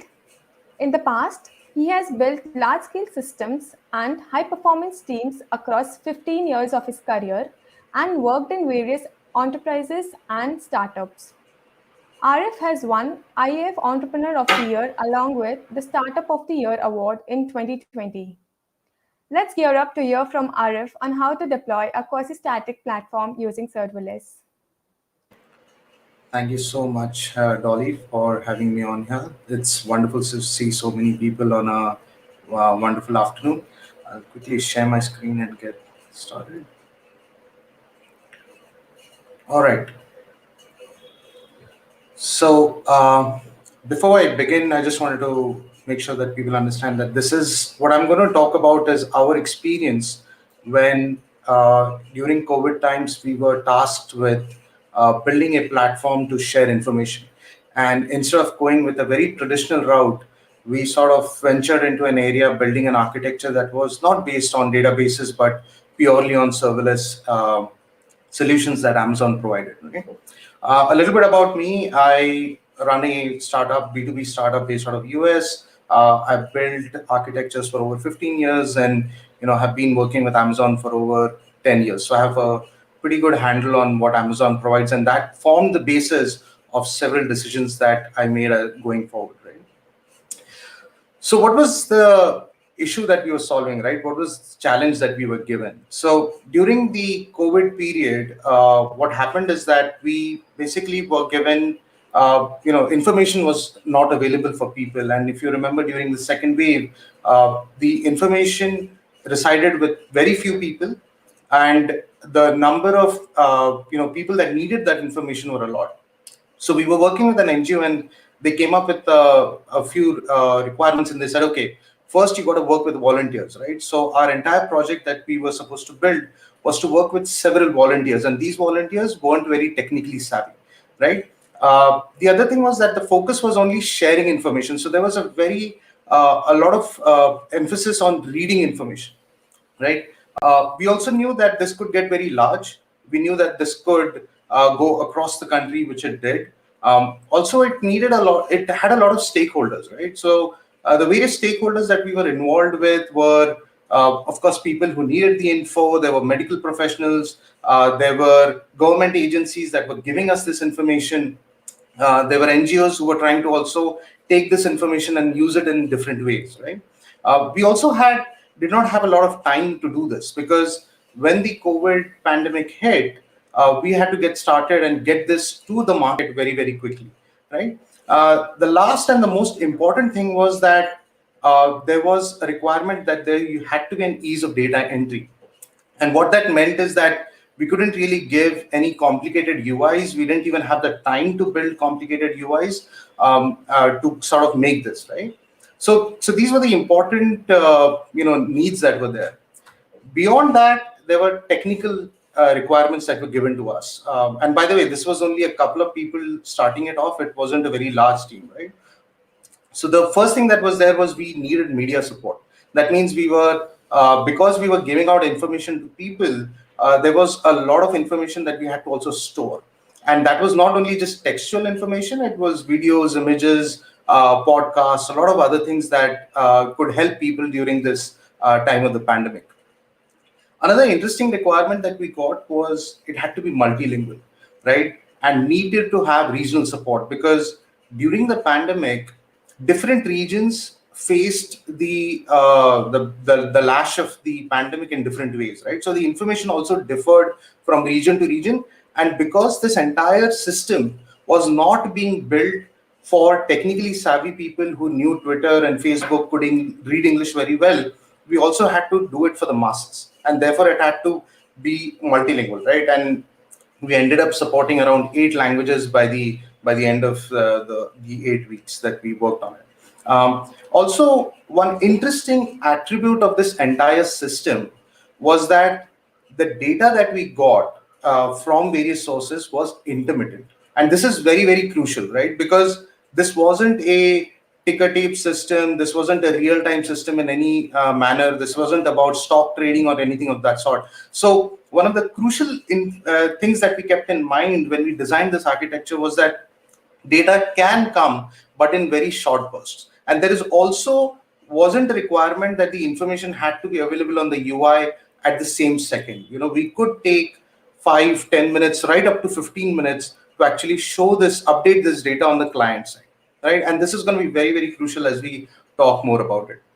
We also needed to understand how this platform was going to get used, right? So analytics was very, very important. And the idea here was, you know, because it was being used by the masses, we weren't really sure how they would adopt a platform which was never out there before, right? And of course, people are used to Facebook and Twitter, especially Facebook, even at the masses level, but we had to capture a lot of analytics. The other thing was that because we were trying to make this for people who don't live in, you know, in urban areas, it was also meant for the rural areas. The idea was that they probably did not have really good devices, right? So the screen sizes varied, the network and the bandwidth requirement varied. We even had to go down to 2G and 3G to sort of say, okay, we can't expect Wi-Fi usage only, right? Or Wi-Fi availability only. And when we were discussing about all this in the discovery phase, the other need that came up technically was that, hey, you know what? When you are going to collect so much data, you got to make sure that you share it to other parties as well, right? So data needed to be accessible via an API to third party, right? And this third party could be other NGOs, it could be the government themselves, it could be, you know, other small, you know, crowdsourced groups that were trying to also use this data. And at the bottom line was, because this was a self-effort in the beginning, which, you know, kind of got adopted later, cost effectiveness was extremely important for us. We couldn't really spend a whole bit of money on this and you know, take a long time to build this. We needed to get it out quick. We needed to get out absolutely working on the first go, and we had to make it cost effective, right? So when you see all these requirements, and you've got if you have a good background on building architectures, you've done this before in earlier companies, what's the right answer to an architecture like this, right? The most of the times, the first answer and almost the right answer is that it's a 3-tier architecture. You know, you've got your load balancer in front, you can scale your EC2 instances, you've got a hardened and a time battle tested database like MySQL or Postgres that's going to handle all your data reads and writes. You know, why don't we just do that, right? So of course, this was one of the things that we wanted to do, but because we did not really we had the cost thing in mind, and we did not know how much this would scale. And also one other thing was, this was because we were giving information during the COVID period, and high availability was extremely important. And also team size being small, we thought of said, okay, this is going to take a lot of heavy lifting. This will require a lot more volunteers to do it. And this may not be the right answer, right? So what are the other options that we chose, right? There were a few other ways that we could have solved this problem. Of course, 3-tier architecture, we sort of threw that out. We said we don't want to do that. The other option was low code and no code platforms, right? They were pretty prolific. They are, getting very, very stable. They are getting very mature. And in fact, a lot of groups during the pandemic time actually ended up using low code platforms to quickly be able to share data. Our challenge here was that because we had a sense that this could grow big, low code platforms, when initially they have free tiers, but once you have a lot of volume coming in, a lot of traffic coming in, the cost does grow exponentially, right? So we didn't have experience with low code, no code at that time, so we sort of discarded that idea as well. The other option that we sort of looked at is, how about and if this, then that kind of a model, right? Where data could be hosted somewhere. As soon as the data gets updated, our internal systems could be notified, and we use a standard website builder to build the interface. That also, again, because we didn't have experience with that, also there was the cost problem with it. We sort of said, okay, that may not actually work for us. And of course, you've got to put WordPress in there, but we didn't have the kind of experience that we wanted to make sure that the success of this platform. So we discarded WordPress as well. I'm going to quickly show you what the solution looked like before I get into the architecture.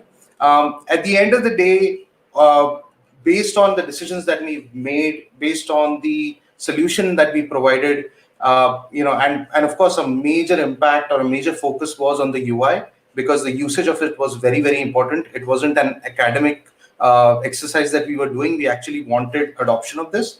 And we are happy to say it's a bittersweet thing, because we are happy that it got adopted, but we hope that it was never used in the way it was, right? With millions of users trying to use it during the pandemic times. But we, at the end of about 8 weeks, we ended up covering about 70% of the country, right? We provided information to almost major states and all tier 1 cities, right? And we collected data from more than 100+ sources using that solution. And like I said, we also went into 8 to 9 languages, and we covered a huge ground. In fact, getting government support at one time as well, right? And what is it that we saw? So let's talk a little bit about what we ended up seeing as a outcome of the decisions that we made, right? So as you see that we went from 0 to about 4-5 million requests, serving requests within a few days.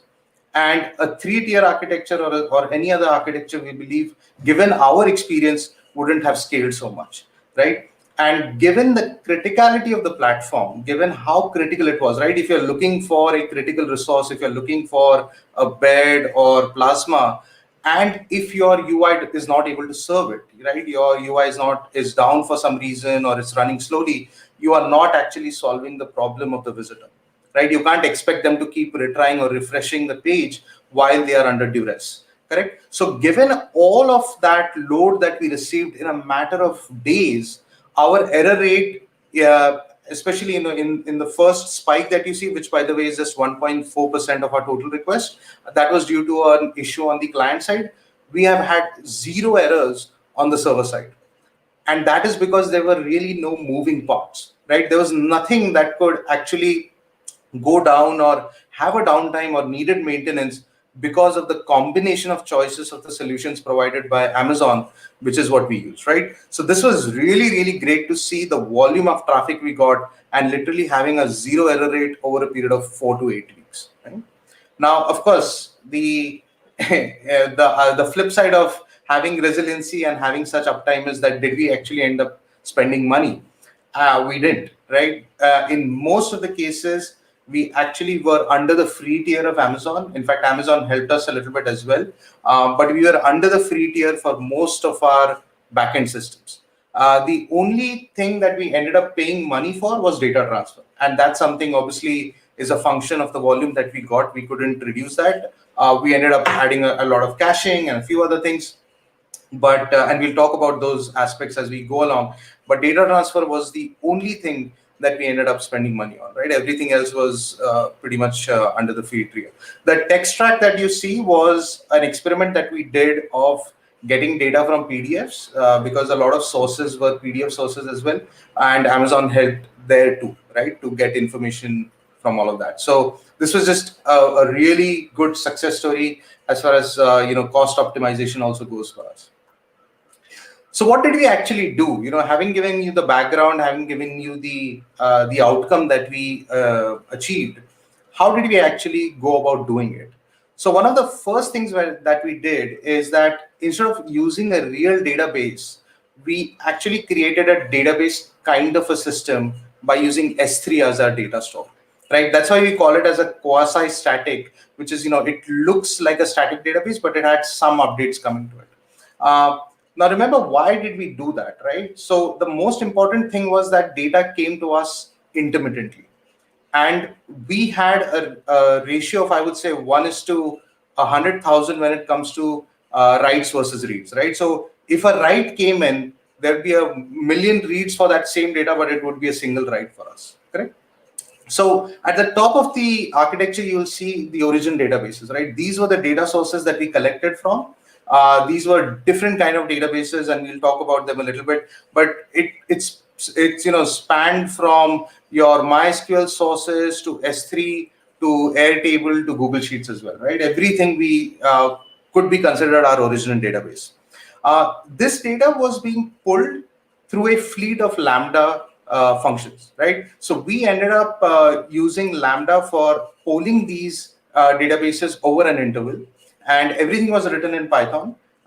We used various libraries to parse, transform, normalize, do all sorts of things, and then sort of convert them into basic JSON files that were readable by the UI. And we would just dump them into S3. Right, and S3 being highly available, we never had a doubt that S3 would be not available. So we didn't even have cross-region replication or anything of that sort. We focused it in India. Everything was based on AP South 1, and that's where we kept it. Right. So the data comes into S3, and if you notice this block, which is the CloudFront, that's where was serving data directly by the information portal, and the information portal was a React application. That actually just made a call to the backend using your standard CloudFront URL, pulled the JSON and rendered the information, correct? The other side of it, however, was also that, like I earlier mentioned, that we had analytics as a use case. So analytics, obviously, you would assume that when you're writing analytics, you wouldn't write it to S3 as data points. That doesn't make sense when you want to read it from a cost efficiency perspective, and that's right. The write path that we had coming in from the clients actually went through an API gateway and hit a DynamoDB. And analytics here were sort of rolled up on the client side and then pushed to DynamoDB, right? So we were not sending a whole bunch of data. We weren't sending, open. We were sending a smallest subset of analytics, right? Which hospitals are people visiting? What kind of filters are they applying? If they're watching a video or if they're listening to an audio, then which one is the most heavily used one, right? So that's what we looked at, and data went from the API gateway directly into Dynamo. There weren't any EC2 instances or anything of that sort, right? There's obviously a Lambda function that was reading it. And then we'll go to the API clients as well. We go it. Now, the other side, which is the right-hand side of it, when we had so much data being collected from these origin databases and the analytics, how did we sort of process that, right? And again, this was completely done without running a single EC2 instance or anything of that sort, right? We built an aggregator Lambda layer, which was again scheduled Lambdas that were polling information from DynamoDB and the S3 sources, which is, the hospital data or the patient data that we were storing as JSON files, and then aggregating them and putting them on a reporting S3 bucket. This allowed us to work at scale. We never hit the 15-minute limit of Lambda as well. We had a fleet of aggregator Lambdas that actually, split up data into smaller chunks and then sort of consumed it, right? And the content analytics portal, which was consumed by the government stakeholders as well as our own systems, that was a single shot. We went through CloudFront, read the S3 and pulled it back out, right? So throughout this entire architecture, if you notice, we did not have a single database. And again, the why we could do this is because of the eventual database update model that we have, right? And we'll talk about it a little bit later as well. So breaking it down, right? How did these individual pieces look like? You will notice that the origin databases were anything. They could be anything. As long as we could programmatically read them, we actually worked with anything. So we had a volunteer force that was using Airtable as their main database to maintain a list of hospital availability, medicine availability, and all of that, right? So we got an API for that, and we pulled data from there. Our own internal systems that we gave to various stakeholders, like hospitals who were giving us data, we actually ended up giving them a Google Sheet. So they would fill up a Google Sheet and we'd read that using Google API, right? We also had MySQL sources, we had S3 sources, we had other sources, right? So that all formed the origin database, and it was very easy to sort of add anyone at any given point of time. The pull Lambda servers, that fleet really grew a lot. At the end of, I think, 4 weeks, we had about 50 or 60 core Lambda scrapers that would go to various sources, right from government websites to these other origin databases and all of that, and pull data from there, right? But their job was very simple. All they did was they would pull data, scrape it, normalize it, and convert it into a JSON and dump it into an S3. That was the entire path that we had, right? Which was just brilliant because it kept things very, very simple for us, right? As far as reading goes, this was a single page application that actually read data from an S3 as a JSON and just worked. We consciously decided to not do any filtering on the server side. So any sort of filtering, sorting, searching, everything was done on the client end, right? All that code was written on the client end. The server would only give a JSON, that's it, right? That also gave us a lot of ability to experiment, because we didn't have to change the database, look at migrations or anything of that sort, right? We could really move very, very fast. So that was really brilliant for us, given how small we were. From the API side, right? The API clients would directly communicate with the API gateway, and API gateway would talk to S3 and give data to third party, because whatever data we had on the website, that was the exact same data that was exposed to the API clients. We didn't sort of have any other view of that data, right? And like I said, the events analytics that came through the API gateway and wrote to DynamoDB, and that's it. We've spoken extensively around the analytics part, so that remains the same. But again, no moving parts out there that could fail, or there wasn't a single point of failure for us at any given point of time. Let's talk a little bit about the API gateway, because this was very, very interesting for us. Why did we choose to not give access to the JSON CloudFront URL that the website was using directly to our partners, right? Why didn't we do that? There's a reason behind it. Because initially, when we started doing that, people used our S3 and CloudFront backend as their backend, right? So we ended up spending a bit of money because people just made their UIs and mobile apps and different single page applications. They only wrote the UI, and they would simply bank on our backend, and that would increase our cost. So then what we started doing is that we started creating API keys. We had that basic authentication in place, and every time a third party wanted data from us, we would point them to this API gateway endpoint. Again, no plumbing was needed, because we didn't have to build anything. Everything came out of the box with API gateway. API gateway also supports usage plans, right? So we could really rate limit our third party people as well, saying, look, if the data is going to come every 15 minutes, you cannot really hit our API gateway 100 times a second. You got to slow down as well, and you can cache the data on your end, right? So the well-behaved third-party folks, they actually fetch data from us once every 10 minutes or 5 minutes and cache it on their end while serving to their clients, right? One interesting thing that really was a delightful thing was API gateway directly connects with S3. So nobody needed to build a Lambda or any other intermediary while fetching data from S3. So on the top right-hand side, if you see, this API gateway endpoint, which does a GET, is directly connected to S3. right? So again, no plumbing needed, nothing that that we needed to do, and immediately started working. Conclusions on our side after doing all of this, how we fared internally and how we did our retrospective. When we did our retrospective, we only spent about a month and a half actually building the entire platform, right? And out of which the first 15 days were actually spent on only discovery. That where will we get data from? How much should we sort of think about? What's the scale that we should think about? Working with government and all of that. The actual development time on the product, on the platform, was a month, out of which I think we spent about 20 days only on the UI, right? So the decision of not raising an infrastructure or using a standard architecture really saved us a lot of time. We reached about 2 million visitors with zero downtime, which was really amazing. And all services were under free tier. So we didn't even have to go to people and raise CSR funds or, had some continuity issues there as well. We could self-fund ourselves for the majority of the time, right? The most we paid was for the data transfer, nothing else. And like I said, zero downtime on anything, right?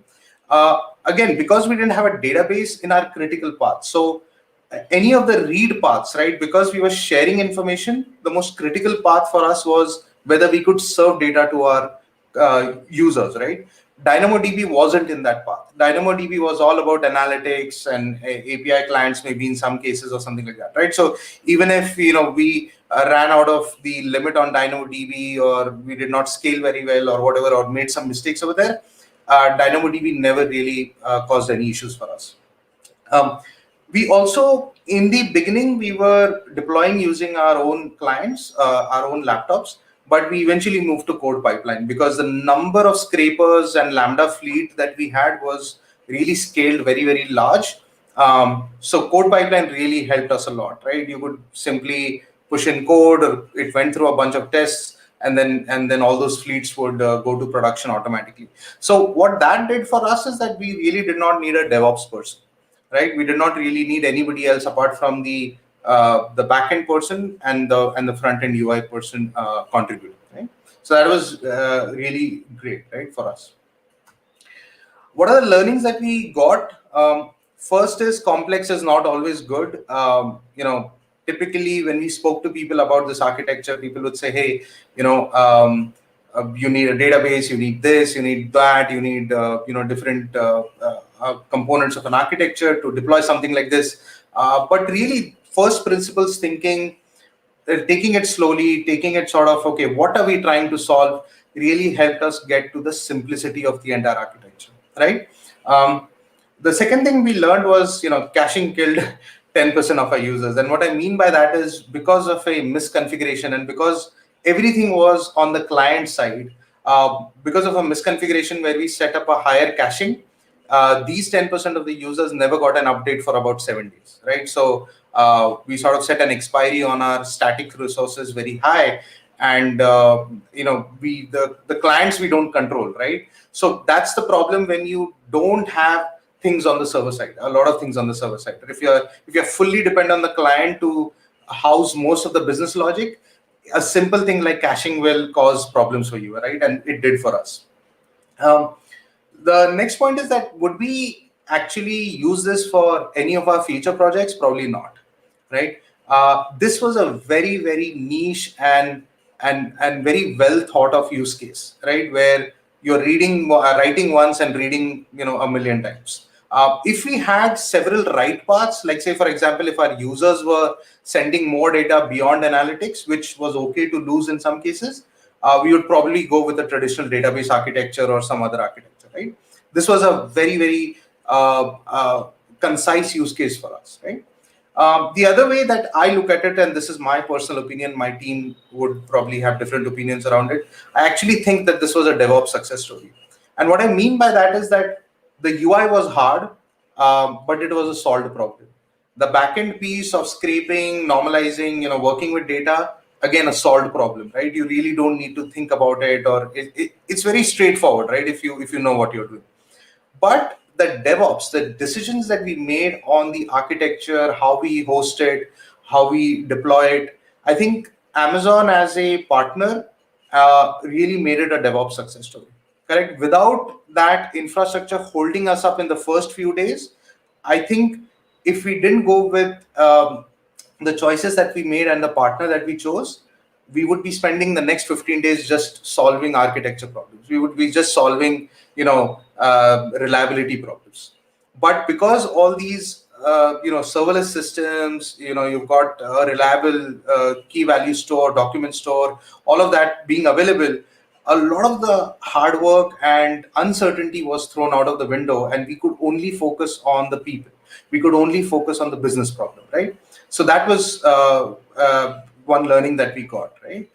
Again, one important thing that we got asked quite a bit was, how did you monitor the system? Because you had a lot of people using it, you had a lot of data that you were ingesting, you were sending data all over the place.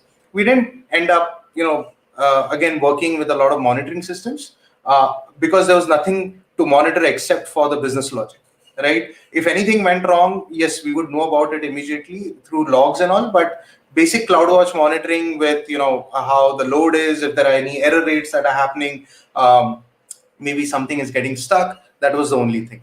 Again, would I do this in production? Probably not. In a more business environment, in a production environment, I would probably have a lot more hardcore monitoring being built and tooling being built around it, right? So that's pretty much it on our side. One thing that I forgot to mention is that the whole system was actually built using infrastructure as code. So we did not log in into the console, we did not use CLIs, we didn't do anything of that sort. Everything was built around CDK.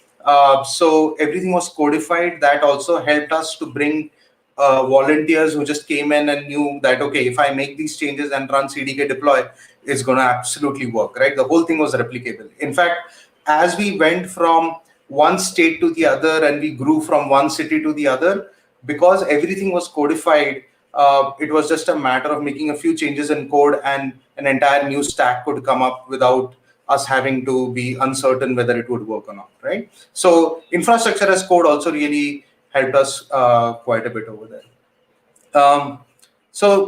Again, thank you so much for listening. I'm open to questions or any thoughts people may have.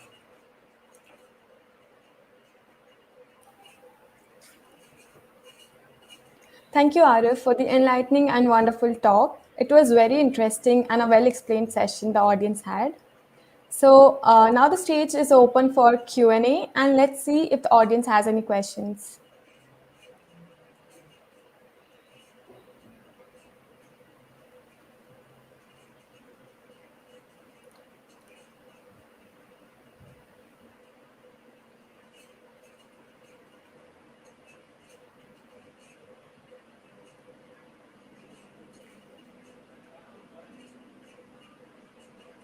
So we have a question from Charles. Is Terraform or CFT better for API GW automation? So I would say that in my experience, we actually went with CDK, but and CDK worked very well. You could do that. Terraform, however, is much more agnostic to vendors, and I think it's a little more mature than CDK or using SAM CLI or something else like that.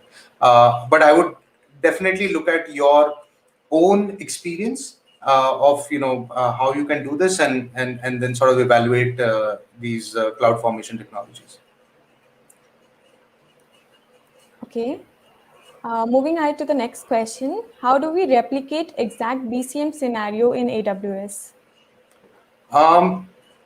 In our case, actually by BCM, I just want to make sure, are you talking business continuity, Bhakti, out here?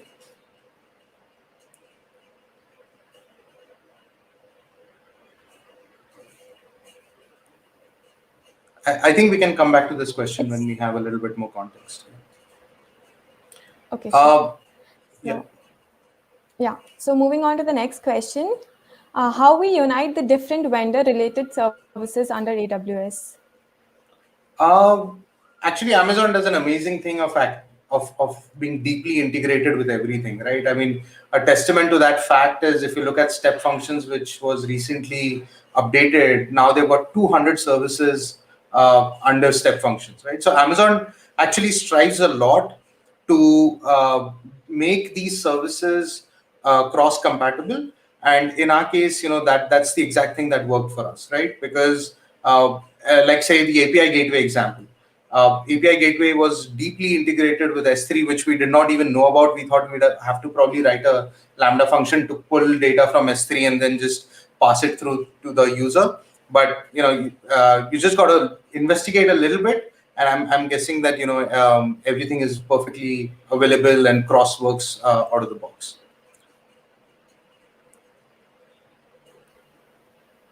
Okay, thank you for that answer. And we have another question. How to decide when to use DynamoDB or SQLDB while creating infra? It's again, both of them have their own pros and cons, and they also have different characteristics, right? They have different properties. DynamoDB is extremely scalable, resilient, globally available service now, given that it has cross replication and you have global tables as well. So it really depends on your use case. DynamoDB will have its own issues like indexing or things like that, versus a standard SQL database is much more mature around those kind of use cases. But there is no single answer for that, right? You really have to look at what you're trying to do, evaluate both of these solutions, and then pick one, right? That's how I would look at it. Okay, and moving to the previous question that was asked, how do we replicate exact BCM scenario in AWS? By BCM, he means BCM is business continuity management. Right. Suppose I have a DB. If primary DB crashes, how do I fail over to BCP or even overall application? So business continuity is a whole topic on its own, right? It might take an hour to talk about it, but so in general, there are various ways of failover. There's various ways of ensuring availability and continuity, right from warm standby to pilot light to other things. It really depends on your use case, right? And every database, especially if you look at the Amazon services that are there, they are highly reliable. It's how you configure them, right? If you want cross-region replication, then you might have some ways to do that. If you want active, you might actually be able to look at that as well. Like Aurora has different characteristics when it comes to being available, and when the master fails, how does the slave takes over. So again, it really varies from service to service, but there are quite a few models around that. Okay, thank you so much. It was quite perceptive and a well-explained answer. Thank you so much, Arif, for this wonderful session. Thank you. Once again, thank you, Arif, and thank you, Dolly, for that. So let's move on to the next session. The next session will be by Zamira Jopic. It's going to be about scaling threat detection and response in AWS. Zamira is a highly passionate IT professional with over 10 years of multinational experience. She is extremely good at designing and implementing critical and complex solutions in areas of containers, serverless, data analytics across small and large enterprises. Zamira is also the organizer for the AWS User Group in Albania and the co-organizer in Netherlands as well. So let's hear from Zamira on how to use the AWS governance controls to scale threat detection and response.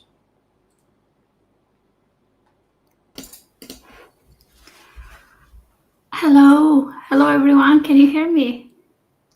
Yes, loud and clear. Floor is yours, Zamira. Great, thank you so much. Let me share also my screen.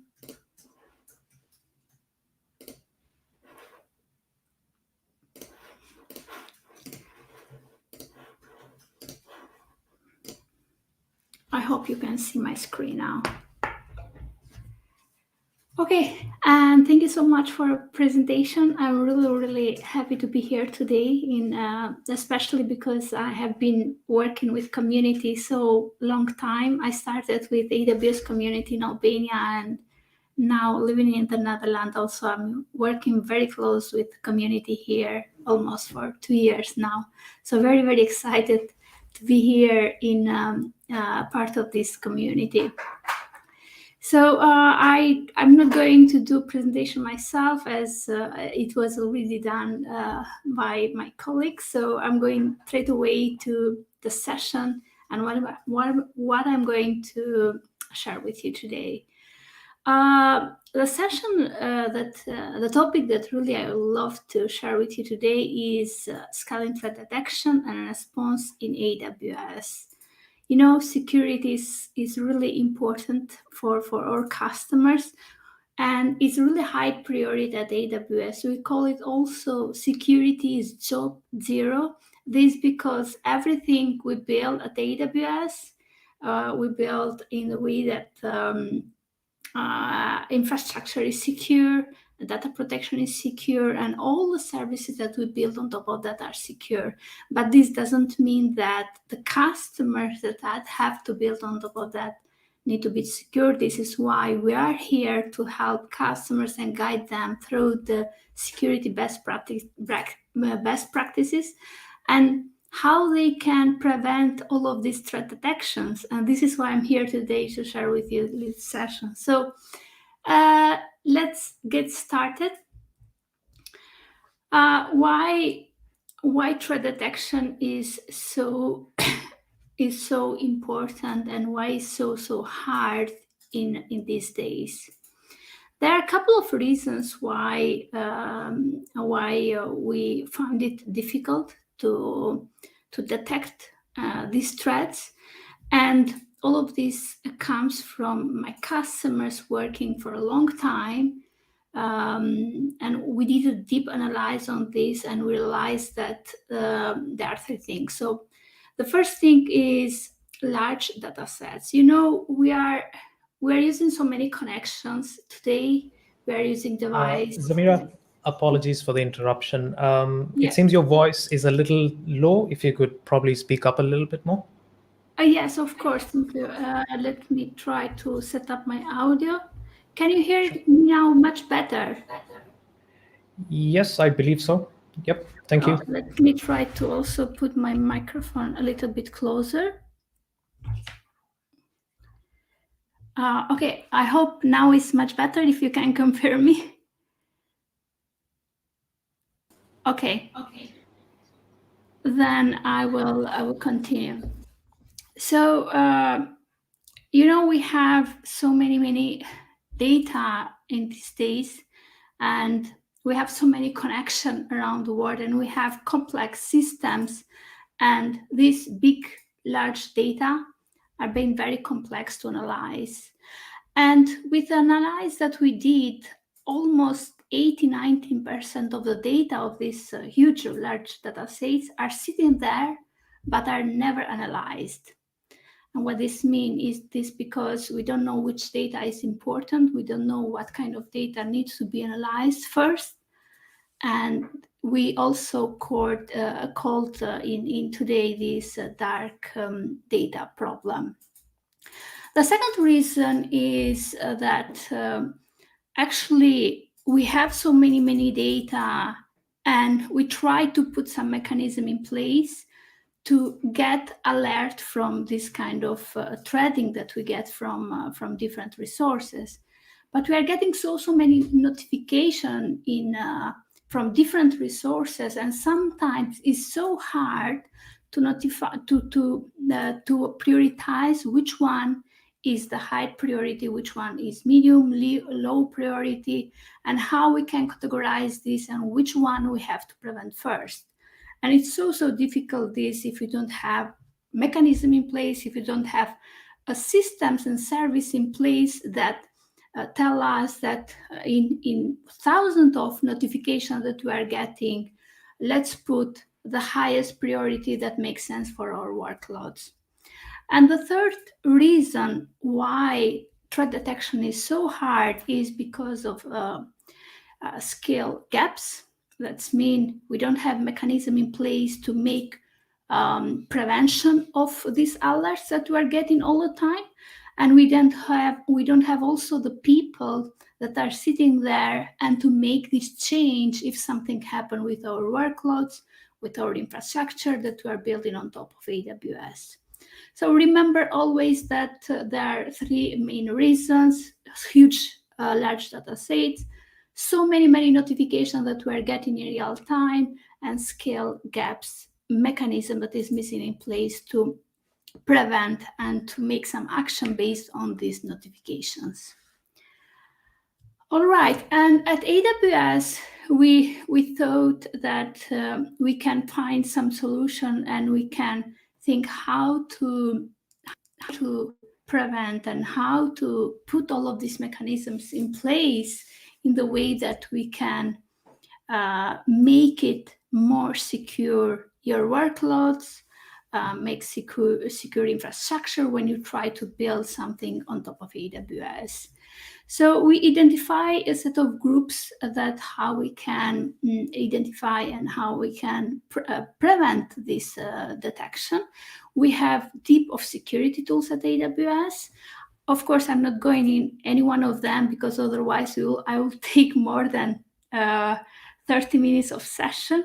However, I'll try to share in this session today the most services that are related to threat detection. Identity and access management is the first group of security that we organize at AWS. This means in this phase, you can define users, groups, policy, permission, who is going to access what, and when, and how. So we have to put the right permission across AWS accounts.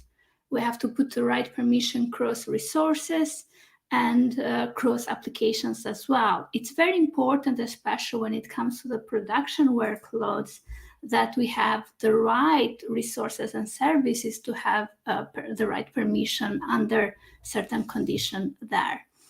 And we have, as you see here, a couple of tools: identity and access management, single sign-on, actually is a service, managed service in AWS that allows you gives you a friendly unique link when you can access all AWS accounts, so you don't need to remember each account, which link, which URL it is.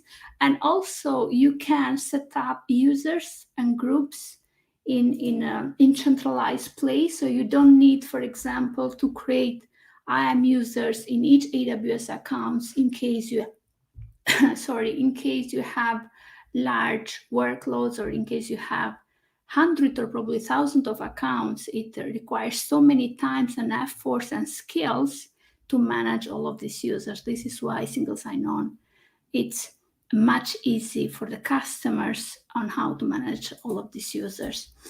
And also is AWS organization. When you put a landing zone on top of this, when you create a solution, when you put also the workload on top of this in AWS, you can create organization based on your needs and how many accounts are going, and put also the policy on top of that. And so many other services that are part of the first tool. The second one is detect control. This is when today I'm going to focus mostly. Now, detection controls are enable you to identify potential security threats. When something is happening with misconfiguration in AWS, when you build your workload and your infrastructure, you probably don't have right away or at the beginning the right skills, and you are doing some misconfiguration. It's important to enable some of these services, and automatically you will get all of this, let's say, finding security in real time and telling you all of this misconfiguration or different behavior that you have in your infrastructure at AWS. So we have also here a couple of services. I will explain in the slide later how all of them works and how they are well integrated together to protect threat detection. The third one is infrastructure protection. It's very important when you build the infrastructure at AWS, when you build your workload at AWS, you have to put boundary security. What this means that you have to put security to all layers in your workload, in your infrastructure. Let's say you have a 3-tier infrastructure, for example, and you have to put security in backend, front end, and all the layers that are part of your infrastructure. You can put security in virtual meshing layer. You can put security on networking. So many kind of security boundaries that protect your infrastructure at all layers of security. And we have here so many services. Amazon Shield, for example, that is for DDoS protections. We have AWS WAF that protects the workload from internet to AWS, that you can protect the HP and HPS at layer 7. And you have also Amazon Virtual Private Cloud. That means that you have to do a segmentation of the workload when you try to put your database. For example, we recommend always customers to have in private subnet, and also backend, and to put in another segment, in another subnet that should be a private subnet, and so on and so on. And another group of security tools that we offer at AWS is data protections. It's quite important to protect your data when you try to build something on AWS. I have been working in my last 2 years with finance and health insurance companies, and it's quite important for them to protect the data because of the sensitive data that they have. And we offer here a couple of services that offer data protections in the way that can classify this kind of data and protect in different way, in different layers. We have a service that can be used for encryptions at AWS. We use encryption at the rest and encryption in transit, and so on. We have also the AWS Certification Manager, where you can create the SSL certification, and so many services that help you to protect your data when you build something on AWS. And the last one, but not less important, is incident response. This means, remember what I said, in previous slide, that because we have so many alerts, we have so many notifications from different resources, it's quite complex and difficult to make action in real time to all of them. And this is why we thought that AWS we offer a couple of services in the way that we can make action based on the threat, based on the security finding that we can get from different resources. So if we don't have, the people that can make these changes, we have, but AWS offers a couple of services that can put these changes, that can change this automatically if something happens in AWS. For example, we have here, let me start from the bottom, is the AWS Lambda function. You can integrate these services with some security service, and you can just put some line of the codes and change if something happened in your infrastructure. However, I have an example later. In this session, I will show you how the threat detection it works and how we can prevent it. All right. As I said in today's session, so I will focus mostly in threat detection. And these are, as you see in this slide, there a set of services that helps you detect threat when something happens in your workload or some misconfiguration in your workload. And there are only some services here in this slide, but of course, there are more and more in AWS that you can enable it, and you can try to figure out and to to set up, and in the way that you can prevent all of these security finding and all of these threats. So if I can start with this one, Amazon Inspector. Amazon Inspector actually is an automated security assessment in AWS when you can create a setup of rules based on these services and check for vulnerability in virtual machine, EC2 instance, or even in your network side. So this means this service work in both sides, agentless and not agentless. In case you want to just install the agent in EC2 instance, you can check for vulnerability, you can check for misconfiguration of this on your some security finding that can find in your application. And from networking point of view, this service is able to detect and to check if the port of the security is open. For example, let's say you have a virtual machine with an SSH port 22 open, and when you enable Amazon Inspector, this service is available to evaluate your configuration and try to find, okay, I have a security finding, one of the security group have inbound rules that is not expected to be there. And so many rules that you can set up in Amazon Inspector. Amazon Guard Duty is another service that helps you to prevent threat detection. So actually this is threat detection service that continuously monitor your workload, your infrastructure, and automatically collect all the security finding from at least 3 services. What this means? The first one is VPC flow logs, that you can enable it and you can get all the you can get all the information about your network from outside of the internet to AWS.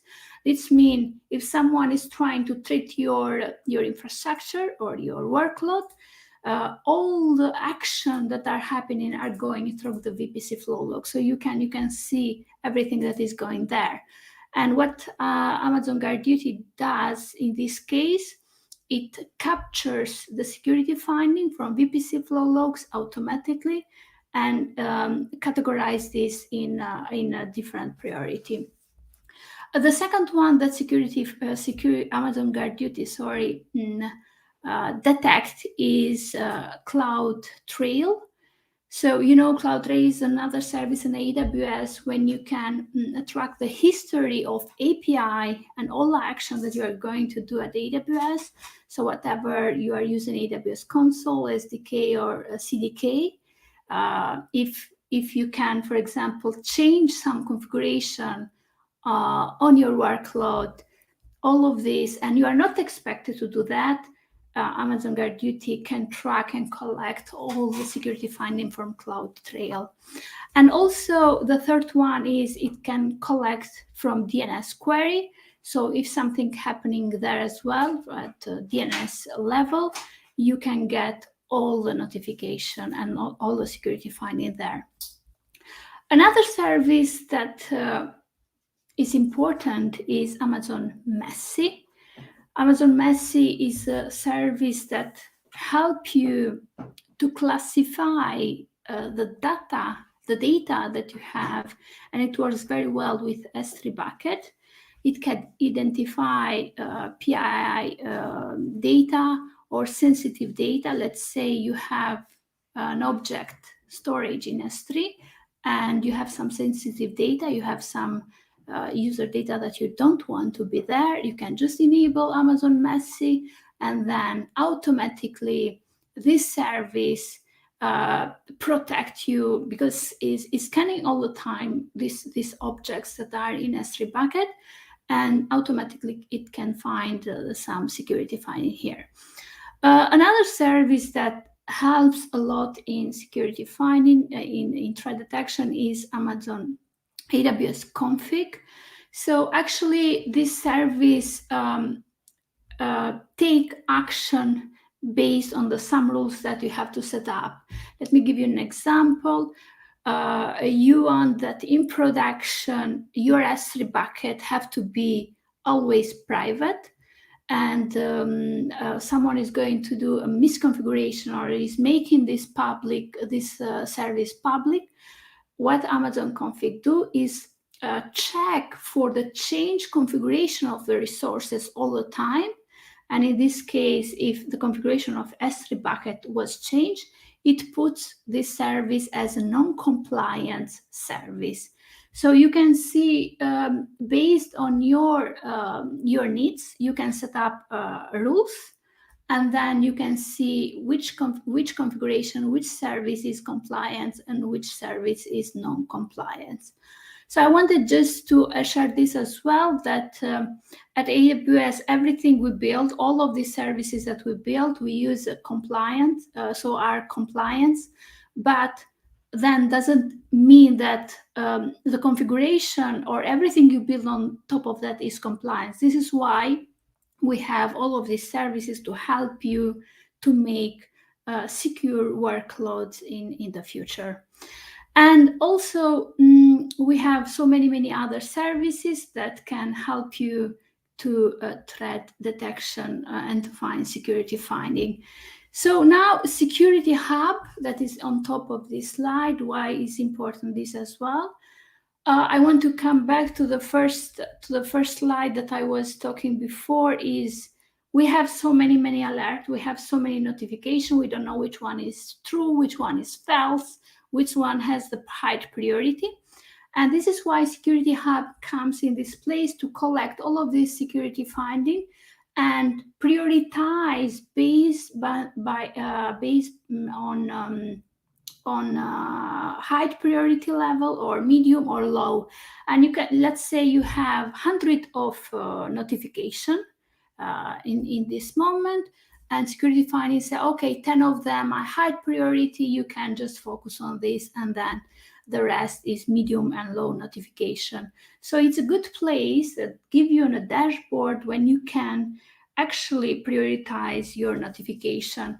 And sorry, and this service can be integrated also with third-party tool. It's not only with AWS, so you can get a security finding for CyberArk, Barracuda, and so many services that are third-party tools and are not part of AWS. Okay, and now I'm going to share with you a real example what is happening when the attacker try to attack your workload at AWS. So what are the phases that they do actually? The first phase is reconnaissance. During this stage, the attacker try to understand what public endpoints you have, what kind of ports open you have. Let's say someone is coming at your house and they want to steal your house. They're looking if the port is open, they're looking for the keys, they're looking for the window is open. It's the same situation. At this phase, they're trying to understand where can they find a way to get into your account. And in the second phase is establish foothold.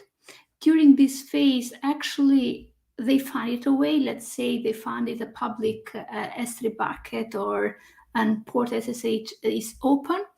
And when they're inside, in this phase, they're trying to understand how they can go deeper.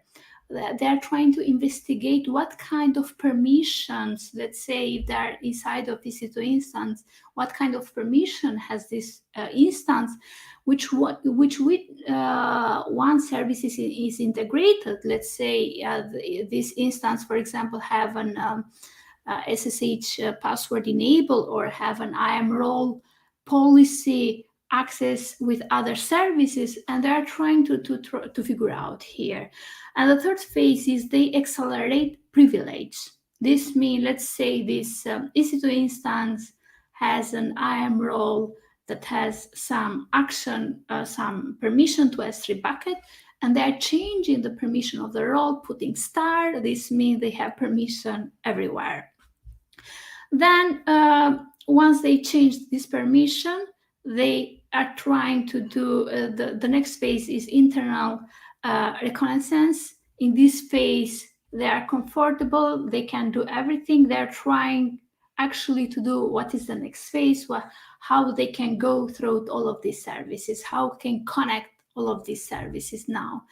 And the last phase is when they have everything under control. They can change your configuration, they can delete your data, they can do whatever they want in your AWS accounts. So you can see here is just there are some examples. For example, in the first phase, in a reconnaissance, they are doing RDP brute force. They're trying to send so many connections. And once they try, for example, if you have a password enabled in your EC2 instance, it's quite easy for attackers to enter your instance. And once they are inside, probably they're trying to install some third-party tools for vulnerability. If you don't have any kind of service like inspector that I explained it before, it's quite easy for attackers to install and to treat your workloads. And then probably they are trying to change the permissions on your EC2 instance. And once they change the permission, they have every kind of permission. They can do whatever they want in your AWS accounts, in your workloads. As I said before, they can delete and they can change your configuration if you don't have any security in place. So this is an actual example on how it works. And now I'm going to share with you, if we have this kind of simple architecture at AWS, we have just a web application server instance. We have a database that actually are traditional architecture at AWS. We have also an S3 bucket when you can put a static image or whatever static data makes sense there. And you can see here why the security is missing and how the attackers can enter and how they can enter in this AWS. Sorry, the first one that is missing is in this architecture is no web application protection. That means we don't have any service in place to protect our infrastructure from outside, from the internet to our private network at AWS. We don't have a WAF application. We don't have a firewall to protect layers, to protect the HP and HPS protocols here. So it's quite important to have at this layer security in place. The second one that is missing in this configuration, of course, is no segmentation. That means when you create the infrastructure, remember what I said, infrastructure protection is very important, and you need to put your boundary security in each layer. You have to put database in one subnet and also web in another subnet, application another subnet. So you have to segment all of them based on the security and put the security in place on each layer, security groups, ACL, and so on and so on. The third point that is missing here is one AWS account. I always suggest to my customers to have a separate workloads in different AWS accounts, in the way that the different group of people have a different permission. Let's say operation team can have permission only production, and you have dev UAT. You have security account when you can, only security team can have permission. You have centralized login account when you collect all the data around there. So it's very important to have account for purpose. And this is why, because otherwise, if the attacker is going inside of your account and you have everything in one account, it's quite easy for the attackers to threat your infrastructure. The fourth one is all permission granted. This means that in this case, from web application, we have a full access permission to S3 bucket. That means once the attacker are inside, they can change your permission. They can delete whatever they want in S3 bucket. And the fifth is sensitive data are not encrypted. Remember, we have encryption at AWS that you can encrypt your data. And especially when it comes to the sensitive data, we have KMS as a service at AWS that you can use these encryptions. And no login and monitoring. It's important to enable logging at AWS in the way that you can collect all of this information, what is going on in your application and in your infrastructure level. So what is going on in the first, let's say in the first place, if there is no protection between internet and our virtual private gateway, some bad people are sitting around there and they can access your application. They can go very, very easily to enter in your EC2 instance, and then they can go, if there is no segmentation, they can delete your database, and if database is deleted, your website is going down, and this is very, very hard then to prevent this kind of data. And then they are able also to delete some data from S3 because they have full access. They can change permission on the data backup. And the last one, they can download the data. So you can see what kind of actions the attacker are able to do if you don't have security in place.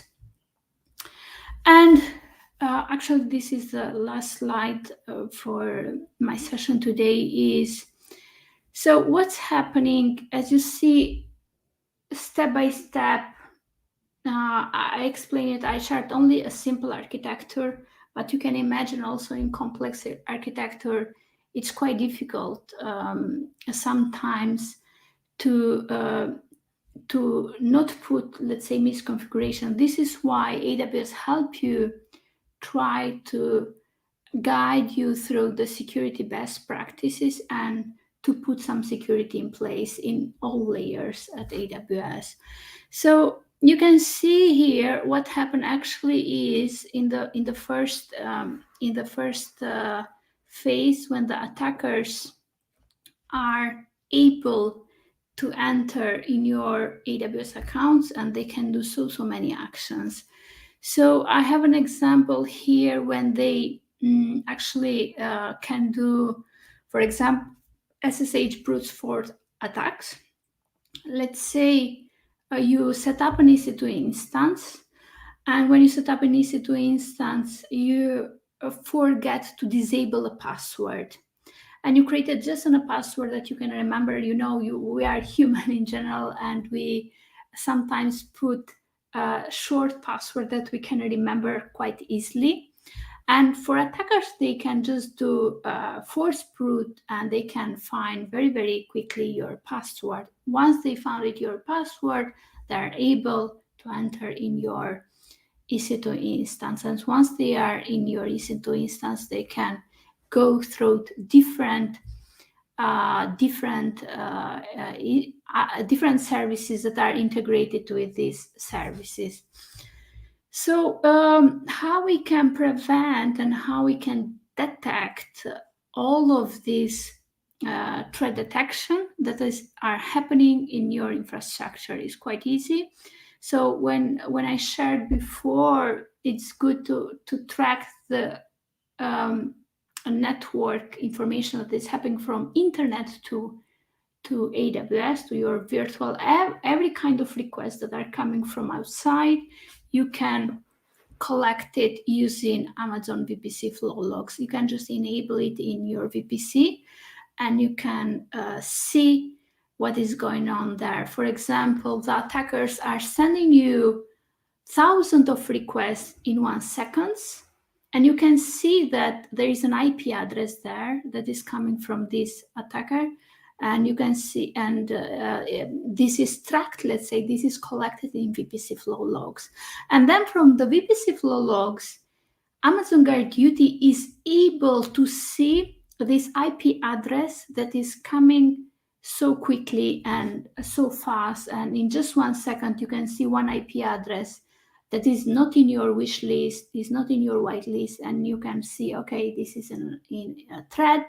You can send immediately a notification to Amazon CloudWatch events that actually when this happened, when a security finding, when Guard Duty find a security and something is happening here, send a notification here, and then you can send this notification in SNS Topic, is another service at AWS that you can just send notification then via email in case you want security to receive all of these emails via email, or you can use Lambda function in this case, and Lambda function actually get this notification and can change automatically the configuration, can block this IP address. For example, I have an IP 1.1.1.1 that is not expected to be there, and I'm setting a Lambda function. All right, I have a new IP that is not needed to be there. Please block this IP address. What does Lambda function in this case is going to EC2 instance and is changing the rule of security groups in inbound and is blocking this IP address. So you have make action in this case in real time. But of course, if you want to put someone and you have a person that can do this, also this in this case, just security team can receive an email and then they can change based on this action. The DNS logs works at the same way. So actually, you can find some security finding on a DNS level or DNS query. If something happening at this layer, they are going through the Guard Duty, and the rest is the workload is the same. So let's say the attackers here are trying to change the configuration on S3 bucket once they are, let's say, in EC2 instance. That means they're trying to change, to remove encryption, or they're trying to put this bucket or the object that are public, or whatever change they are doing. All of this information actually are collected in Amazon CloudTrail. And from Amazon CloudTrail, you can have actually here, you can collect all of this information through Amazon Guard Duty. So that's mean some security finding can be here, and this kind of configuration are not expected to be there. Or you can use also Amazon config. I explained it before, to share if this service became non-compliant, and you can get also notification from AWS config.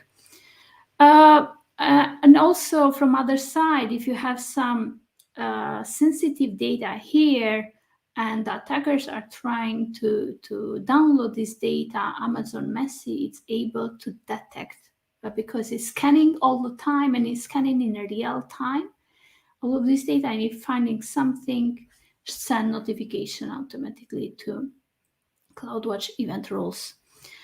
And you can also enable Amazon CloudWatch logs. What this means, in case, for example, you have an application in your virtual machine instance EC2, and you don't have enabled your logs, the attacker is going to change, for example, your configuration of the application is going to change, the configuration of your database, or the configuration of, I don't know, Nginx or whatever services is installed in this EC2 instance.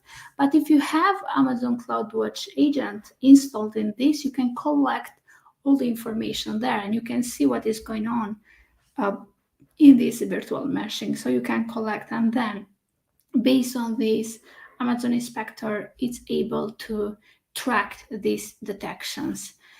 And then, of course, Security Hub, as I said before, is a service that helps you to prioritize the notification. You can get so many notifications from different directions, and it's so hard to identify which one is the right one under some condition or is for production. You can create like a rule of groups, one for production, one for this application, and then you can make action based on this. And this is all, let's say, how it works and why it's so important to enable security when you try to build something on AWS. So this is all the session that I have wanted to share with you today. I hope you really learned something from this session. And when you're trying to build next time at AWS, I hope that this is built on a secure way. However, in case you need help, please contact me. I'm in Twitter. And also, if you had any use case or something, I work in AWS as a solution architect. I'm more than happy to help you in your workloads. Thank you so much. Thank you, Zamira. That was, in fact, quite a wonderful and detailed session. It was so detailed that people actually don't have any questions. It was quite self-explanatory. Wonderful. Just to put up a question there, if one were to maybe use third-party tools compared to using governance tools from AWS, is there any disadvantage or advantage that they can think of? So when it comes to third-party tools, there are, of course, some pro and cons.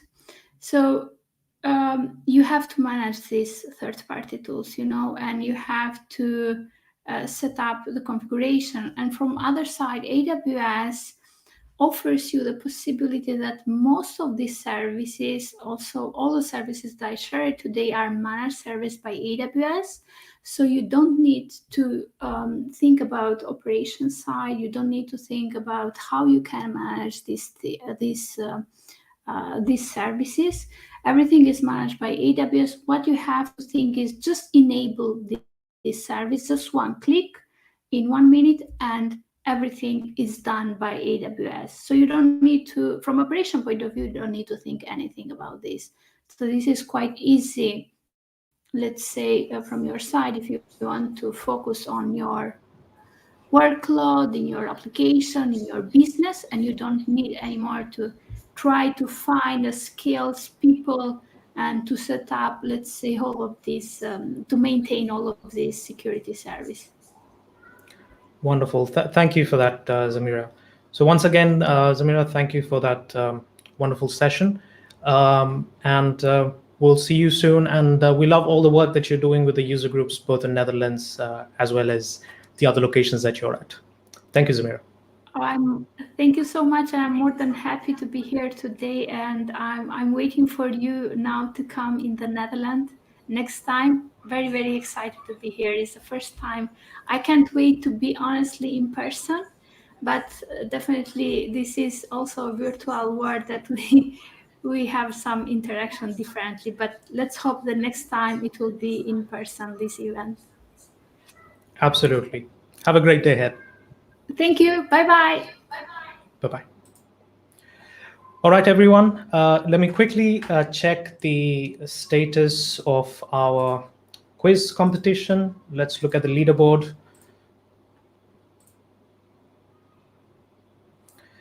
Okay, so we have Apurva Santosh, who's got 3 answers correct in the fastest time. Then we have Bhagya on 2nd position. And then we have Pavan Kumar, who's in the 3rd. Wonderful to see you all participating in the quiz. In fact, I just heard that there were over 100 people who actually participated in this quiz, so it's wonderful to have you participating. All right, so I think it's time now to move on to our next session. So let me invite host Dolly Jain, who will be giving you the introduction to the next speaker. Take it, go ahead, Dolly. Yeah. Our next talk is about cutting an e-commerce application cloud costing by 70%, and it would be delivered by Mohammad Mizanur Rahman.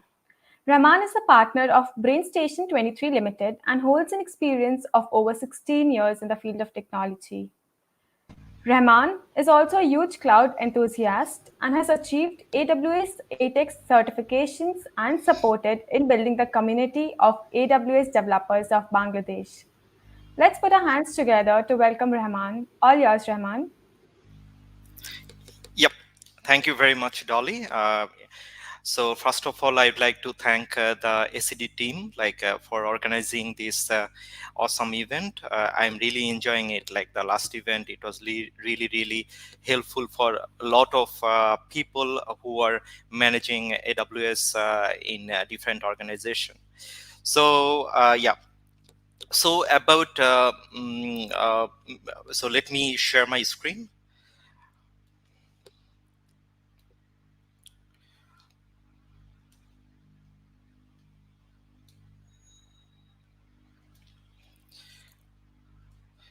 I hope you can see my screen. So initially I thought I should solely focus on e-commerce, but I see that if I can make it a little bit general so that it can align with a different kind of application as well, which might be helpful for a lot of people. I'm quite sure a number of people, you are already acknowledged about different process, how you can cut the price of cloud hosting. Like in Dhaka, Bangladesh, in Bangladesh, we see that lots of people, they would like to go into cloud, they would like to adopt cloud, but due to the proper kind of knowledge or proper kind of activities, the cloud bill gets really high. So I thought it would be really a more appropriate kind of session to enlighten that cloud is not expensive. Rather, we need to leverage the different possibilities with cloud, which can even reduce the cost than traditional hosting. So about me, I'm Mohammad Mizanur Rahman, working as a CTO and partner in BrainStation 23. So we are 550 plus people company located in Dhaka, Bangladesh. And we are solely technology company working since 2006. And we are also advanced partner of AWS. And personally, I am really a cloud enthusiast. Like I started working in, started with Rackspace, then other cloud platform. Then I am a big fan of AWS, and which inspired me to go for ATEX certification in AWS. And along with that, I am a co-initiator as well of AWS User Group Bangladesh. Right now, we do have more than 4,000 people there, where we try to help each other so that we can have a strong community, and so that the knowledge, the learning we are having in doing different cloud activities, that can be shared and we can help each other. And this is very important because in India, we know that there are a strong hub there, but in Bangladesh, we came to know that there will have office very soon. So we are very excited to have more strong presence over here of AWS, and seriously looking forward. So what happens that whenever normally the traditional application, most of the time we try to host in EC2, I mean VM, and what we have seen in different cases that people are not acknowledged, or people are not properly calculating how they can reduce the cost if they can seriously look into cutting the cost. What we have seen that many people, they are running the EC2 instance for in on demand for quite long time, like 2 years, 3 years, but they do know that they do have a predictable use case, and they can easily go for different option. And also on top of that, uh, there are cases where they can go for more aggressive kind of option like esport instance. So here there is a bar where it is shown like the comparable pricing kind of capacity. Like here you see that in on-demand the pricing is quite high. Then if I go for reserve, then it is little bit lower, and if I go for esport, it is even much lower. So so definitely for different business case, different business application, we need to define like how we would like to leverage different option in perspective of EC2. And regarding the cost optimization part, I tried to come up with few options which we can look into whenever we are thinking about reducing the cost. One thing is like use the minimum principle. This is very important that we start with the smaller. Sometimes what happens that we start with like a big one, and we see that the resources are not being used properly, and we are having lots of bill down the line. So this is very important that we start smaller and we get bigger in course of time. That can be manual, that can be automated, but start smaller. And so for instance, like whenever we see that this is a case where we can start with maybe a kind of D2 small, we can start with D2 small. If we see that, okay, that is not serving the purpose, we can go to the next level. That is very important, and we can scale accordingly. And another thing is like going for the right kind of instance. Like you know that a few type of instances are compute for compute, few are for memory intensive, few are for kind of high IO. So we need to make sure that we are utilizing the right kind of instance for our purpose. Sometimes what happens that due to using wrong kind of instance, we are number one, the performance gets lower, and also the potential cost also gets higher. So that is very important to look into. And coming back to the last point, like so select proper resource, that is very important. We need to use auto scaling. Like what happens that if I look into some cases, like you will see that for many business cases, if I look into e-commerce, like if I consider over here, on an average, the traffic is consistent, but whenever there is different festivals like Eid festivals or different events where people are more interested to buy different stuffs, then the spike gets really high. So this is very important that we make sure that we are keeping we do have auto scaling capacity, and it does scale according to the need, so that whenever it is not needed, it can scale to lower resource automatically. And another thing is like serverless capacity and container. Like what we have seen that most of the time over here, many companies, they do go for they are a little bit skeptical or not confident enough to go for container based kind of deployment or serverless kind of capacity. So one of the key reason is that maybe what we have seen, that not having enough people, enough capable people into the company. So this is very important that we do leverage this capacity, which can potentially scale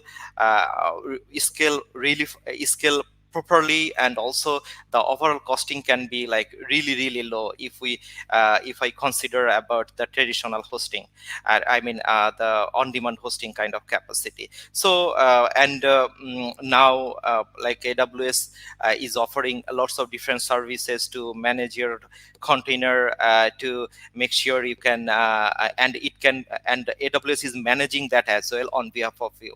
So this is very important that we do know about these offerings, and we do leverage that. And like about in Lambda is like a very hot topic, like it has been hot topic for quite long time. So what we have seen that many companies, they do have, for instance, an application, and few of the services, like for the mobile application, maybe a lot of people they are using mobile application. So whenever they are going for a kind of serverless kind of capacity, so what happens that no matter what's the number of users there, basically it can scale automatically, and you don't need to have the headache like how it should scale, and how you can accommodate right kind I mean the amount of users whenever it scales up. Like for instance, we have worked with a telco where there is a quiz app with lots of interesting features. So it was like now maybe it's 500 users, but all of a sudden we see that it can be like 10,000 users or 50,000 users.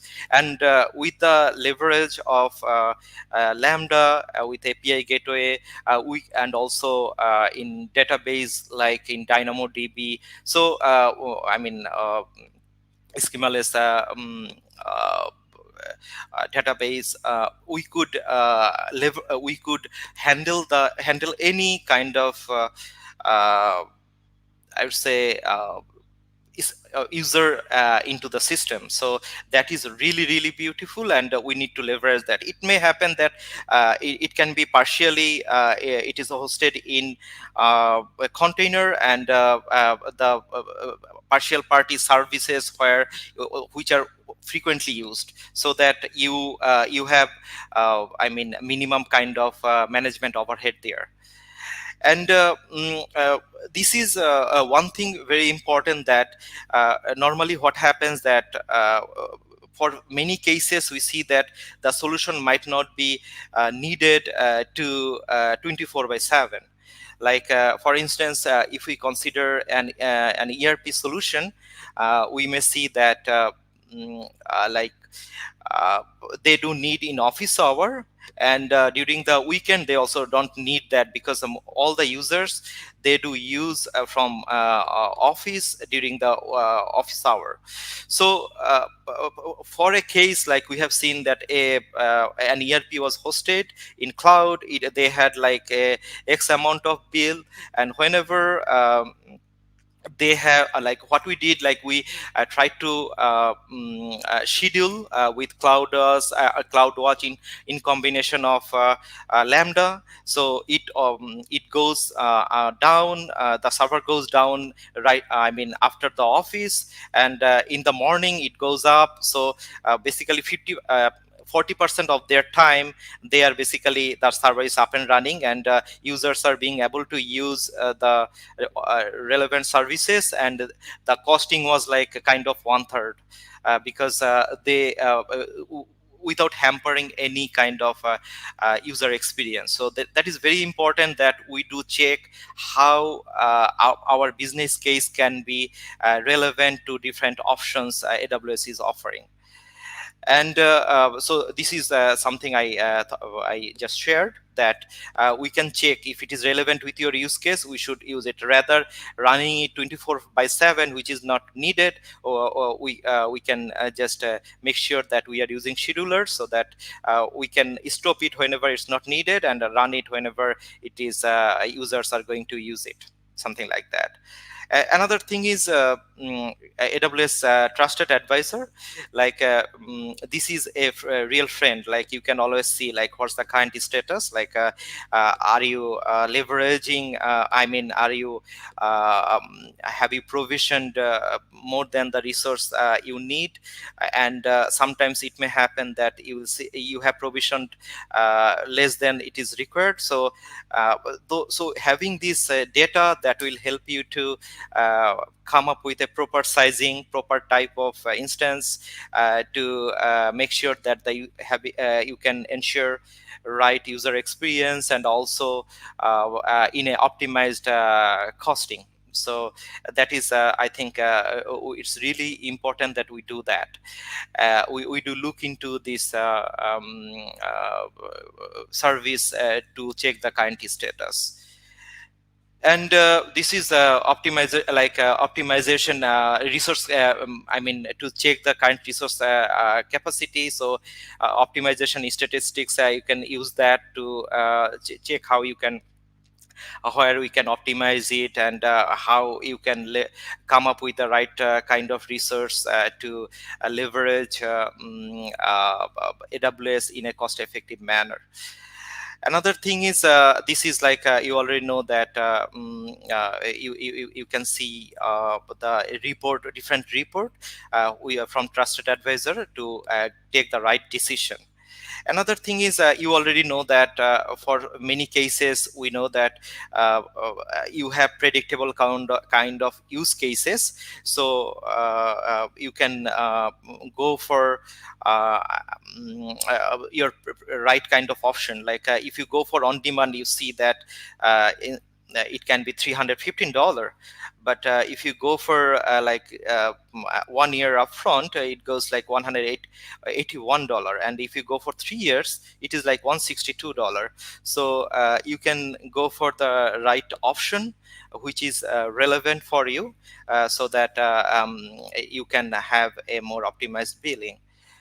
And another thing is like esport instance. Like what happens, what we have seen, that many companies they are a little bit skeptical. Like if I look into the different enterprise, that they are skeptical about having sometimes that having a DevOps engineer or a cloud engineer, they feel that it is an additional expense for the company. But trust me, from our experience, we have seen that having a right kind of engineer in your team, technical team, can basically reduce the bill in such a way that even after his expense, reduction of the bill is way more higher. So for instance, you already know that for esport instance, normally we do use for different computational and capacity. And recently I have gone through a case where they have a mission critical kind of solution hosted in AWS, and they are doing it, managing it with esport instance. How they are doing that? They are having proper kind of CI/CD, proper DevOps capacity, so that whenever an instance is going down, they are making sure another instance is rolling up, and to make sure that service is not interrupted.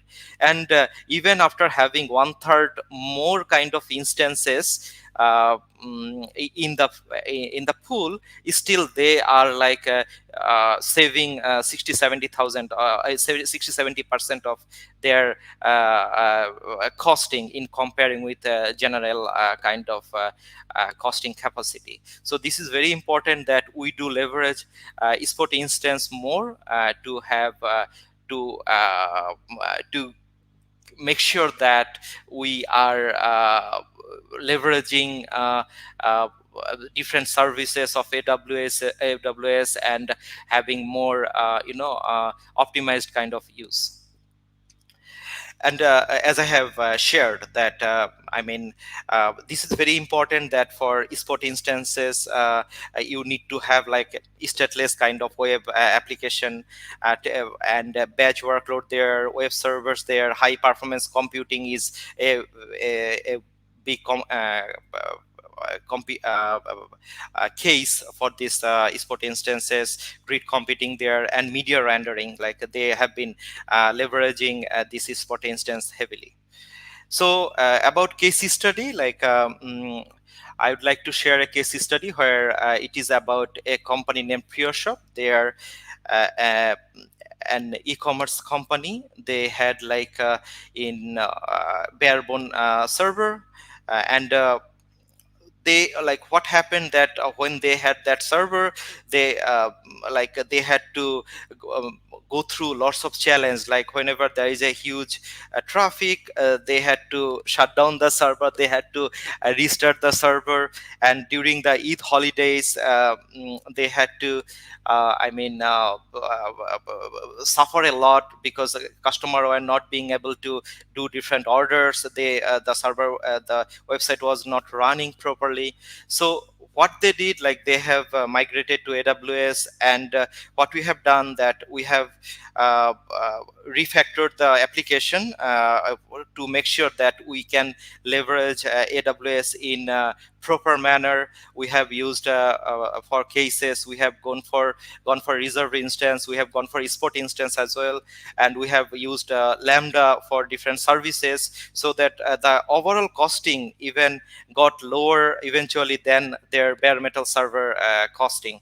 And the experience, like even having 8 to 10 times more traffic than earlier, still the overall experience was like really amazing. So this is very the concept like that cloud is expensive, it is not real, it's not right.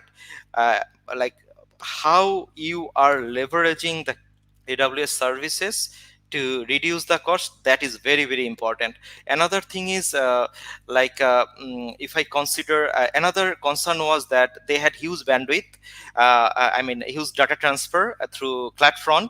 So what we did that AWS does offer a kind of volume discount, and there are different partners who are like there to support you, like who does provide a discounted rate, so that the even having a huge data transfer, you can have a lower bill, so which can also helpful. So we need to check all the time. We need to make sure, we need to check what are causing the high costing for our infrastructure, and we need to work on that. For that, we may need to do some changes or refactoring the existing application, so that eventually we can leverage a right kind of costing which is preferred by the company. So that is very important, I assume. And another thing is normally what happens that whenever there is a there is an assignment to do something, normally we normally see that people are trying to be innovative with their kind of knowledge. What I felt that rather coming up with your innovation, first look into the best practices, like the problems we are facing. The similar kind of problems are faced by 100,000 people. So this is very important that we check that what are the best practices for your case, and you try to start from there. It may happen that that specific case is not 100% aligned with your case. That is absolutely fine, but start from something which is already proven one, so that you get a more mature kind of situation down the line. In fact, I wanted to keep it very simple and short. That's why and I am ready to like answer any question you have, which might be helpful for you. So this is the last slide I thought for me from my end, and yep. Thank you, Rahman, for the informative session. That was quite edifying.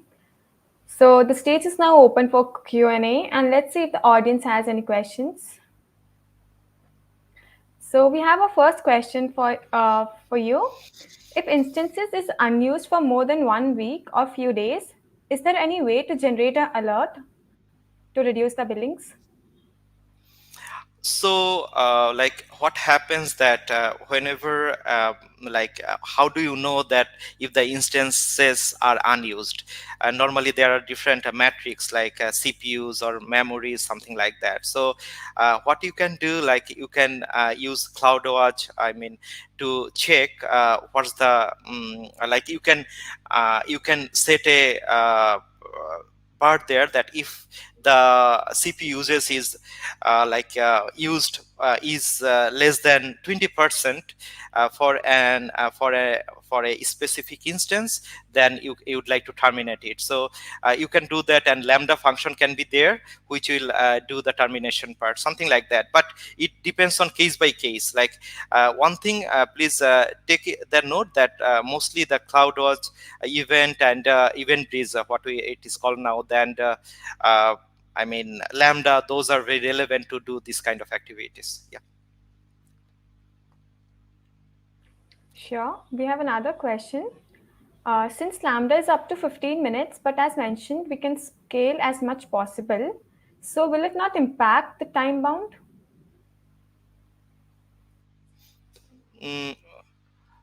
Time bound about what?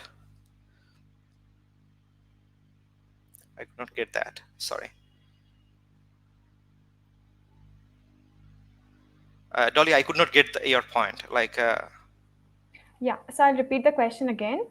Yeah. Since Lambda is up to 15 minutes, but as mentioned, we can scale as much as possible. So will it not impact the time bound?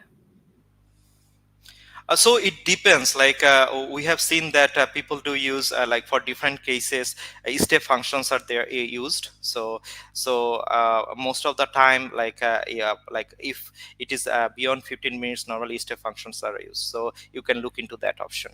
Like. Okay. So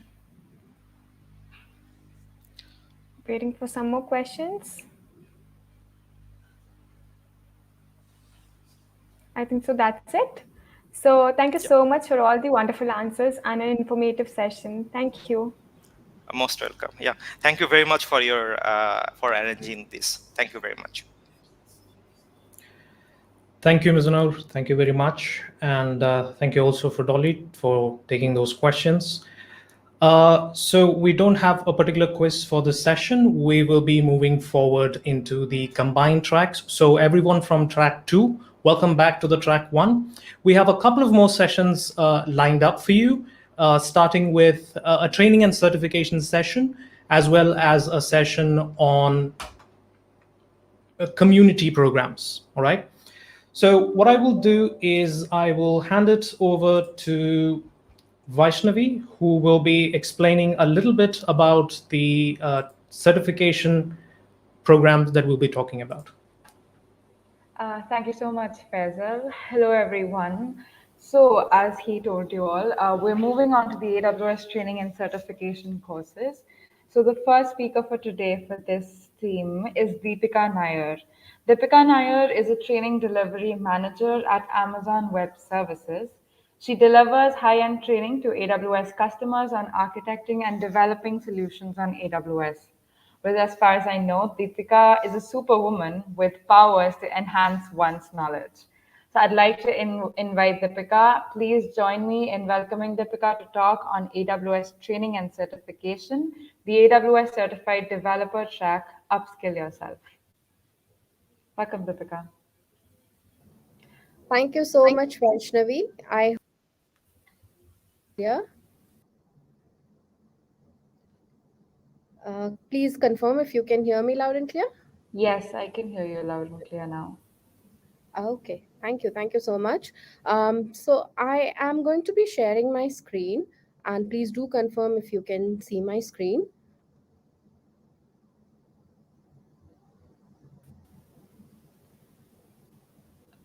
Not yet. Just a second, please. Not yet, Deepika. Yeah. Can you see it now? Yes, I think it's loading. Yeah, it's visible. Awesome. Awesome. All right. So, good afternoon, everyone, and a very warm welcome to my session, which is called the AWS Certified Developer Track, Upskill Yourself. Now, before I get started with talking about certifications and why they are important, let me just give you a brief introduction about myself, though Vaishnavi has been very, generous, and she has introduced me briefly. But let me just tell you a little bit more about myself. So, as you know by now, my name is Deepika. I am a training delivery manager with the AWS training and certification team in India. I have more than 15 years of experience in the IT industry, and my primary skills were on Java and JEE applications, so building distributed applications, and then we moved on to full stack application development. And as the cloud caught on, I started learning on my own, and that's how I ended up with a job in AWS. So it's been around 4 years now since I've been with AWS, and it's been a roller coaster journey, right? It's been a fun roller coaster journey. So as you can see on the screen, I am 6x AWS certified, and I am also a AWS authorized champion instructor. So believe me when I say that I know a thing or two about certifications, right? So those are my coordinates on the screen. So you can get in touch with me if you have any further questions post this session, or you would like to, get yourself acquainted with me. So you can drop me messages on LinkedIn also. Okay, so let's get started with what we are here to talk about. Before I start talking about certifications, I would like to ask you, why certification? Now, if I ask you this question, many of you might say that, okay, Deepika, certifications, I know that if I get certified, it'll help me get a higher salary. Some of you might say that, okay, Deepika, I'm already certified, and I know that this certification helps me add more value to the work that I'm doing. My company is already running workloads on AWS, and I'm able to manage it better, I'm able to troubleshoot it better, and I'm able to maintain it better because I have the knowledge required because of my certification. Many of you might say that, okay, this certification, Deepika, I want to get certified because I know that it's going to open more avenues for me. I'm going to get more options to choose from when it comes to picking up a job and working with a niche technology like cloud, right?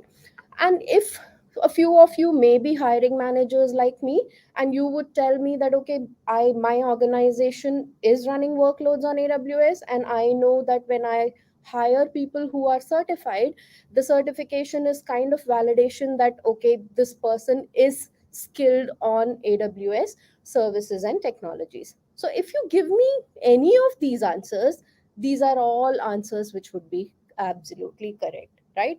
So certifications are industry recognized credentials that basically prove your expertise in the AWS cloud, right?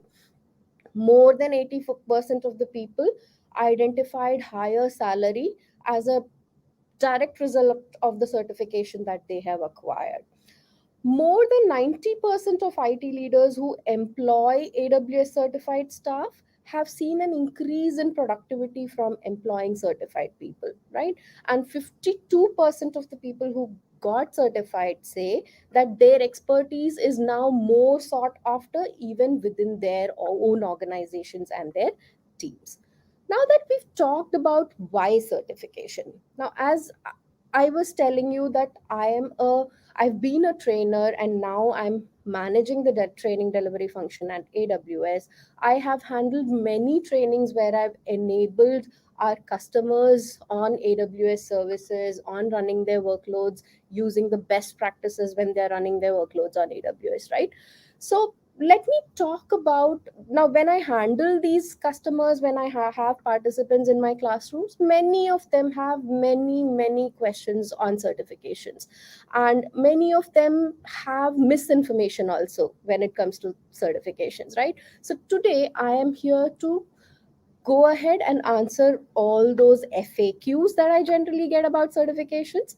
And I'm here to talk about what these certifications are and how do you go about preparing for them.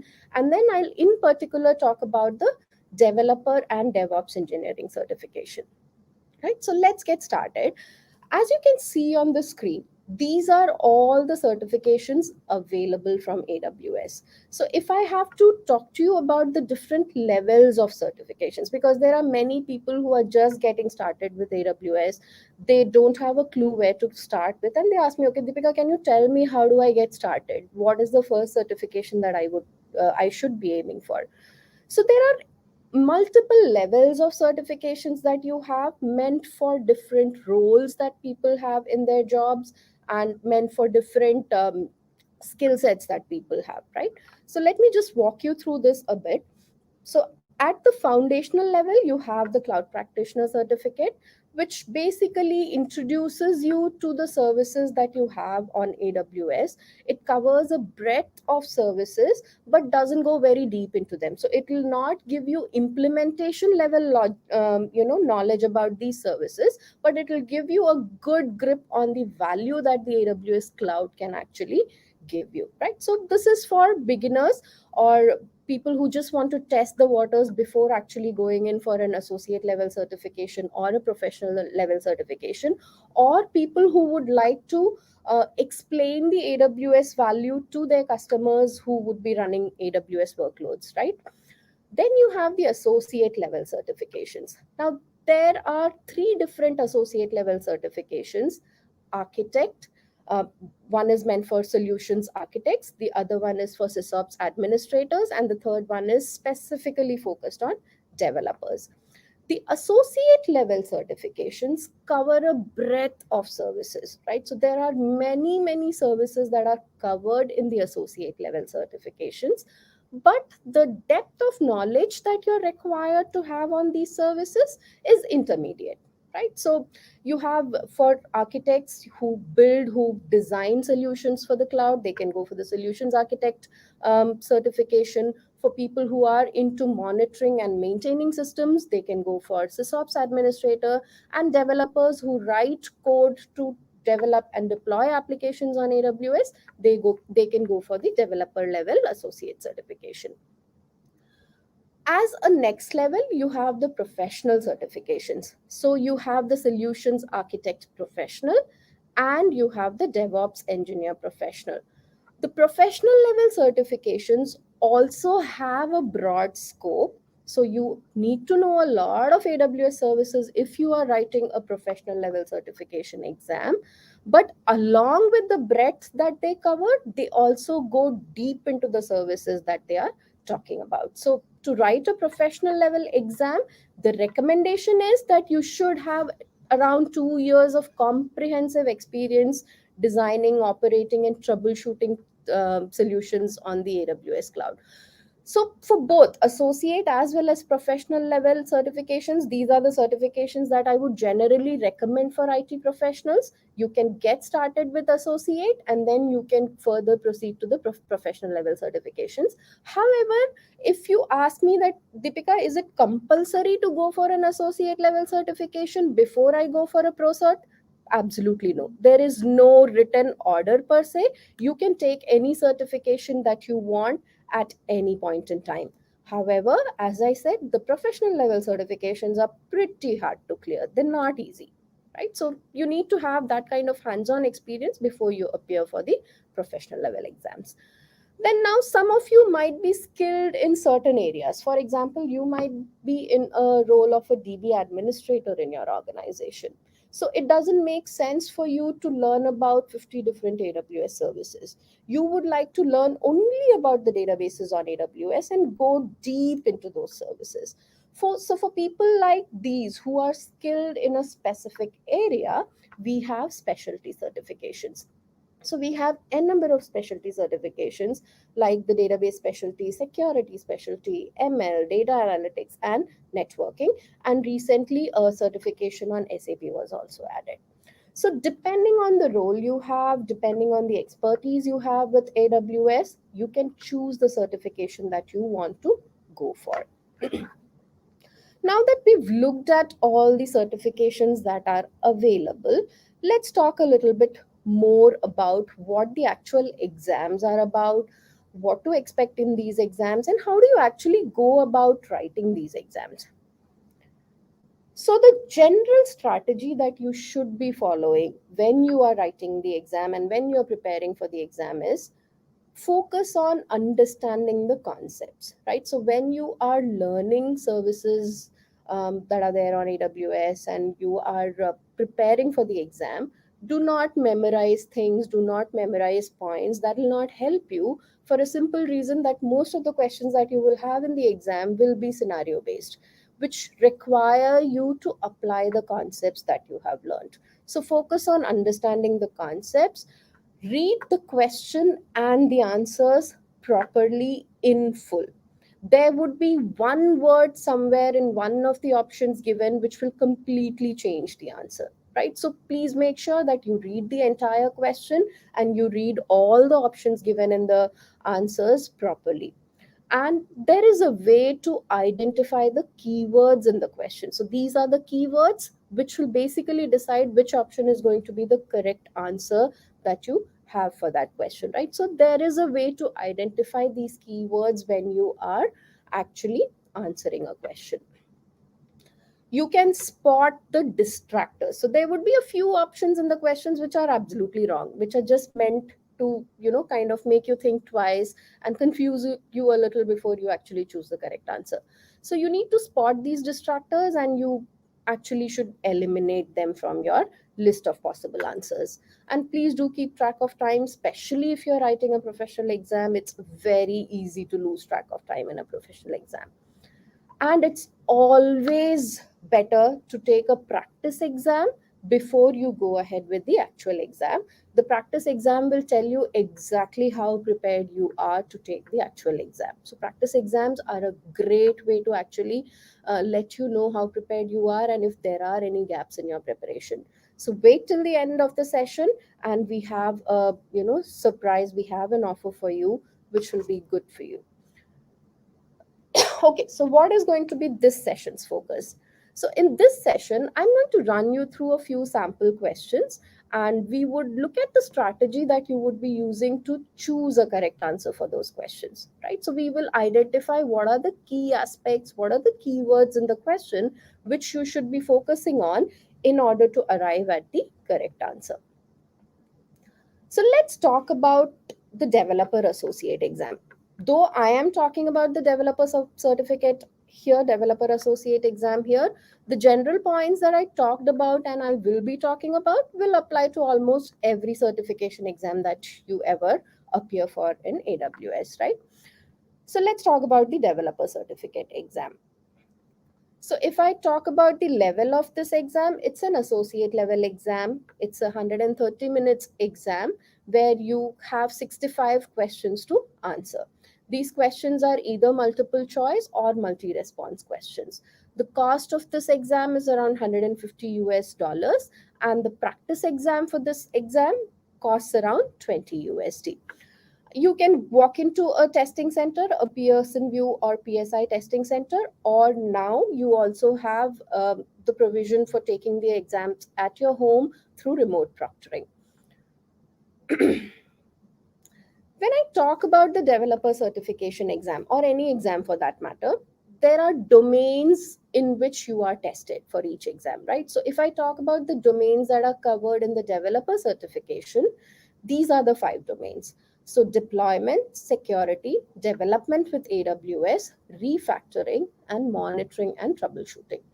Each of these domains will have certain percentage of weightage in the exam, right? So deployment, for example, has a weightage of around 22%, security 26%, development with AWS around 30%, refactoring is around 10, and monitoring and troubleshooting is around 12%, right? So each of these domains have certain weightage in the exam. You will be scored on a score of around 1000, and you have to get a score of 720 and more to actually pass the exam. It's not necessary to get that passing score in each of the domain. You need to get 720 or more in everything combined, right? A total score of 720 or more out of 1000 is what is required. Okay, now let's look at a few questions just to help you understand how do you go about understanding the questions, how do you pick up the keywords, and how do you go about actually answering these questions, right? So let me just walk you through a few questions. So the first domain that we are talking about here is deployment. Every domain that is covered in the examination will have certain certification objectives. So these are the certification objectives for the deployment domain, right? So you basically, you will be tested on using the CI/CD pipelines, processes, and patterns. You'll be tested on a service called Beanstalk. You will be tested on how to deploy application packages on AWS and how to deploy serverless applications, right?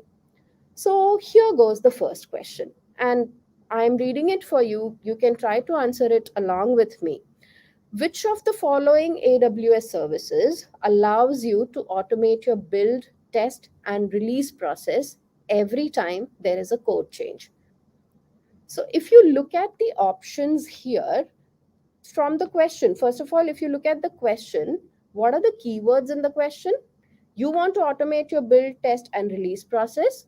So once you identify these keywords, it's easy for you to pick up the correct answer, right? So if you want to automate build, test, and the release process on AWS, code pipeline on AWS is the service which will allow you to do that, right? Let's move on to the next one. Which of the following are valid sections in a CloudFormation template? Now here I'm assuming that since this is the AWS user group, I'm assuming that most of you would be familiar with these services, right? So you can try answering these questions here. Which of the following are valid sections in a CloudFormation template? So if you know the anatomy of a CloudFormation template, it's pretty simple to answer. You can just eliminate the wrong ones. So I can very clearly see that services and declarations is the wrong one. And the correct answer here is going to be parameters, outputs, and resources. Here's another one for you. How can you deploy a Lambda serverless application? So the keywords in this question is you want to deploy a serverless application, a Lambda serverless application, right? So basically, there are three answers to be chosen. It's easy to go ahead and eliminate the wrong one. We know that code commit is not a deployment service. So the rest of the three are going to be the correct answer for this question. I'm hoping all of you are having fun trying to answer these questions. Let's move on to the next domain now. So domain 2 talks about security, right? So like I said, every domain has certification objectives. So the objectives for this domain are that you have to make, you'll be tested on how to make authenticated calls to AWS, how to implement encryption on AWS, and how to implement application authentication and authorization. So here goes the first question. In AWS, which security aspects are the customer's responsibility? And again, out of the 6 options given here, you're being asked to choose 4, right? So first of all, the keywords in this question is customer responsibility. And since we are to choose 4 answers, it's easy to eliminate the wrong ones. Now this question, those of you who are familiar with the basics of security on AWS would know that this is a question on this shared responsibility model, right? So in case of shared responsibility model, generally anything that has to do with the physical infrastructure would be AWS responsibility. AWS maintains the physical infrastructure for you, right? So here, as you can see, controlling the physical access to compute resources and decommissioning storage devices is going to be AWS responsibilities. They are not customer responsibilities. So we straight away go and eliminate these 2 wrong options. and we arrive at the 4 correct ones. Setting up the life cycle of IAM credentials, using security groups and knuckles or access control lists, using elastic encrypting block store volumes, EBS volumes, and managing the patching of instances are all customer responsibilities. Here's another one for you. You created a message queuing application with Amazon SQS and enabled server-side encryption to encrypt the message body while exchanging sensitive data. Which service will allow you to manage and rotate your encryption keys? Now, if you look at the keywords for this particular question, they are going to be, you have to manage and rotate your encryption keys centrally. And we know that the service on AWS which lets you manage your encryption keys is basically the KMS, AWS Key Management Service. Okay.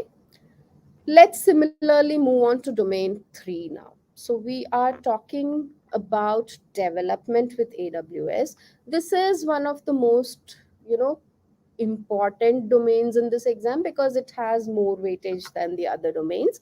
So you will be tested on a lot of things in this particular domain. So you need to know how to write code for serverless applications. You need to be able to translate your functional requirements into application design. You'll be tested on implementing the application design into the actual application code. And you should be able to write code that interacts with AWS services. So the either through APIs or through SDKs or even the command line interface. So if I look at a few questions from this domain, here we go. Here's the first one. You run an ad-supported photo sharing website using Amazon S3 to serve photos to visitors of your website. At some point, you find out that other sites are linking to the photos on your site, causing loss to your business. What is the effective method to mitigate this problem? So if I look at the keywords in this particular question, right, what are the keywords?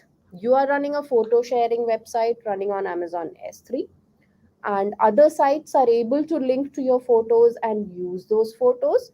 You want to stop them from using your photos. So what are the best ways to do that, right? What is the best way to do that? So if you look at the options given here, storing photos on an EBS volume of the web server might work, but it's not something that will scale, right? So that's not the correct answer. Okay, removing public read access and using pre-signed URLs with expiry dates for your images on S3, this looks like a valid option. What about so let's keep this for now. What about the third one? Use CloudFront distributions for static content. That's a good way to actually make your response times shorter, but that will not help you mitigating the problem being stated in the question, right? So that again is not the answer. Block the IPs of the offending websites in security groups. Not the answer again. So here, option B, removing public access from your S3 bucket and using pre-signed URLs is what will take care of the problem that's been specified in the question. Now here you can see clearly that it's a scenario-based question, and unless you understand how security works in S3, how you can go ahead and give or block public access, how you can create pre-signed URLs, you will not be able to answer this question. So it's important to understand concepts and not just memorize things when you are preparing for the exam. Okay, here goes another one. You've written an application that uses a load balancer, elastic load balancer, to spread traffic to several web servers. Your users complain that they are sometimes forced to log in again in the middle of using your application. This is not how you expect your application to work. What is the possible solution to prevent this from happening? Now we can see very clearly from the question that the basic keywords that we have to concentrate on here is your users complain that they are sometimes forced to log in again. Basically, problem with session management, right? So how do you take care of that? Use instance memory to save the session state. Okay, maybe. Use instance storage to save the session state. Will not be fast enough. Using EBS to save the session state. Not really. So when it comes to saving session states for web applications, the two recommendations that AWS has is either using Elasticache or using DynamoDB, because these are the services which will give you the speed at which sessions need to be written and retrieved from storage. Right. So this is going to be the answer for this question. I hope you're all enjoying trying to answer these questions with me, and it's giving you some idea of how to look at a question during the exam and how to arrive at the correct answer. So domain 4 talks about refactoring. These are the certification objectives. Optimize the application to best use the features of AWS and migrate the existing application code to run on AWS. So here goes your first question. Which services can assist with refactoring a solution to be more cost-saving option to an existing on-premises hosted application? So you have an on-premises hosted application, you want to be able to come up with a cost-saving solution now, right? So you have to choose 3 answers here. There are 4 options given. So we know that eliminating the wrong one is going to be the easier option here. So here you can see using the AWS application discovery service to launch your application is not going to be the answer here. It's not going to save you any cost. So that doesn't look like a good answer to the question being asked, right? So the other 3 options, that is hosting a static website on S3, EC2 instances to run the application, along with using a managed service like RDS to run the database, and using Lambda functions and DynamoDB for data, is what would be a cost-saving option for your on-premises applications, which are now moving to the cloud. Okay, here is another one. Which Amazon service can be used for caching? Okay, there are 2 answers to be chosen. Which are the ones? S3 is not a service for caching, we know that. Similarly, Elasticsearch is also not a service for caching. So the 2 services that are used for caching, for web caching and content delivery, we use CloudFront, and to cache application data, we use Elasticache. Okay, domain 5 in the developer exam is about monitoring and troubleshooting. So let us go through a couple of questions in this domain. So again, the certification objectives for this domain would include writing code that can be monitored and performing root cause analysis on faults found in testing or production. So here goes the question. Your application is trying to upload a 6 GB file to Amazon S3, and it receives a message that your proposed upload exceeds the maximum allowed object size. What is a possible solution to this problem? So if you look at the keywords in this particular question, you need to pay attention to the fact that you're actually trying to upload a 6 GB file, and you're getting a message which says that your upload exceeds the maximum allowed object size, right? So keeping these things in mind, you have to now go and choose the correct options from answer from the options given. So the first option says that none of the options are correct. S3 objects are limited to 5 GB, which is not at all correct. The maximum size of an object that can be stored on S3 is actually 5 TB. So that's not the correct answer.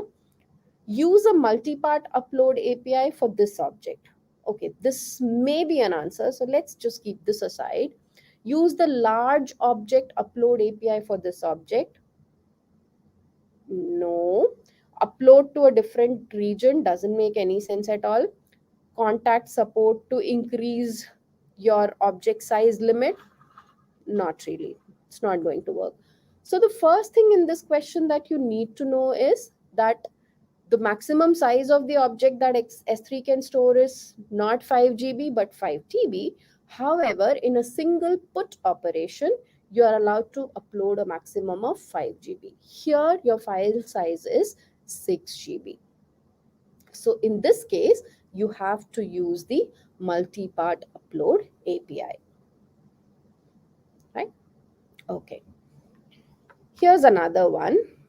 What happens by default when one of the resources in an AWS CloudFormation stack cannot be created?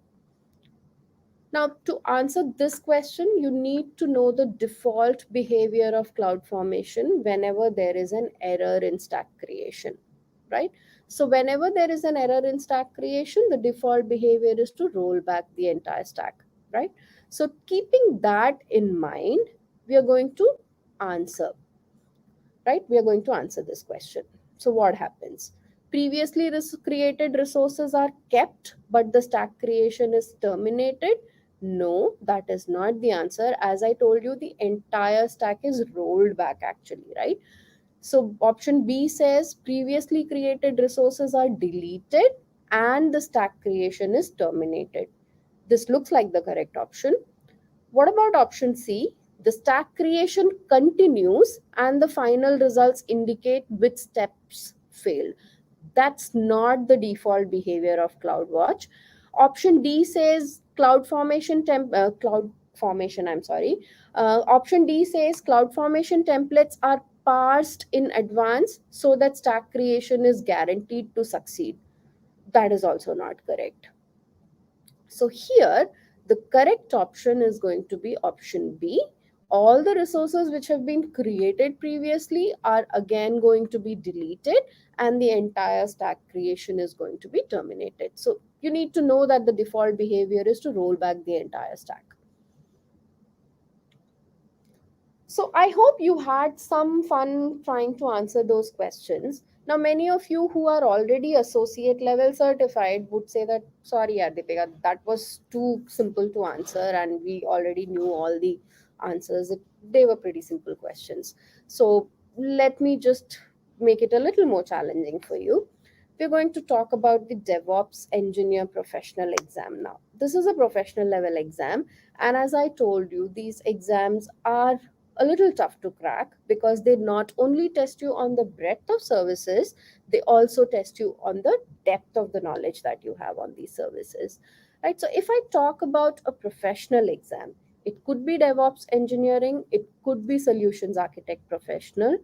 They are professional exams. The duration is going to be around 180 minutes to complete around 75 questions. Again, these are multiple choice or multiple response kind of questions.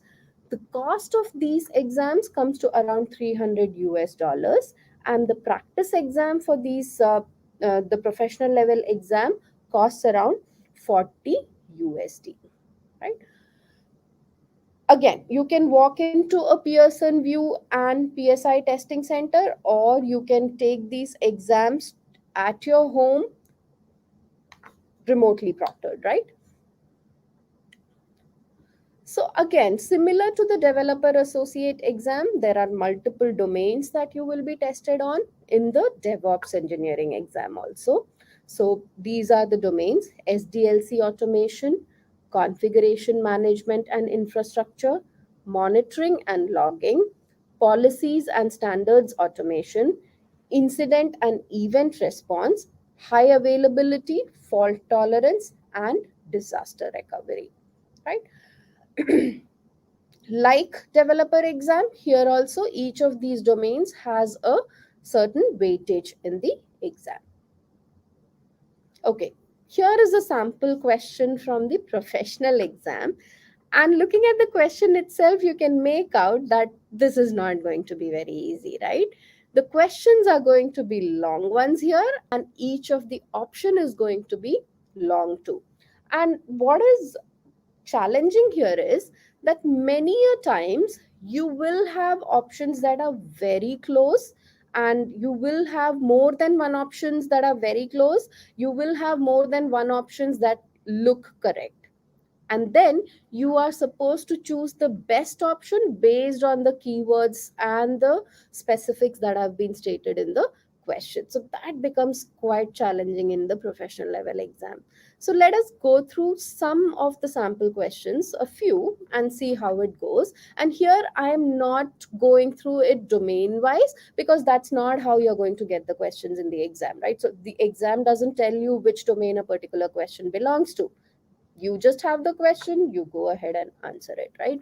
So here is the question. A new developer is struggling with creating a buildspec.yaml file. Now, I'm assuming that at least a few of you would be familiar with a few DevOps services on AWS. And we know that if we want to automate our builds on AWS, we can use a service called code build. And we tell code build what to do during a build using a buildspec.yaml file, right? So there is a new developer in your organization who's struggling with writing this buildspec.yaml file. So the developer is struggling to create a buildspec.yaml file to create a Docker image using code build. The developer needs to log into Amazon ECR. ECR is our container registry. So he needs to log into ECR and set the repository URI in the pre-build stage, but the developer is unsure of the options for the build and post-build stage. So in the pre-build stage, you log into ECR. What do you do in the build and post-build stage? That is something that we are struggling with right now. So the question is asking you, how should the developer configure the build and post-build stages in the buildspec.yaml file? Right, so these are the keywords in this question. And now if you look at the options here, they look very similar to each other, right? If you look at them at a glance, they are very, very similar to each other, which means that you need to read the question properly and you need to actually read all the options word by word properly before you go ahead and answer this question. And that is exactly why I was telling you in the beginning that you should definitely keep track of time when you are appearing for a professional exam specifically, because it's very easy to lose track of time in the pro exams, right? So let's go through the first option. So the first option says, in the build stage, build the Docker image with this particular command, right? So where the repository URI is being set using a environment variable. In the post build stage, sorry, push the image to the ECR repository, that is our container registry, with the Docker push command, right? Specifying the image tag. Okay, this kind of looks okay. Let's go to the next option. Build stage, log into ECR. Post build stage, push the image to ECR. Now build, post build. So where did we build the image? So this option doesn't look right. The step to build the image is actually not given here. What about option C? In the build stage, nothing needs to be done. Build stage starts automatically after the ECR during pre-build stage, not really. So option C also doesn't look right. What about option D? In the build stage, build the Docker image with the Docker push command. And in the post build stage, push the image using Docker push command. Now, if you see, option A and option D look very similar. But if you actually pay attention to the options here, you will see there is a difference here. So option A in the build stage is actually building the image, whereas here it's again a push, right? So even though they look very similar, only when you read it word by word do you realize that B, C, D are wrong and option A is the correct answer, right? Here's another one. You've been asked to update resources in an AWS CloudFormation stack. Upon attempting to perform the update fails, and on rolling back the change, the stack enters a update rollback failed state. What is the likely cause of the rollback failing? So you were trying to update resources using a CloudFormation template. However, when you tried to do the update, there was something that failed, the update fails. And when CloudFormation tries to roll back the stack, even the rollback fails. What could be the reason? So if you look at the options here, option A says The update caused new auto-scaling groups to be created that cannot be rolled back. That is not a correct answer. What about option B? The update caused an empty S3 bucket to be created that cannot be rolled back. This again is not correct. As far as the bucket is empty, it can definitely be deleted. The stack's resources have been changed outside of AWS CloudFormation. So probably somebody went to the logged in to the console and made changes to the resources which actually belong to the CloudFormation stack. This looks like a plausible reason. What about option D? The stack's resources are part of an auto-scaling group that has scaled down. Doesn't make sense again. So the correct option for this question is going to be option C. Here's another one for you. Your company's website, which has auto-scaling enabled, is experiencing higher response times during peak hours, right? How can you edit the auto-scaling policy to reduce the response time? So if you look at the keywords again, you have response times during peak hours that are higher than anticipated. You have to edit the auto-scaling policy to reduce the response time. So again, if you look at the options here, option A says public custom CloudWatch metrics for CPU and bandwidth. The question doesn't talk about CPU or bandwidth being a bottleneck, right? So that doesn't look like a correct option. B, increase the maximum number of servers in the auto-scaling group. This looks like a possible answer because more the servers, more requests can be served and response times can go lowered. Option C says write a script that monitors the CPU load and uses Amazon SQS. Again, not required, right? Option D, publish a custom CloudWatch metric for the number of concurrent requests and have auto-scaling use its alarm. Okay, this also looks like a good answer to have. So let's keep this also aside. Enable detailed monitoring to enable sub-minute granularity in metrics. Again, this is not going to help us in any way. So we had to choose two options. Option B and option D are the correct answers for this particular question. Here's another one. Your AWS account administrator left your company today. The administrator had access to the root user and a personal IAM administrator account.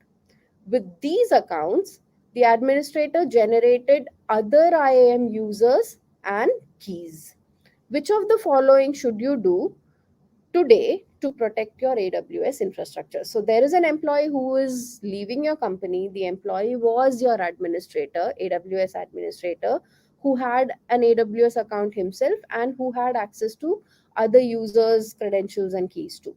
So once he leaves the company, how should you be securing your account, right? So look at the options. This administrator had root user access, right? So the first option says change the password and add MFA to the root user. Makes sense. Put an IP restriction on root user logins. Cannot be done. That's not possible. So this is not an option. Rotate keys and change passwords for IAM users. Okay, this makes sense because the administrator who left had access to the other users' credentials. So C makes sense. D, delete all IAM users. Not at all required. E, delete the administrator's IAM user. Yes, that should be done. That looks like a good option. F, relaunch all Amazon EC2 instances with new roles. Not required because the credentials which are created by roles are anyways temporary. So the correct options here would be A, C, and E. I hope all of you are having fun trying to answer these questions. And you actually saw the difference in the way you were being asked questions in an associate level exam and the level of questions that you get in the professional level exam, right? So the professional level exams, test you on a lot of services. On again, the breadth is also more, and the depth of knowledge that is required to answer those questions is also more. And many a times you will have questions and answers which will involve 2 or more services, a combination of services to make a solution work. So it's very important to understand the concepts related to the service usages, where to use which service, where does a service fit in, what are the pros, what are the cons, and what are the best practices, most importantly, right? Now, having gone through these sample questions, some of them might have been very easy for you if you've already cleared an exam. Some of them might have been a little tricky. How do you go about preparing for these exams? Now, what are the resources available? So if we talk about the resources that are available for your AWS certification, you have the aws.amazon.com/certification website. This is where you will find your exam guides, which detail out all the details of the exam, all the domains that are covered, what you are expected to know in each domain, the weightage that each domain carries, what are the kind of questions, details about the questions that will be asked in the exam, what services should you be going through, right? All those details are available in the exam guide. And you also have sample questions, some 10 sample questions that are freely available to you on the website.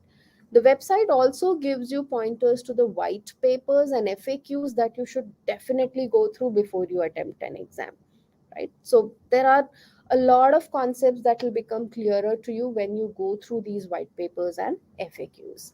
Then, of course, when you are reading through something, when you're trying to understand a concept and you have questions, you have doubts, the best place to refer to is the documentation. So go through the AWS documentation and you can look at multiple reference architectures to see how services interact with each other, right?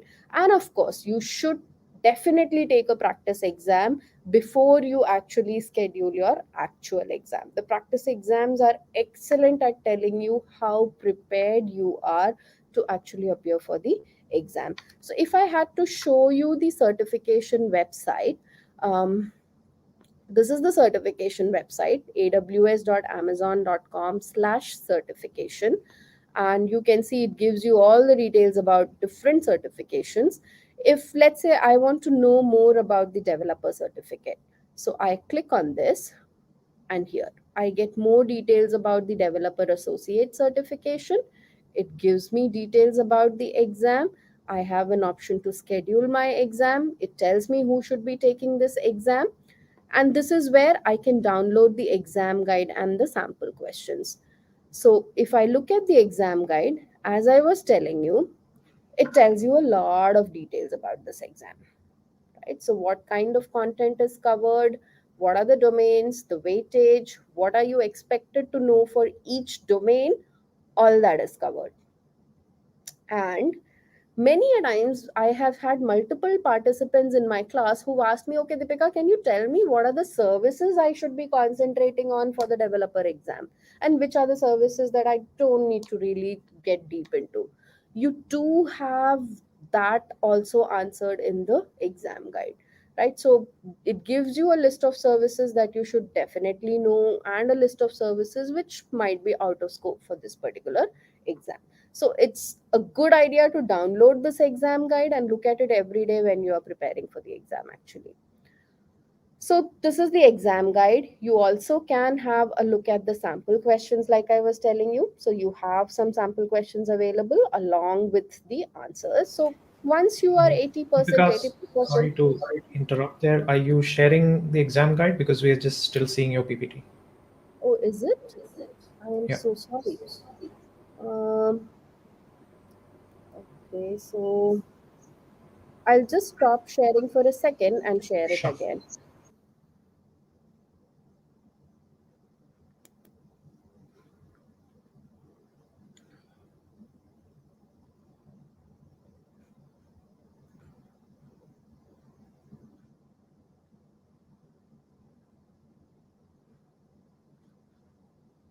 Okay, can you see? Yep, it's showing up now. Can you see the exam guide now? Yes. Yes. Okay. So like I was telling you, this is the exam guide. I'm so sorry. I think I was sharing the PowerPoint application and not the actual screen. Yeah, so here you can see this is the exam guide. It tells you all the details about the exam and the domains that are covered in the exam, what you should be knowing about each of the domains, right? And as I was telling you, one of the most common questions that I get is, okay, which services should I concentrate on for the developer exam? Which services should I pay more attention to for the DevOps exam? And so on. So the appendix actually has that list also, right? So what services you should know about and what are the services which might be out of scope for this particular developer exam. So here you come to AWS.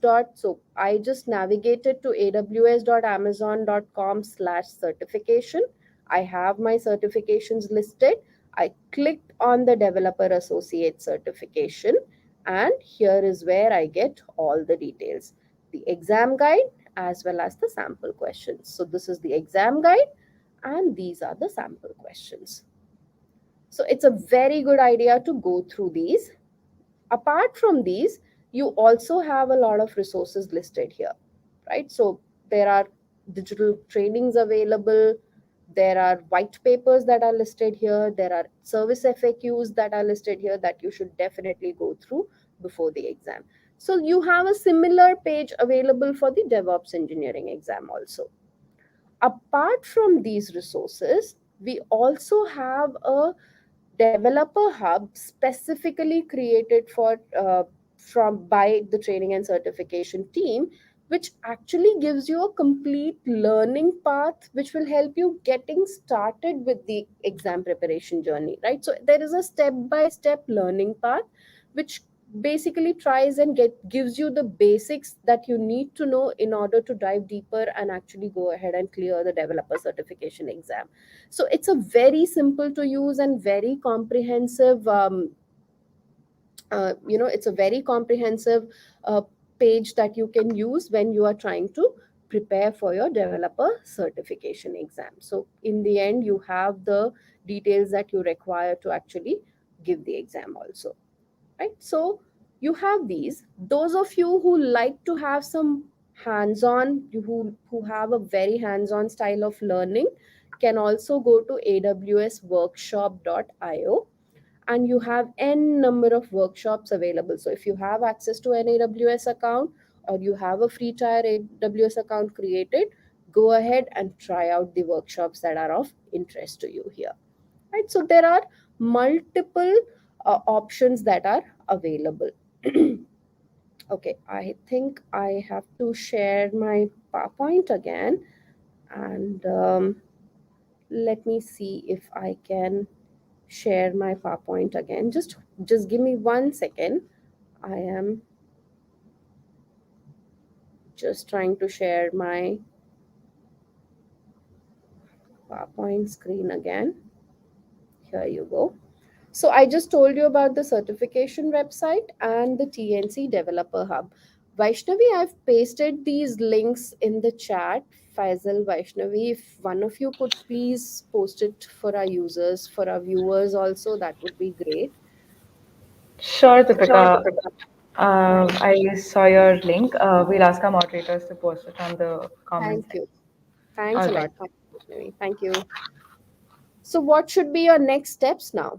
So we currently are giving away free practice exam vouchers for the Dev Associate exam and the DevOps Professional exam. Vaishnavi is kind enough to post the links for you in the chat. Please go ahead, use these links, get your free practice exam voucher, and you can take a practice exam, and then you can go ahead and actually be confident enough to give the actual exam, right? The practice exams are very good at telling you how prepared you are, where the gaps are, and how do you fill those gaps, right? You also have a certification ebook which gives you all the details for different certifications that AWS has to offer. So if you want to take a look at this certification ebook, you are welcome to do that also. So we are going to paste those links for you, and you can go ahead and use these links to get a free practice exam voucher.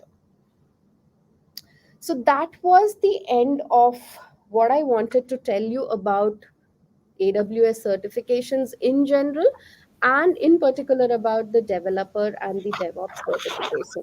I hope all this information was useful to you and you actually enjoyed the session. With that, I would like to close it here. And if you have any questions, I am more than happy to answer them.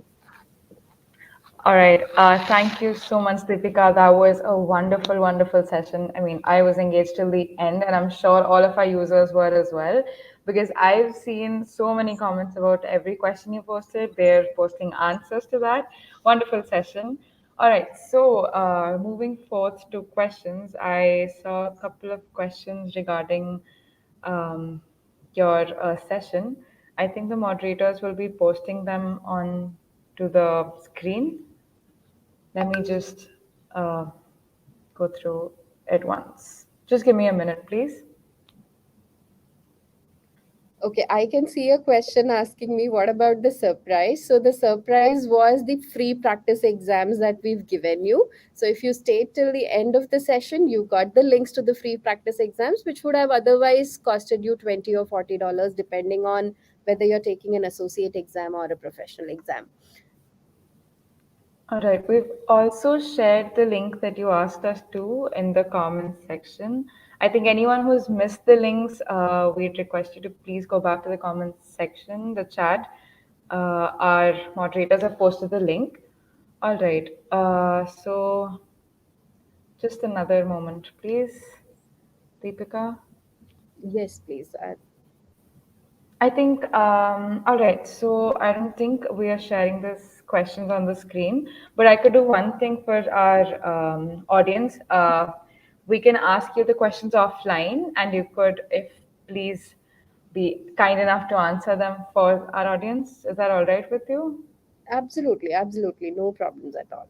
All right, that's great. I still see a lot of people thanking you for valuable information by Deepika ma'am. That's great, letting you know.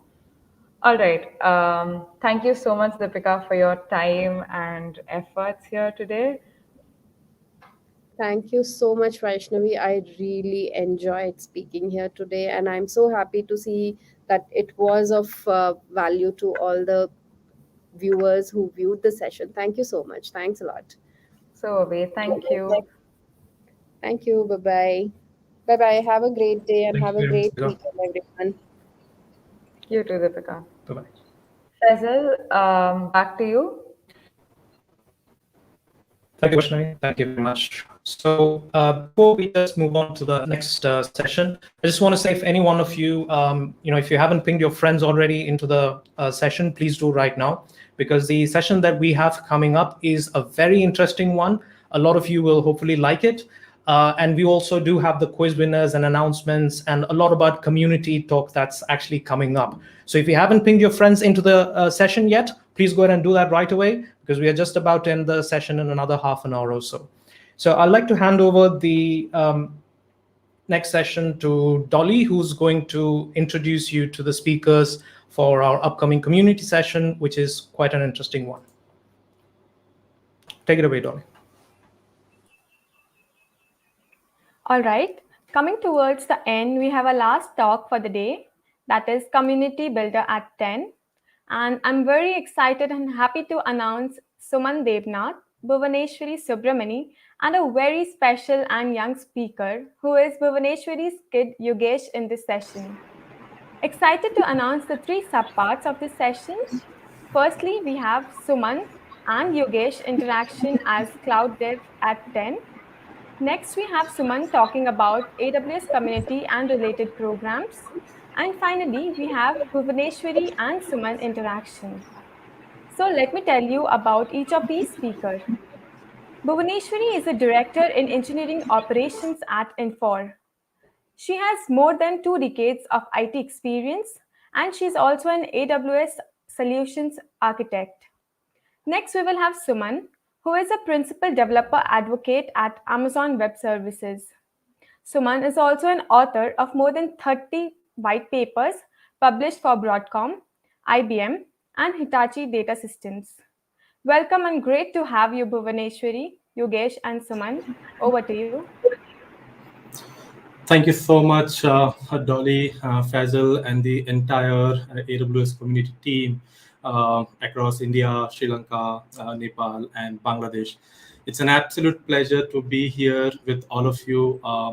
We are not, physically meeting this year for obvious reasons, but I am super excited today to have Yogesh with us. And I'm not only I'm super excited, but I'm very much nervous to even talk to someone at his age who has built so many things. And I was just talking to Yogesh a couple of days back, and I was just trying to learn more about him. And I was just astonished to know his interest towards technology, and not only technology but also in literature. So as Dolly mentioned, Yogesh is just 10 years old, and he's equally passionate about technology and literature.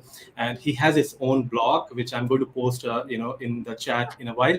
And we are going to talk about that blog post, and we will try to learn from Yogesh, what motivates him to come into technology and how he started his learning journey at this early age. And not only this, as he is very much interested in literature, he's also an author. He started to write poems, and Twilight of Mythology is one of his first step in the amazing world of writing. So without any further ado, let me welcome Yogesh, and let's learn from Yogesh about his whole journey, and try to understand, what motivates him. Hello, Yogesh. How are you doing today? And tell us something about you. We are all very much excited to hear from you. Voice pregnant.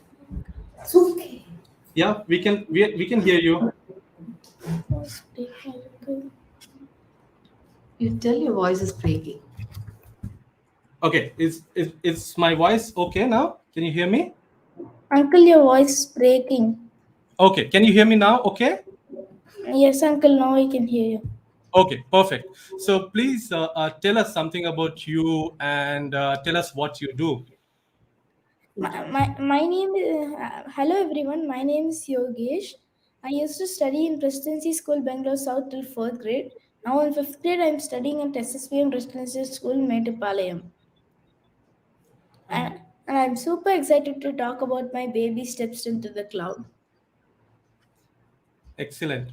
Thank you so much. I have no idea what I was doing at your age, and I'm super excited to learn. Uncle, your voice is breaking. Uncle, I can't hear you. Okay. Is it better now? Can you hear me okay? Can you hear me okay, Yogesh? No, Uncle, your voice is still breaking. Okay, so let me try. Give me a moment. Can you check now? Uncle, your voice is still breaking. Okay.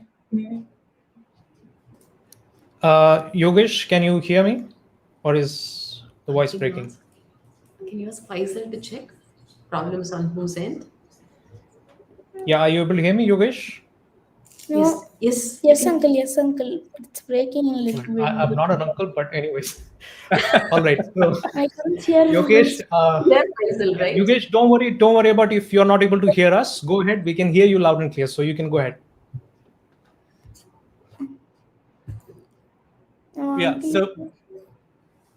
So just tell us, Yogesh, how you got started into technology. Actually, my mother promised to buy a laptop, so I started researching. One day, I came across a YouTube channel named Linus Tech Tips. That's how I got into technology. Also, my mother would sometimes take me to her presentation in the past. And during this lockdown, she had many presentations, so I was with her. That's how I got curious to know what she does. Excellent, excellent. And I heard that you have published a website, your own blog page. Tell us something about that. What was your idea and how you built that idea for your own website? Actually, I learned HTML from my mom last year, and we both built a profile site, Bona.pro. And then my mother started teaching me cloud computing. It was quite interesting. It worked out better for her. She doesn't have to buy a new computer for me. I can use an overkill computer in the cloud with a 5-year-old desktop that I use for my online classes. She even created EC2 instance for me and my brother to play around with the virtual desktop. And that triggered me to learn more. And that's how I learned Amazon S3. Just like we use a container or bucket to store water, we can use Amazon S3 to store our files and create a website. That helped me share my webpage with the whole world. I have hosted breeze.bona.pro on Amazon S3 as a static website, added my favorite books in the home library. Whenever I make changes to HTML page, I log into Amazon console with the IAM user my mom created for me and upload the modified files to S3 bucket, refreshing my website to see the changes. When I travel between both of my grandparents' place, I switch from desktop to desktop. I asked my mom to store the files in external SSD, but my mom suggested storing the files on GitHub so I can access them from anywhere. It's absolutely free and I can share the code with everyone. Later, I told my mom if I make any changes to a file or add a new image, I have to upload to both GitHub and S3. It's the double the work. She configured Amazon code pipeline to pull the changes from GitHub and automatically upload them to S3. I make changes to the files and upload them only to GitHub. Excellent. I mean, I was just counting the technology and the services that you know. So you know Amazon S3, you know IAM, you know GitHub, and you know HTML. So most of this I just learned a couple of years back. So fantastic. It's a phenomenal learning for me, and I'm very sure it's a great experience for everyone who are listening to learn and get motivated from your journey. So I'm very sure that you have a very strong plan for your future. Tell us something about what you want to do in future. In my holidays, I want to take the Amazon Cloud Practitioner examination. My mother says it's not for 10-year-old, but I'll have to wait and see. In my future, I would like to study MIT in mechatronics in MIT and MBA in Harvard University. Thank you so much for listening. Wow. Thank you so much, Yogesh. It's amazing to see your determination, your thought process, and your maturity at this age. I need to take your phone number now because I'm not very sure, how I can reach out to you at later point in time or once you reach places, right? So, and I will make sure that Deepika auntie is also listening to you, and we'll make sure that you get an opportunity to write the cloud practitioner certification way ahead your time, even if it takes some exception. So thank you so much for your time. I know that we have blocked your time, which you have reserved for your tennis classes. It's an absolute pleasure to have you today with all of us. Thank you so much. Have a great Thank you, evening Uncle. ahead. Thank you, Uncle. Thank you. Thank you so much. All right, so moving on. So let me just share my screen quickly and share a few of the other things before we invite Bhuvna. So what we are going to spend time now for the next 10 minutes is I'll walk you through a few of the different programs that we have which are offered for AWS community, and few of these programs are actually built by community, not by us, and how you can take your learning from today, from tomorrow onwards from this community day. So you might have heard from Puneet early in the morning during the keynote. We do have a lot of user groups. So this is the first program that we have. You may like to join, and you can come to this website. You can just search it in your in any of your search engine, and you will find the AWS user group across different regions. So in India, Bangladesh, Nepal, and Sri Lanka, in combination, I think we have more than 27, 28 user groups. You may like to pick the one which is near to your hometown, I mean your workplace or your hometown. And if you don't find your city or town, you may like to start one in your region. But do join any of these user groups, and then you may like to host some sessions or join and keep your learning cycle go on from there onwards. The other program that we have is the AWS Community Builder Program. So this program, we introduced it recently, I think this year itself. And this is based on self-nomination. So what you can do as a builder is you can nominate yourself with all your your background, like what you have done, and what we just have to know that why we will we will qualify you as a community builder. So this is a great opportunity for anyone who is into sharing their knowledge, not only on AWS, but also around technology in general. So you may like to nominate yourself. Now it's in waiting list because we have already completed the application for this year.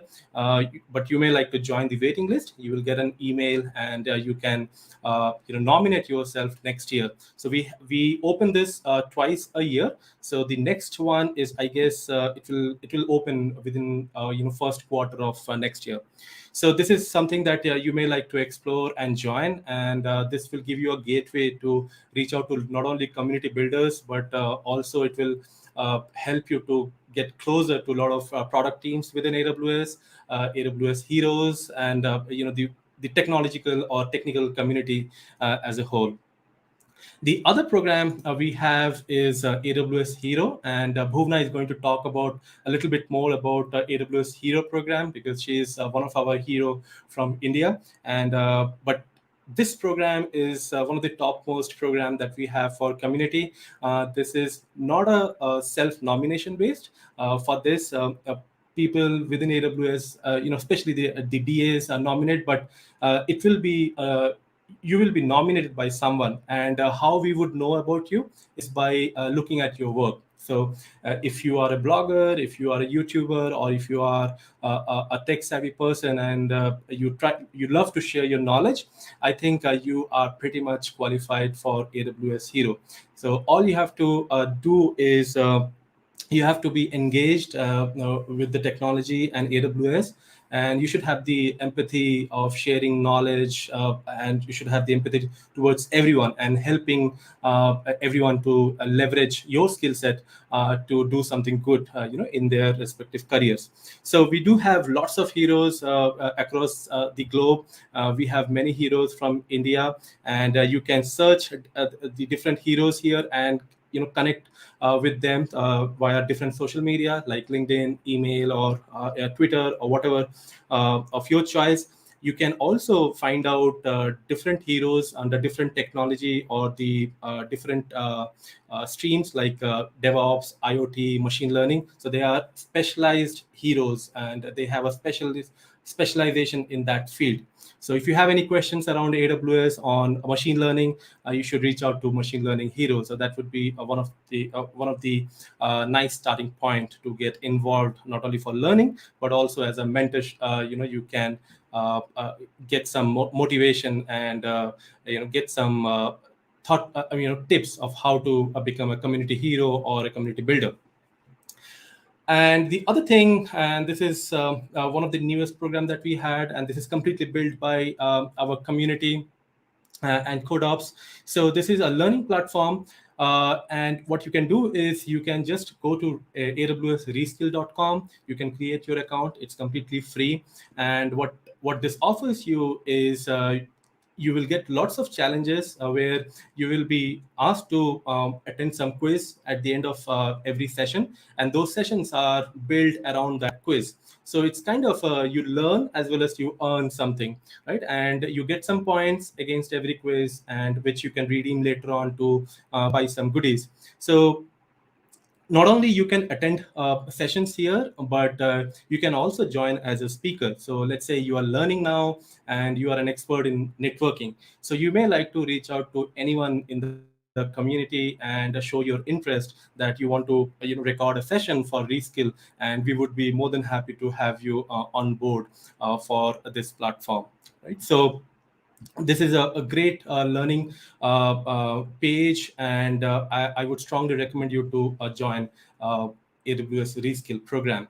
And lastly, within this this Reskill platform, we do have some study groups. So if you are preparing for any of the certification, which Deepika was mentioning in the earlier session, you may like to join these Telegram groups where you can ask questions and discuss with your fellow colleagues or friends who are also preparing for these certifications. And lastly, we have this Educate program. So this is a very nice program, especially if you are from school or college, and if you have an email ID of your university, you may like to create an account. And what this offers you is a free account of AWS, and you don't have to have your credit cards and all of that. And you will also get a credit of $100 if I'm not wrong. And this also allows you to to learn from AWS in the form of specialized training, because we do have different training tracks, like for developers, for machine learning, for data scientists, and so on. So you may like to leverage AWS Educate platform if you have an email ID of your university or school. That's about it. So before we jump into discussion with Bhuvna, those who are interested for some hands-on learning, tomorrow we have the second day of Community Day, and we do have a couple of workshops, and we do have AWS Jam, right? So I think Cloud Practitioner is completely filled.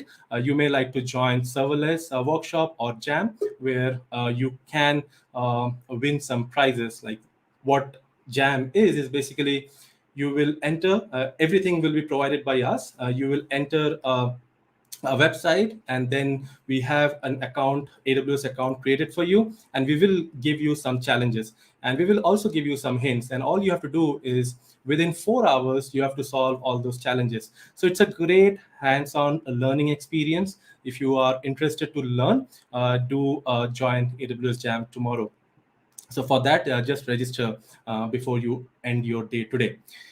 All right, so now let me welcome Bhuvna, and let me just stop sharing my screen.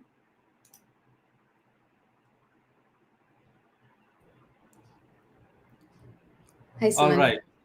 Hi, Bhuvna. How are you doing today? I'm good, thank you.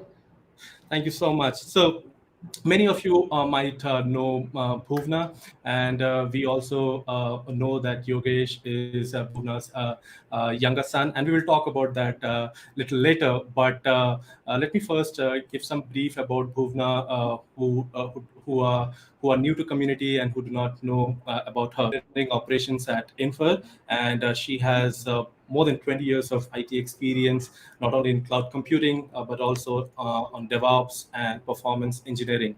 And she also holds a few of the credentials, AWS certification credentials, like AWS Solution Architect Professional and Security Specialist certification. So Bhuvna, tell us something about your journey from being an AWS community member till today, while you are one of the prominent AWS leader across the globe.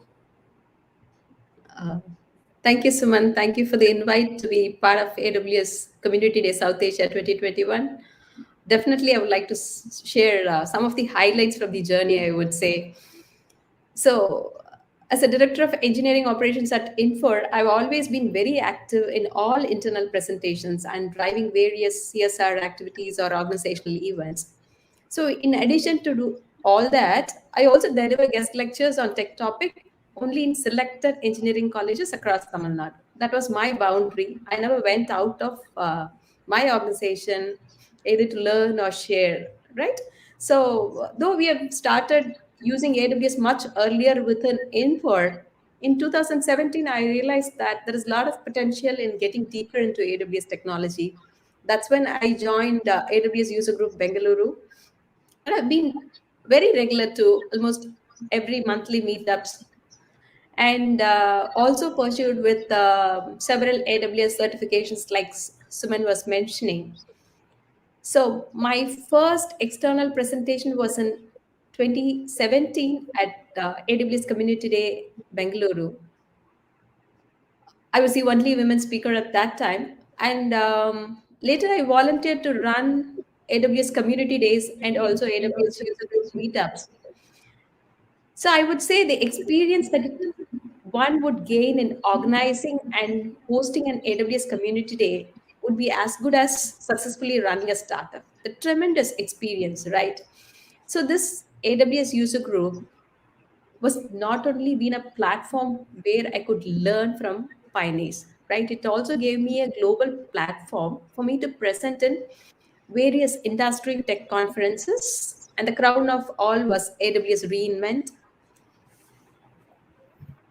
Yes, I've been presenting in reInvent twice in the past and also the coming one, which we'll talk a little later. Further, as an extension of all of these, I continue to deliver guest lectures on cloud computing for staff and student across India these days in different engineering colleges.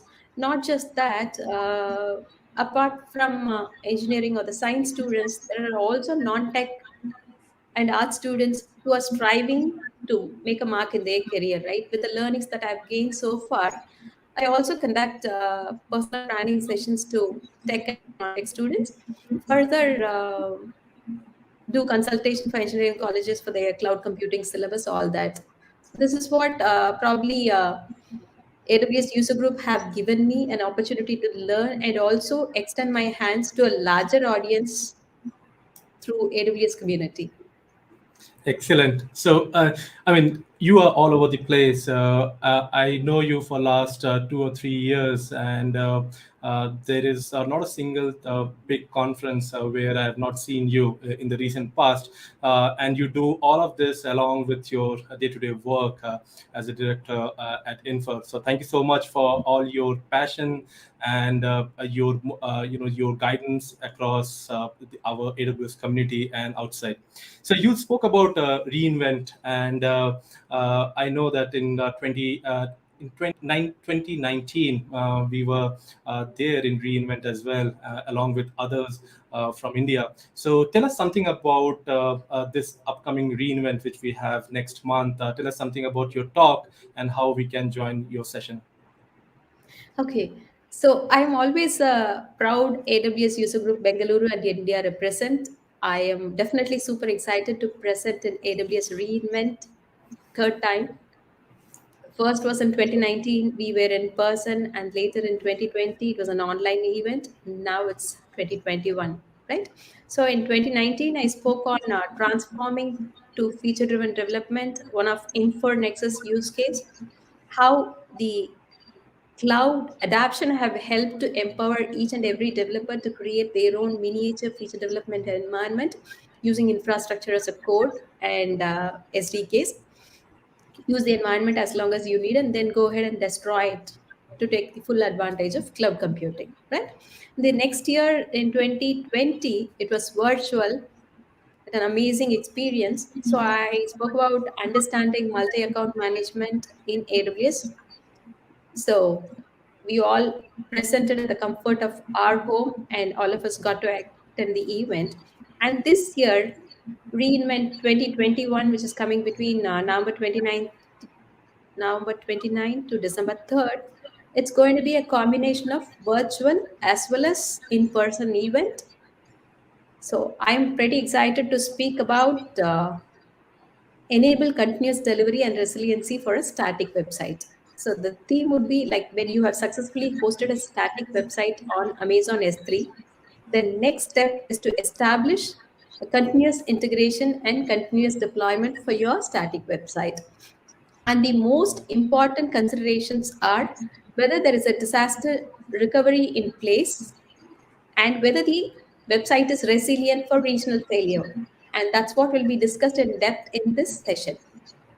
And for people who have already registered to be in person for reInvent, session reserved seating is available. Now you can go ahead and search for Con 203 to reserve your seat for my session. And those who would love to listen to the reInvent at the comfort of your home, stay tuned for online streaming. So we get the benefit, dual benefit this year, right? Either in person or Right. Right, online. right. Excellent, excellent. So thank you so much, Bhuvna, for all the details and all the very best for your reInvent talk. It is one of the biggest tech event across the globe that we have. And for others, please do join reInvent. Do register. We have a website. I think the team will post that in the chat and connect with Bhuvna if you want to learn more. So before we wrap up, I just have two small questions. So one is very important, and we often asked about this from many from the community. Tell us something about AWS Hero and Hero program, and what you would advise to anyone who wish to become a hero and work with the whole community. That's a very great question, Suman, which comes up most of the time. So one thing I would like to say, AWS Hero is not something you apply and get it, or you take up an exam and clear it. I would like to reiterate that AWS Hero is a honorary award given to people from the community for their work and commitment towards the whole of the tech ecosystem. So if you're passionate about cloud and AWS, and if you're someone who would love to unlearn, learn, and share, then AWS would like to have you as one of the AWS Hero. So if you ask me, what might have helped me to become an AWS Hero? I could think of few things. My passion for training and creative writing, along with the cloud knowledge and community spirit, have paved the way for the tremendous honor AWS Community Hero in June 2019 and AWS DevTools Hero in November 2020. So when you say continuous contribution towards the AWS community, in what form, right? I could say from my perspective as an organizer of AWS User Group Bengaluru, probably I would have contributed more of organizing AWS community day conferences or hosting meetups or writing reports about the events, all such things. And as a speaker, definitely I've been an active speaker for AWS community events and other industry conferences. And as I've told earlier, I continue to deliver guest lectures on cloud computing for staff and students across engineering colleges in India. Also work with some of the engineering colleges to help them in frame the lab syllabus for cloud computing, all that. So I continue to do that. And as a blogger, I enjoy depicting what inspires, influences, and impacts me through tech blogs or experiences or in terms of poems. And being a blogger, I've been writing on DevOps since 2009 and also like a lot of cloud computing stuff later. So now I have extended it into AWS User Group Bengaluru blog and also Dev too. So I continue to write that. So there is nothing, if you ask me, how can I become an AWS hero? There is no one-stop solution. There is no pre-written rules that you have to follow these 10 things to become, right? So one thing is, remember, this is a recognition to somebody who does a selfless community to the, selfless contribution to the community, I would say. So it is great to be a community hero, but you please continue to do your best. Either you would conduct these conferences or you be part of those conferences as a speaker or you're a blogger or a great YouTuber who would record all your lab series about AWS cloud and stuff. You continue to do your great work. I would always say that there is no overnight magic and things cannot happen overnight, right? So you continue to deliver your selfless work, and whatever the recognition that you deserve, definitely it'll come to your doorstep. And AWS team would be watching, and they will recognize and honor you for all your great contribution. Absolutely. Absolutely. Yeah. Thank you so much for sharing all the tips and your thought process around how to become a strong community member in general. And AWS Hero is just, it will just come your way when the right time comes. So thank you so much for sharing your journey. So lastly, one of the most interesting questions that I always had is. You being a proud mother of Yogesh, tell us a bit about Yogesh and how it feels to have a prodigy around your home, and how you tackle all the tough questions that comes to you. I would say proud mother of Sarvesh and Yogesh, who are 14 and 10-year-old now. Probably what his brother developed a website at 13, he's doing it at 10 because he is learning from his mom, dad, and the elder brother too. So elder brother is an author. I just published a poetry book for him a couple of months back. It's an amazing one. So inspired by that, little one said, "Amma, if I write poetries, will you publish?" Yes, definitely. So we started writing. I think more than I'm saying, they are my kids. I would say I'm proud mother of those two boys. So I would say he's more of self-driven, and I am not trying to break any record or set a record by teaching them technology at the early age. Whatever I know, probably they get to see me before I go for any technical presentation. I have the habit of showing the slides to them and take their feedback and opinion. They'll happily say, "Amma, I'm not liking this color, change that color." They would go and present it as if Amma is doing. So that's a kind of thing they had in them. So I'm just throwing it. Whoever is interested can pick up. And most importantly, like during these presentations and all, like now for the past 1.5 years. So I think I would thank to COVID where I could get to spend a lot of time with the children, right? With which I could make something out of them. Otherwise, I go to work, they come back, either they go to their daycare or tuition. The time that I would spend with the children are very less. This COVID and the lockdown have given a lot of opportunity and time for me to spend with them, which has triggered them to follow what you're doing. They will not listen and they will not do it. Probably they would follow some of it. So he has that internal thing to do, write more blogs than Amma. He wants to have something what Amma has. So for him, I am the true competitor. He wants to excel me. So I would love to see him excel 100% than me. So that's what I'm looking for.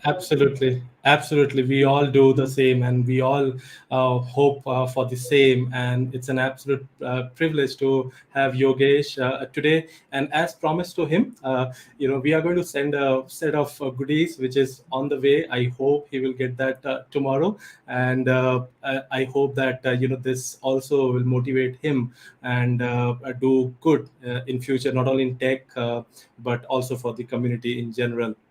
So thank you so much, Bhuvna, for your time. We are looking forward to have Yogesh, again in the next community day.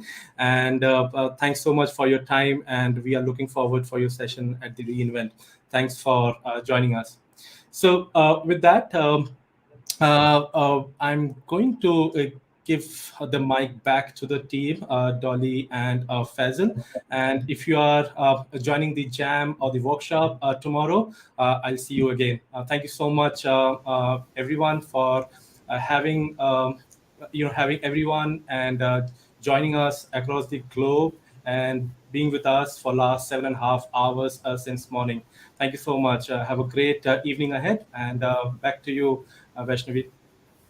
Thank you you so so much, much, Suman. Suman. Also, one last word. I want to really stop and appreciate every individual community builders, community leaders, community heroes, Suman, Rohini, Ridhima, everybody who are behind this conference and making it a grand success, and also the host for the day today. It has been an awesome event. 4 countries joining together and making 30,000 plus registrations. It was not easy. It cannot be made single-handedly. Such an awesome and huge effort. We are towards the end of the day. We should rejoice, celebrate, and then wait for the reinvent. Thank you so much. All right. Thank you so much, Suman, Bhuvaneshwari, and Yogesh for that wonderful, wonderful session. I mean, all of our audience was heavily engaged with the session, as were we. But moving on to the final round of our event for today, which is the winners for the quiz. I can clearly see all of our audience excited for the winners. But so without further delay, let me just lead you on through whoever's won quiz 1 and quiz 2. So the quiz 1 winners for today are, at the first position is Kamalesh Galani with 20 answers correct. The second position is by Saivardhan Guduru with 18 answers correct. And the third position is with Manasa Penukonda with 17 answers correct. I'd repeat the names. Number 1 is Kamalesh Galani, number 2 is Saivardhan Guduru, and number 3 is Manasa Penukonda. All right, moving on to quiz 2. Winners for this quiz are, in the first position is Dinesh Devasi with 21 answers. In the second position is Gaurav with 20 correct answers. And at position 3 is Rijul Kundan with 19 correct answers. Let me go through the names once again. Dinesh Devasi for the first position, Gaurav for the second, and Rijul Kundan for the third position. I would like to make sure that our community members will be reaching you via email for your goodies. Also, for the winners of the session quizzes, which were the quizzes in between each session for today, for track 1 and track 2, our community members will be reaching you through email for all the goodies that you have won. Please wait. They'll be messaging you shortly. All right, so moving on, can I call upon Faisal to the screen? All right, thank you very much, Vaishnavi, for announcing those winners, and congratulations to all of you who've won the quizzes. And like Vaishnavi said, for the session quizzes, we will be contacting you separately for all of the winners and the goodies. All right, so with that, we are coming to the end of our sessions today. I hope all of these sessions have been extremely valuable to everyone who actually attended the session. And I do want to thank you for engaging with us in the chat.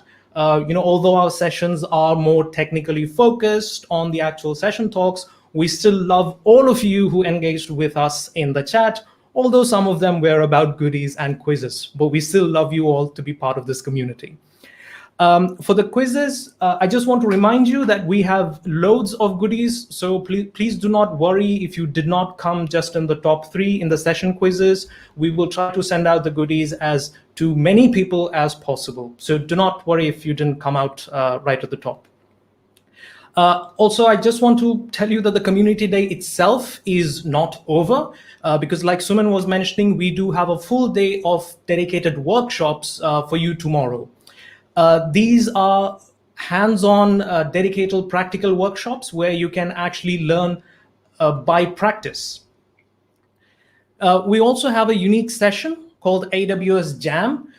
This is basically a contest format where you actually gain points by solving challenges in the session, and you can get to the top of the leaderboard and you can win prizes. I do want to mention that all of these sessions, all of these workshops, whatever amount that you had paid for actually coming into the session, they will all be refunded in the form of an Amazon voucher. For those attending the workshops, you will also get credits that will be part of the workshop so that you can actually do the workshop. So I hope to see all of you in the workshops tomorrow. The Cloud Practitioner workshop is completely booked out. So we do still have some seats for the other workshops. So please do try and register as soon as you can because they also have some limited seats. I do want to take a moment now, and I want to thank all of the speakers that took out their time today from their schedule to come and tell us about all of the new AWS solutions that they have been working on and try to give that knowledge to you as well. Needless to say, this event would not have been possible without the tremendous effort by all of the AWS User Group organizers. Now, there are about 30 to 40 members, and I do apologize for not being able to name each and every one of you right now. But thank you once again for organizing this event. And it would not have been possible to put out such a large event across 4 nations. And it's a wonderful solution that 4 nations have actually come together to do this rather than just doing it as a single country. And finally, I do want to thank the audience. Yes, that is you for actually being part of this event. You are the very reason that we do all of this, so that we can actually come and share all of our AWS knowledge with you through these sessions. So a big thank you from the bottom of our hearts for attending these sessions and being part of the community. We also want you to be part not just of these events, but also for our community, because professional growth is quite gratifying when you do it as a community together. So please do take some time and try to join our community links that will be posted on the screen for you.